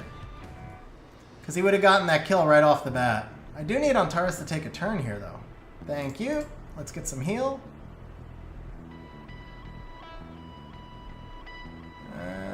Let's attack break you.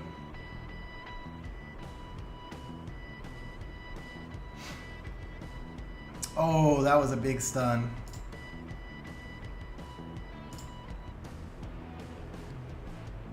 That was a big stun. That was a big stun, too. Oh, big proc by the Diana.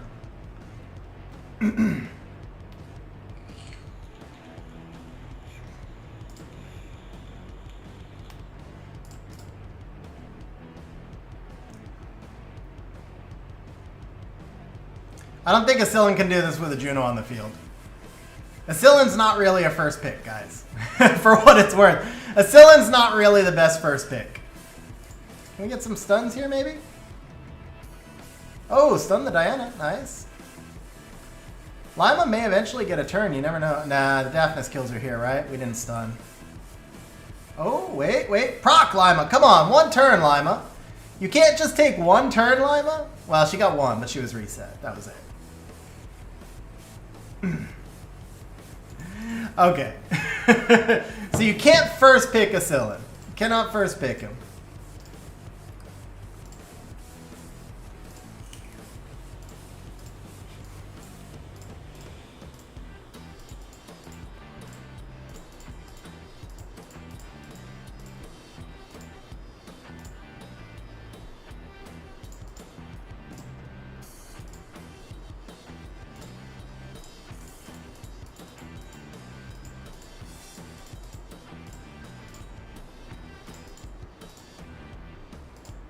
Yeah, so I mean, I could do something. Actually, it didn't actually get that much.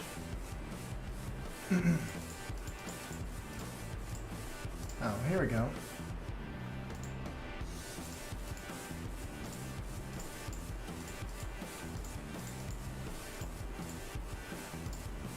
There you go. That's an extra 5. That's an extra 5k HP. I mean, it's not using a res. It's not a res build, but that's why I said like he needs to be run through the optimizer, right? There you go. We keep the res, we gain HP, lose speed. I mean, there's a lot of different builds that can be done. Yeah. No, that's the whole point. Like this rune right here, I think I don't have a lot of resistance on despair runes. This one though, 36 res probably lets me upgrade this one. Like that. Yeah, we lose 7 res, I gain 150 HP. Yeah. Anyway, like I said, this needs to be run through the optimizer. He's already really strong, man. He's already really strong. This one, I think.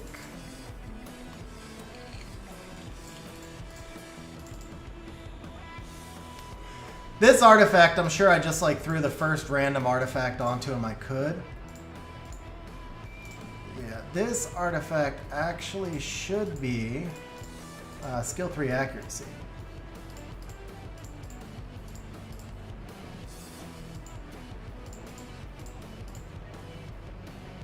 Yeah, that one's, do we have anything accuracy with, yeah, there we go. Accuracy with additionals. There you go. That's a much better artifact for him. And this one should be damage down from water.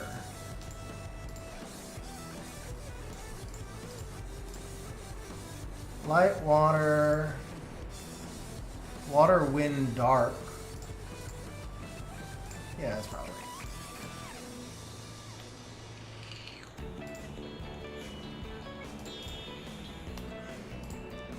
Yeah, I think it's like, it just needs to be run through the optimizer. Like I said, I spent about 20 seconds on the build.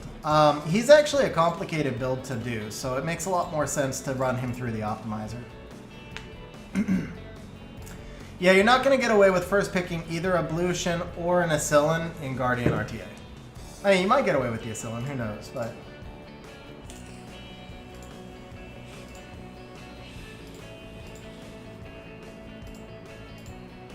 Oh, actually, okay, so we did the Asillian demo. I think the last thing, I need to do my Labyrinth, so we may as well do this and then we'll wrap up stream.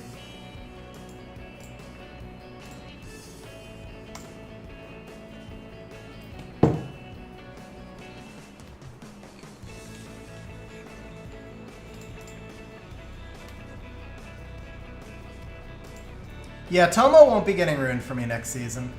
Tomo just doesn't really fit. Oh man, that must be easy mode. That was like going down like nothing. My Leica's... Yeah, that was hell. Let's see, Leica...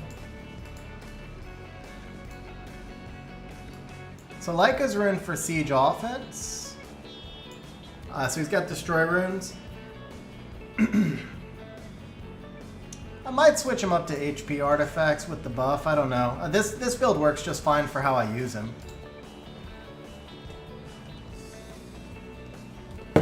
Asillian's already strong enough, though, bro. That was kind of the point.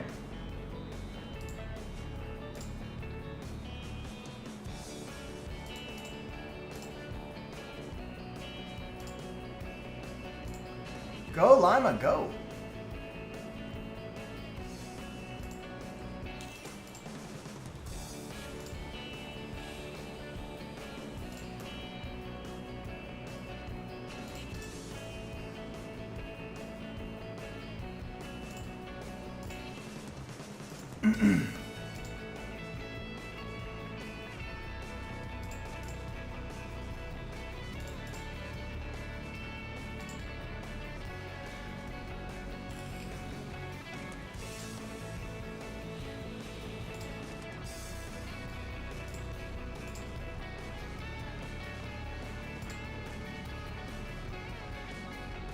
Oh, rip. Do I need him for the final stage? Maybe, maybe not. Probably not.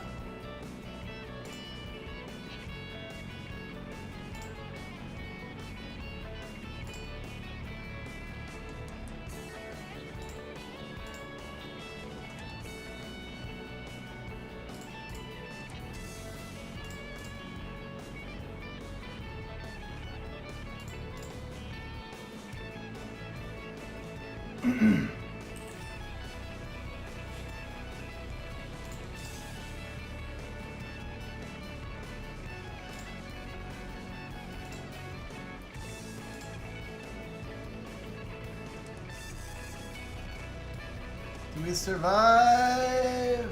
Oh, no we don't. Ah, rip. Oh, wait. Is it enough? Might be. No, it's not. Jamiro's probably not the right monster in that team.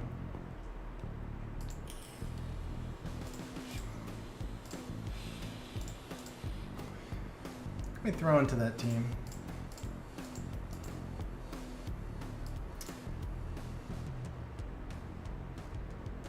Wusa, maybe? Yeah, Wusa's fine there. Oh, I think I wanted it for... Oh, yeah, so we can just put the speed lead there. Okay.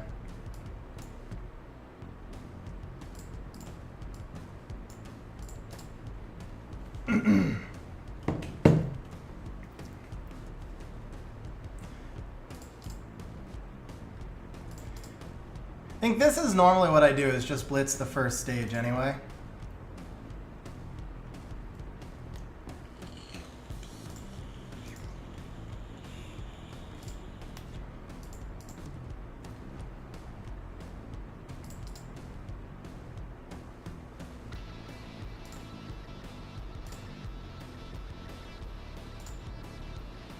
Huh.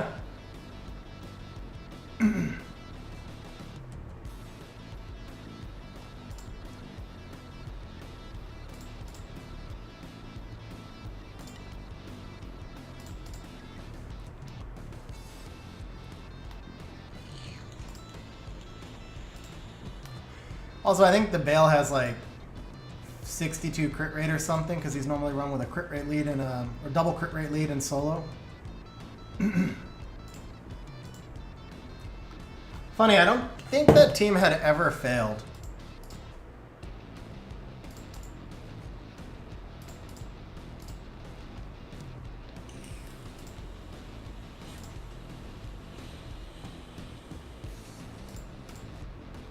Yeah, that's hell mode.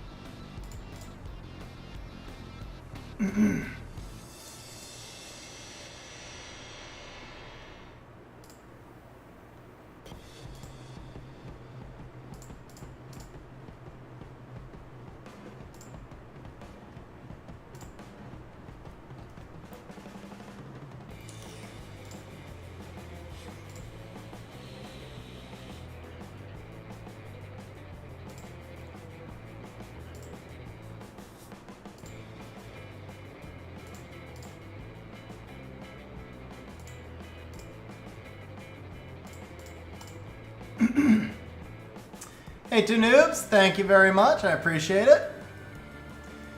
I did push for G3. I wound up pushing for G3 on the final day. I got to within like 20 points and then I missed. Fell back. So I wound up ranked 342.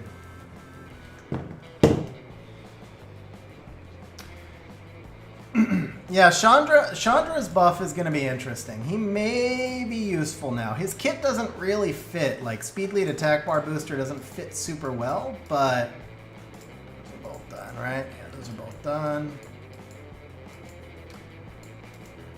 What do we need? We need 3 more hits there. I doubt I could do this. That's the damage one that's up, right? I doubt this works. Oh, did you, yeah. I had, did you actually see the fights, man? It was, dude, I was at 2,054 and I got luck sacked by a guy at like 2,200. Now, to be fair, I had gotten some really good RNG before then. So it's hard for me to be like, I lost it on a luck sack because I had some really good RNG before that. But I was at 2,054. Had I won that match, I would have been at like 2 wins away. Then I lost that match and the RNG just shifted from there. I lost another one on a bad luck one, and then I had a tilt match, and then I just got outdrafted on 1 or 2 and it was done.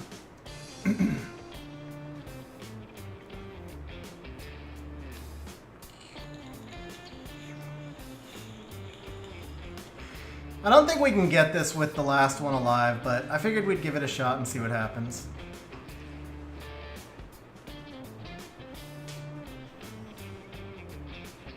If we keep getting procs like that, maybe. That's so much damage, though, on the destroy. Yeah, no, I don't think so. Even with the Darien, I don't see this working.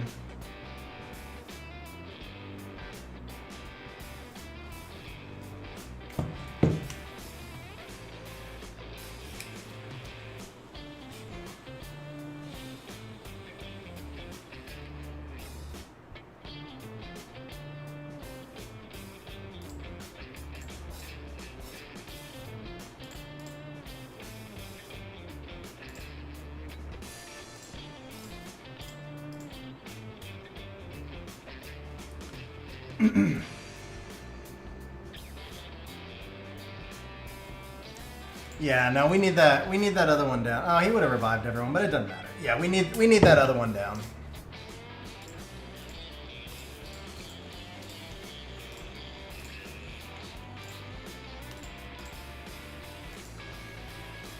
Yeah, it was a pretty insane season, man. It was a pretty insane season. So I'm happy with the rank 342 finish. Like, especially because of how far with a week to go, I dropped from G3 to C3. Obviously, I would have been much happier with a G3 finish, but even when I was G3, I was only at 2048, so I was still 30 points away from actually safe G3. But I straight up dropped 200 points, and then I climbed back almost 200 points. So, is what it is. All right, I think we're gonna finish up. We'll do 1 or 2 serious RTA matches, and then we'll kind of finish up because we're right at the 4-hour mark.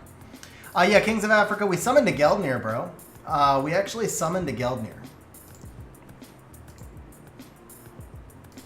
Now, if I can't get into the room, maybe we won't.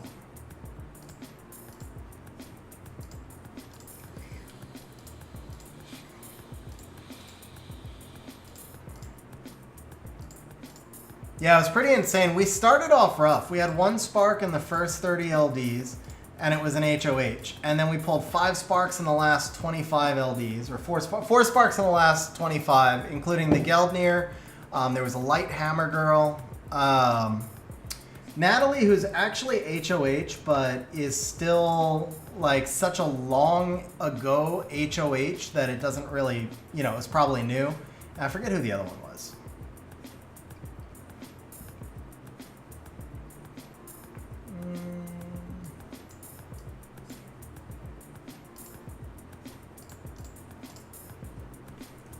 No, Mimir was the first one. That was the HOH.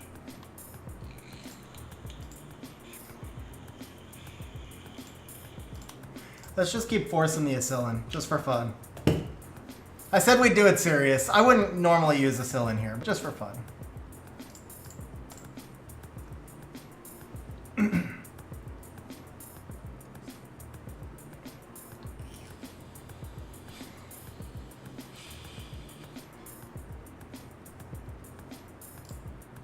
Thought he might ban the Nana.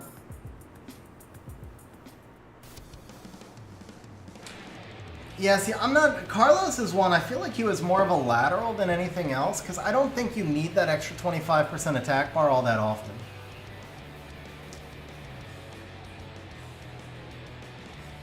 Ooh, goes into the Asillian, huh? Okay, there's our first stun.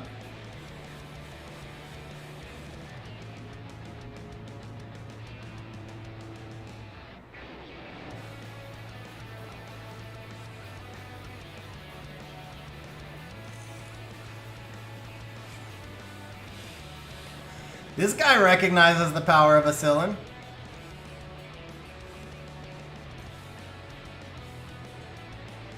Good pushback, though. Oh, those stuns. Yeah, it's over now. It's over now. Okay.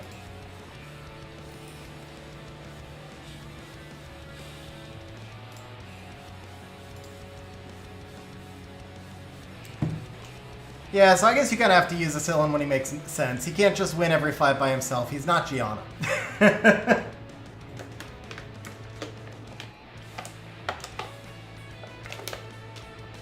Much better pick there is Hey Gang, honestly.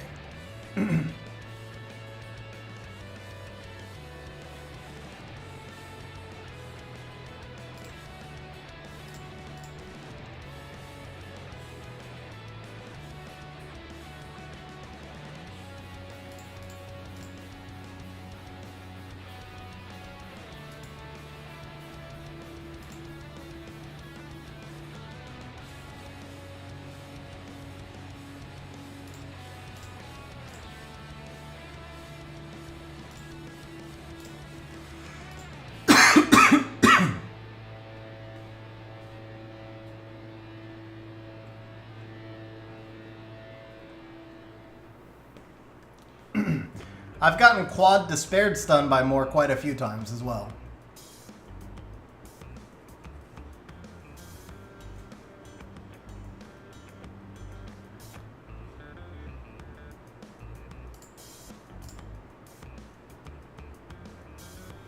Ooh, that was unfortunate.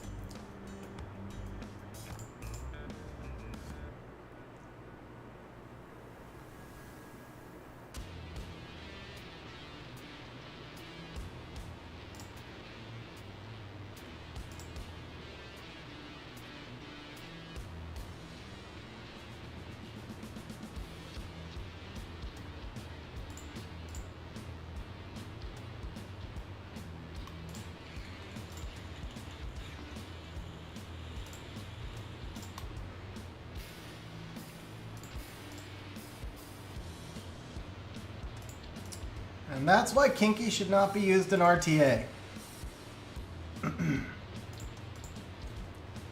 As soon as he's defense broken or stunned, he's basically a dead pick. And they just keep nerfing him, man. They just keep nerfing him. He used to be a good unit. But I brought literally nothing that countered Kinky. And just basically ignored him. Landed one defense break and it was over. I would agree with that as well. Oliver needs to be nerfed. I mean, they couldn't nerf him last patch because of SWC. He needs to be nerfed. But Kinky needs to be buffed. Kinky has been over-nerfed. Way over-nerfed.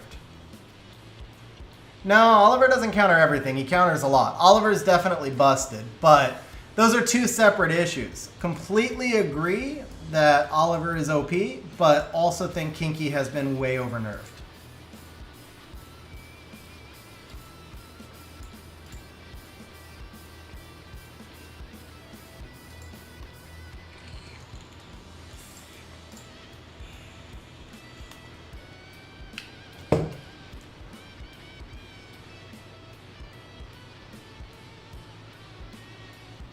Because it doesn't really matter if it was Oliver or anything else there. It could have been Dominic. It could have been like whatever unit I was using to deal damage there was going to wreck the Kinky. Like as soon as Kinky got defense broken, it was over. Do we care about him?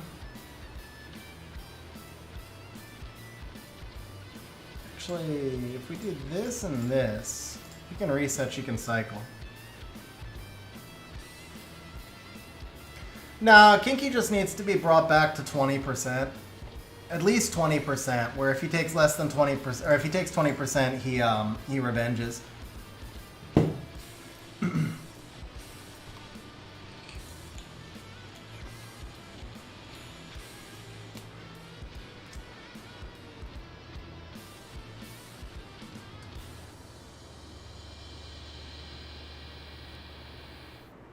See, I would have opened S2 there. I've got double strips. Yeah, and he can only reset the one.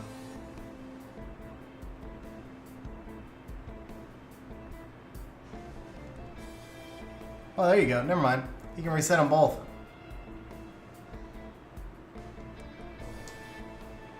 Yeah, I'll show you the vert stats.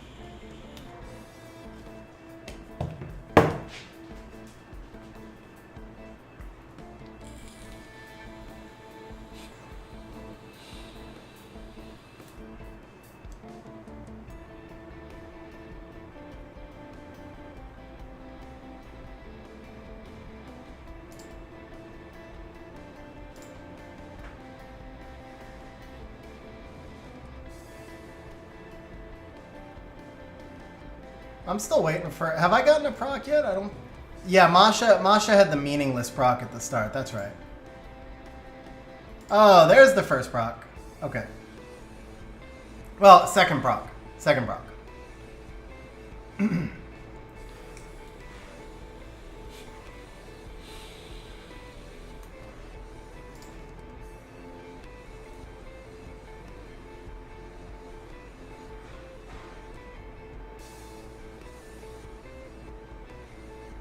There it is. Oh, I didn't need to do that. Whoops. Yeah. Should have been an S1, obviously.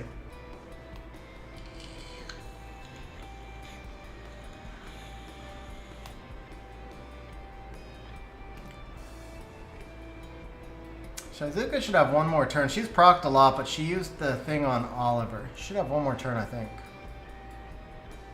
Okay, yeah.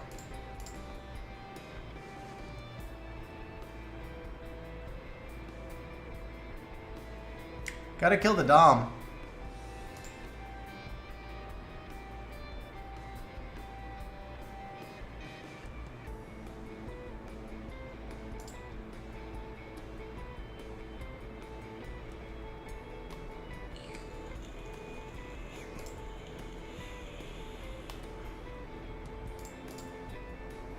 This was honestly just like Rune quality here. He had everything go right for him at the start. Like all those 50, 60, 70% activation rate things were going right for him. This was just like a Rune quality thing. He should have won this in most cases. Yeah, now I'm starting to pop off on the procs. So like, yeah, he didn't have a crazy range of procs. He got the big procs of the Shizuka's like 50% strip, and then he got that clutch proc when she didn't activate the first time, she activated the second. But I mean, it wasn't like he was overwhelmed by RNG, but he had a lot more stuff go right for him at the start than me, and it was just Rune quality. Like he had a good enough draft, and he was, you know, if we had equal Rune quality, it was probably a 60-40 favorite there. I mean, anytime you draft Oliver, you're 60-40 favorite.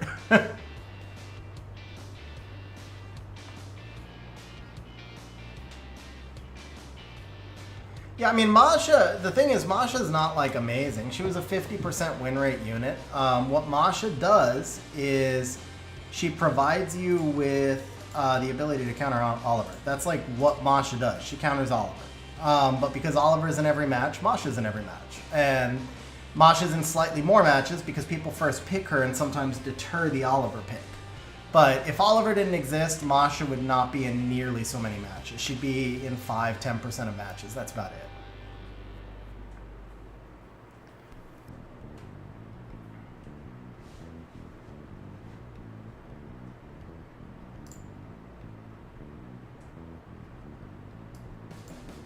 Let's just go full LD, just for fun.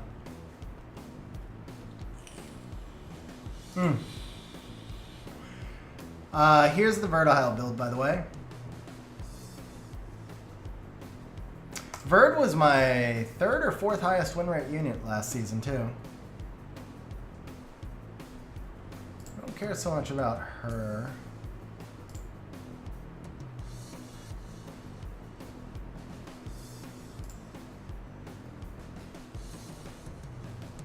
What's he ban? He bans Volantis, right? He bans Volantis. Yeah, let's do the Juno. Oh, he bans the Ongi. Okay.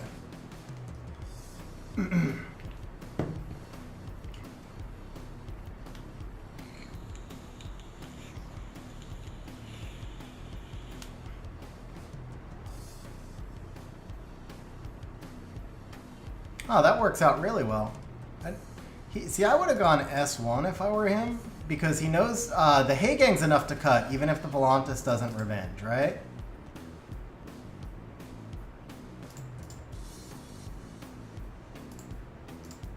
So I would have just used the S1 on the Ryu there and tried to play back for the cut. Ooh, nice proc! Oh, that was huge! That proc was so huge! Oh, that could change the whole match right there. Okay. Coming back around. Let's get on you while you're low HP. He's heal block, so.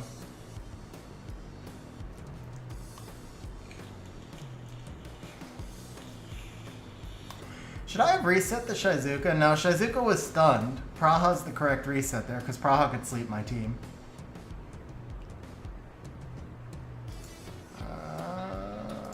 Actually, I can't do anything. Let's just go into the Shizuka.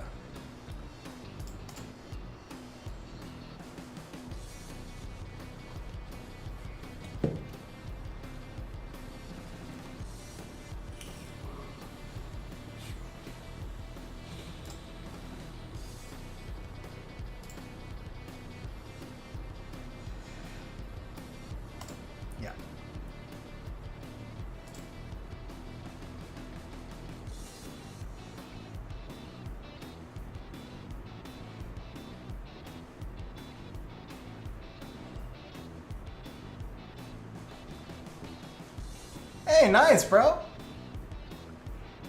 That's a big difference if you're using him on a regular basis.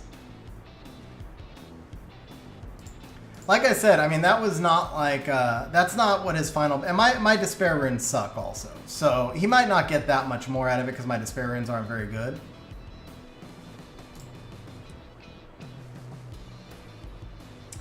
She's reset. Let's push you back.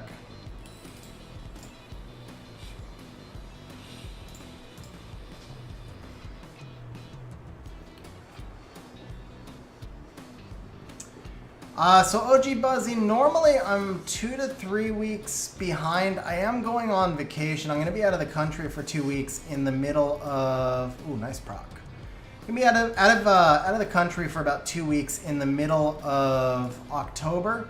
So it depends on what you're looking for. If it's something that's like relatively quick, we might be able to do it before I go, but I'm pretty heavily booked right now. So I don't know.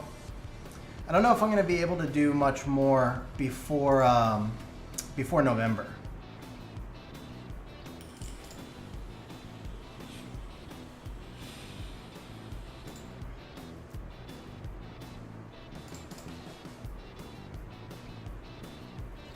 Do we have enough damage here?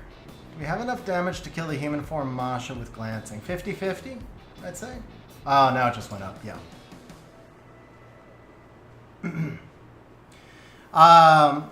So Buzzy, I would definitely recommend dropping me a message and putting something on the calendar, because I've already got, like, I think I just saw there's like 2 or 3 emails waiting as well.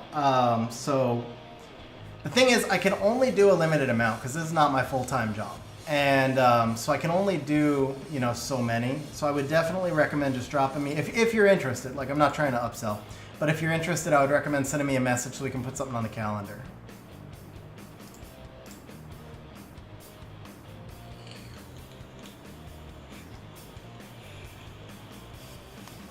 Sounds good, man.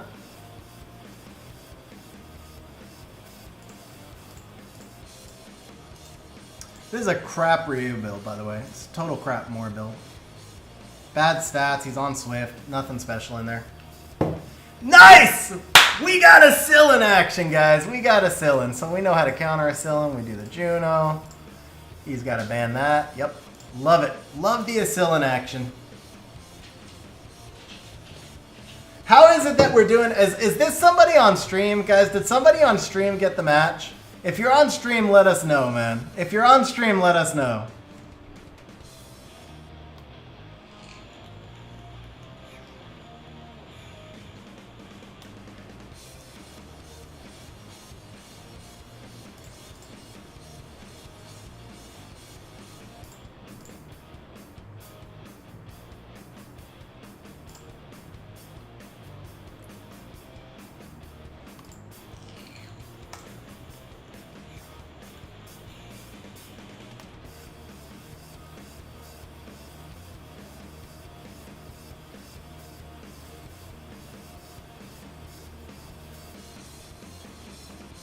This is where it gets tricky, though. Yeah. Because we can't stun. And he's going to get crazy turn cycling.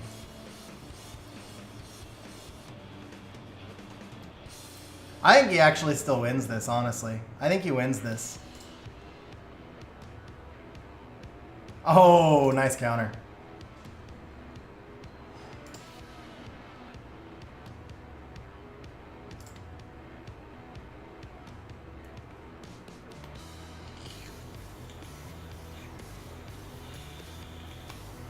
Leo in front. Oh, he lost the torrent with the heal. But, oh, that's a big proc also.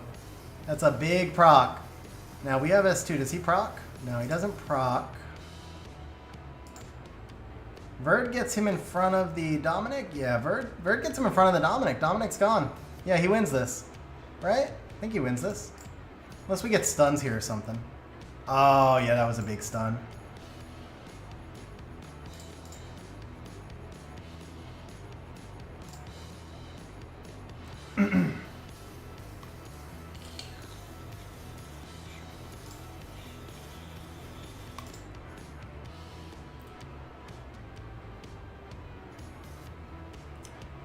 Thing is, I don't know that we can kill the Leo well.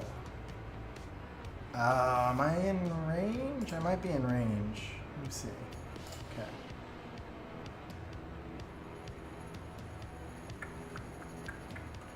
He's got to heal the Leo no matter what, right? Oh, there it is. Oh, the Leo lives! The Leo lives! He should have gone S1 on the Nana, bro. You should have gone S1 on the Nana. He had the torrent. S1 Nana drops Nana once, and then Leo gets the torrent.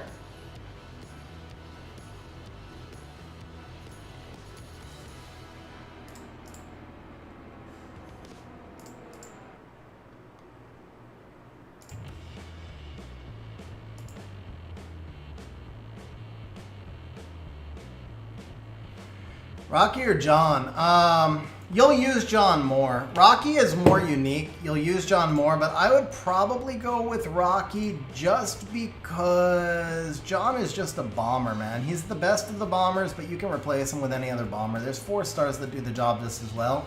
Rocky's a little bit more unique. All right, last one here, guys. Last one here, and then we're going to call it a day. Whoops. All right, well, we'll do one more since he quit out. Can't say I blame him. You see, Oliver, you quit out. That's how it works. I can't say I blame him for that.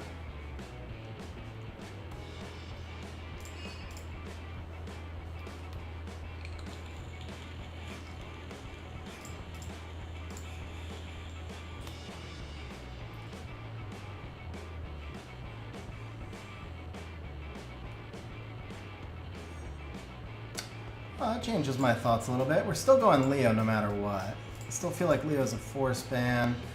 So if that's the case, do I just Sekhmet? Actually, I think I could Asillian this. No, I need some sort of sustain, right? I need some sort of sustain. Let's do Nikki for fun. Yeah, Asillian wouldn't hold up because you have to ban the Masha, and the Miles is, he's going to ban the Leo. The Miles is too much damage, and he gets a free sustain pick there.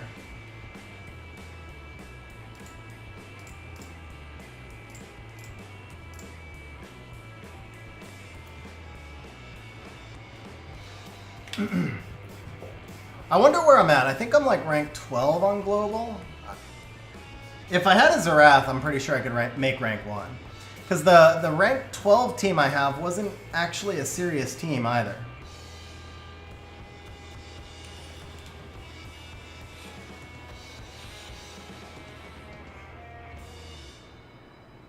That was good for him.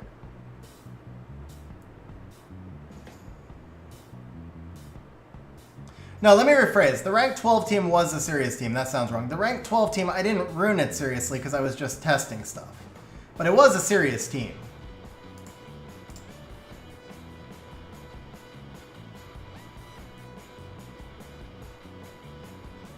Rank 26. Wow, I fell a lot. Okay, cool.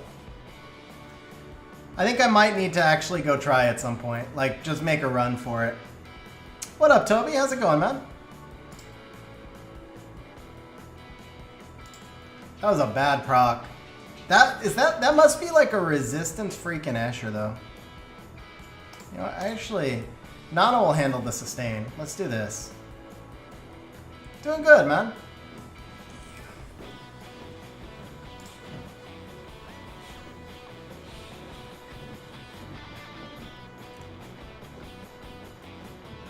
That was the right play.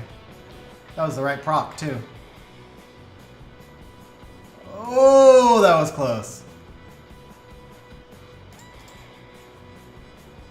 That was close. That was close.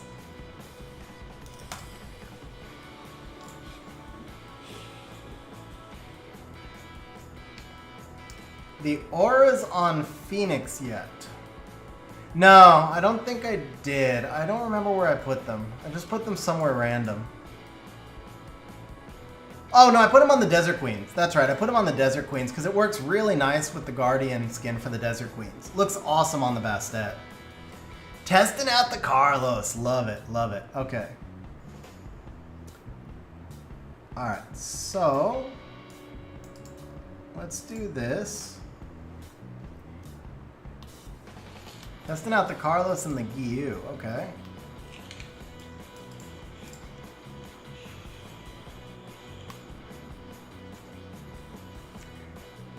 Yeah, I'll show you the Aura on Dom. We're going to make this the last fight either way. I'll show you the Aura on Dom. ban? Yeah, Gyu's the ban here.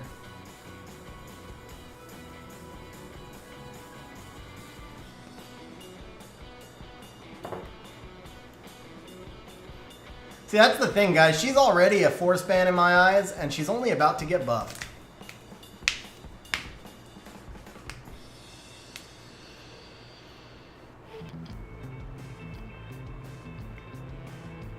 Yeah, Tessa was my second lowest win rate monster, but that's largely because the Tessa build was so bad. Yeah, may as well. Why not? He doesn't really have a lot of debuffs. Okay, we'll do that. See, this is like, yeah, that's not even, it's not even a real fight, man. When you start off like that, it's just not even a real fight. What's this guy gonna do? Like, that's the downside to this stuff. Starting off with 2 procs. Actually, you know what? He could kill. No, I got the reset on the Molong. Yeah, he can't kill.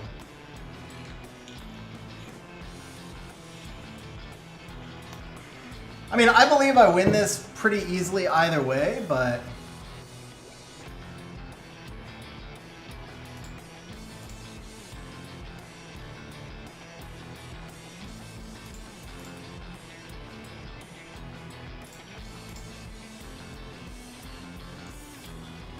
Alright.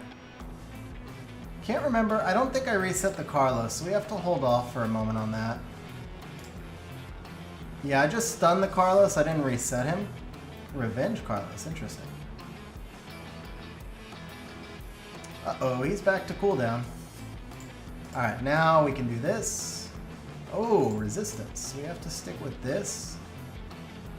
Okay, so now he can only skill 1, right? So now we can do this.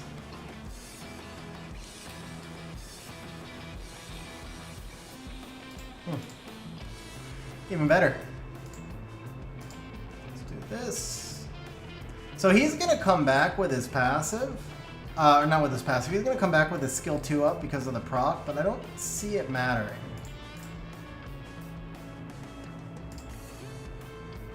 Because he can't, the thing is, he can't kill the Julianne. So no matter what, I have the Julianne Riley combo. I don't actually need anything else. Like, I would win this 2v4 with the Julianne Riley from this point. He'll come back, he'll kill the Oliver, which we don't care about. I don't think I can break the shield, right? Oh, okay. That's why you gotta put some defense on the Belial also. He doesn't need HP, he needs defense though. So he straight had no defense, because Riley should not have been able to break that shield. Remember, the defense makes you take less damage, and the shield is 4,800 HP.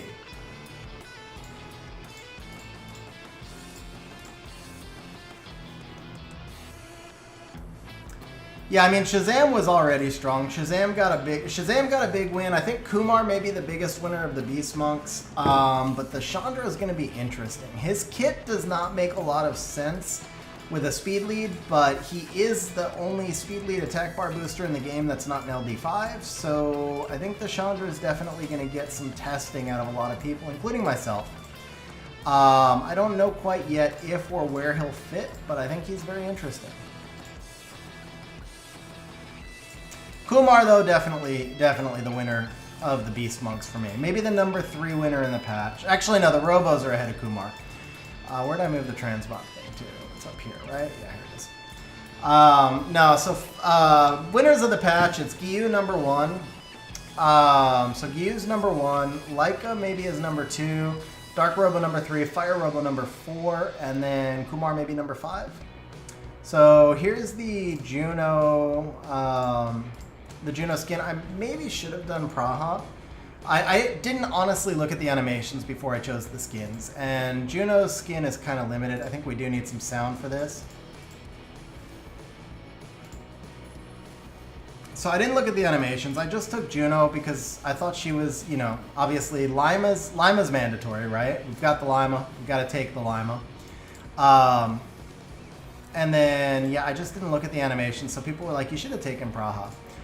But I use Praha probably as much or more than Juno. So it's just, I think Juno's the more busted unit. I went by what was strongest. I don't know. But it is what it is. I took the Juno and I took the Lima. Didn't make G3, so I only got the 2. You guys wanted to see the auras. So that's the aura on the Desert Queen. Like I said, that's pretty badass, man. I really like that one. But what else did you guys want to see? Dragons or phoenixes? Okay. Whichever one we find first, then.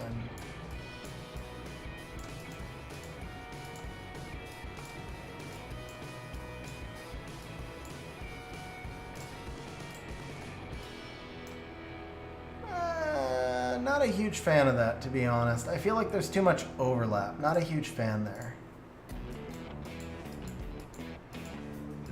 It's like too busy. It's just too busy.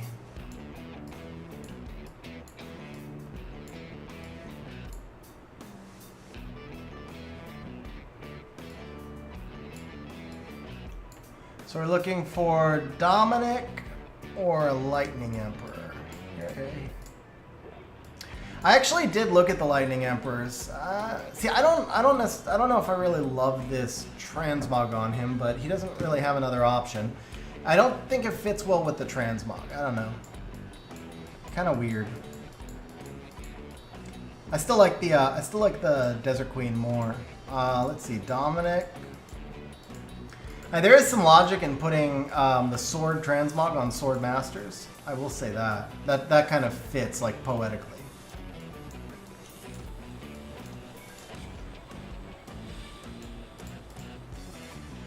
Interesting on the Jemire, but same thing. I feel like there's too much overlap, like too much graphic bleed.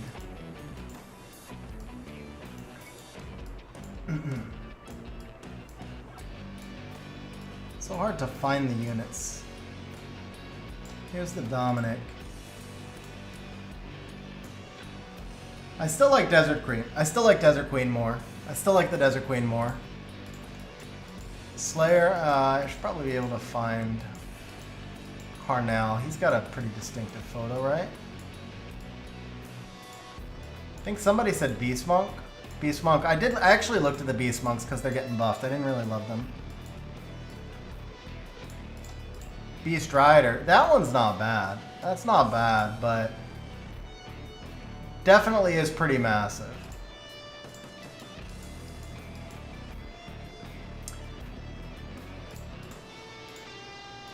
That one makes no sense. I tested the Valkyrie. I wasn't a huge fan there. Let's see. Slayers. So we're looking for Carnell. Anything else you guys want to see other than the Carnell? Did I miss anything else off the list? Oh, Leica. I think somebody wanted to see with Leica. That's not bad. That one's not bad, actually. Battle Angel. Okay, I have Wind and Fire. So let's look for Claire. Here's the Carnell. Eh, it's not bad. That one's not bad. That's not bad. Dark Frog, no can do because I don't have one.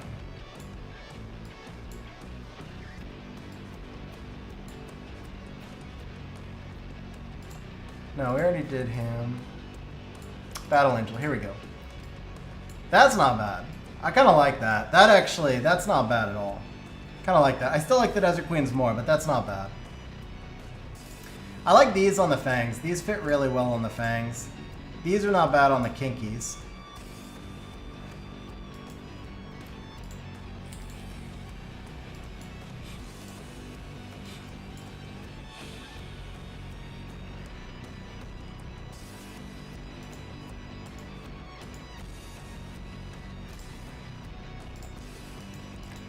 Alright guys, I think that's it for today's stream. So guys, as always, I appreciate you hanging out with me on stream. I don't know if Marcus will rewatch this stream at the end. I know he's asleep, he's in EU, but huge congrats on the Gelmir, bro.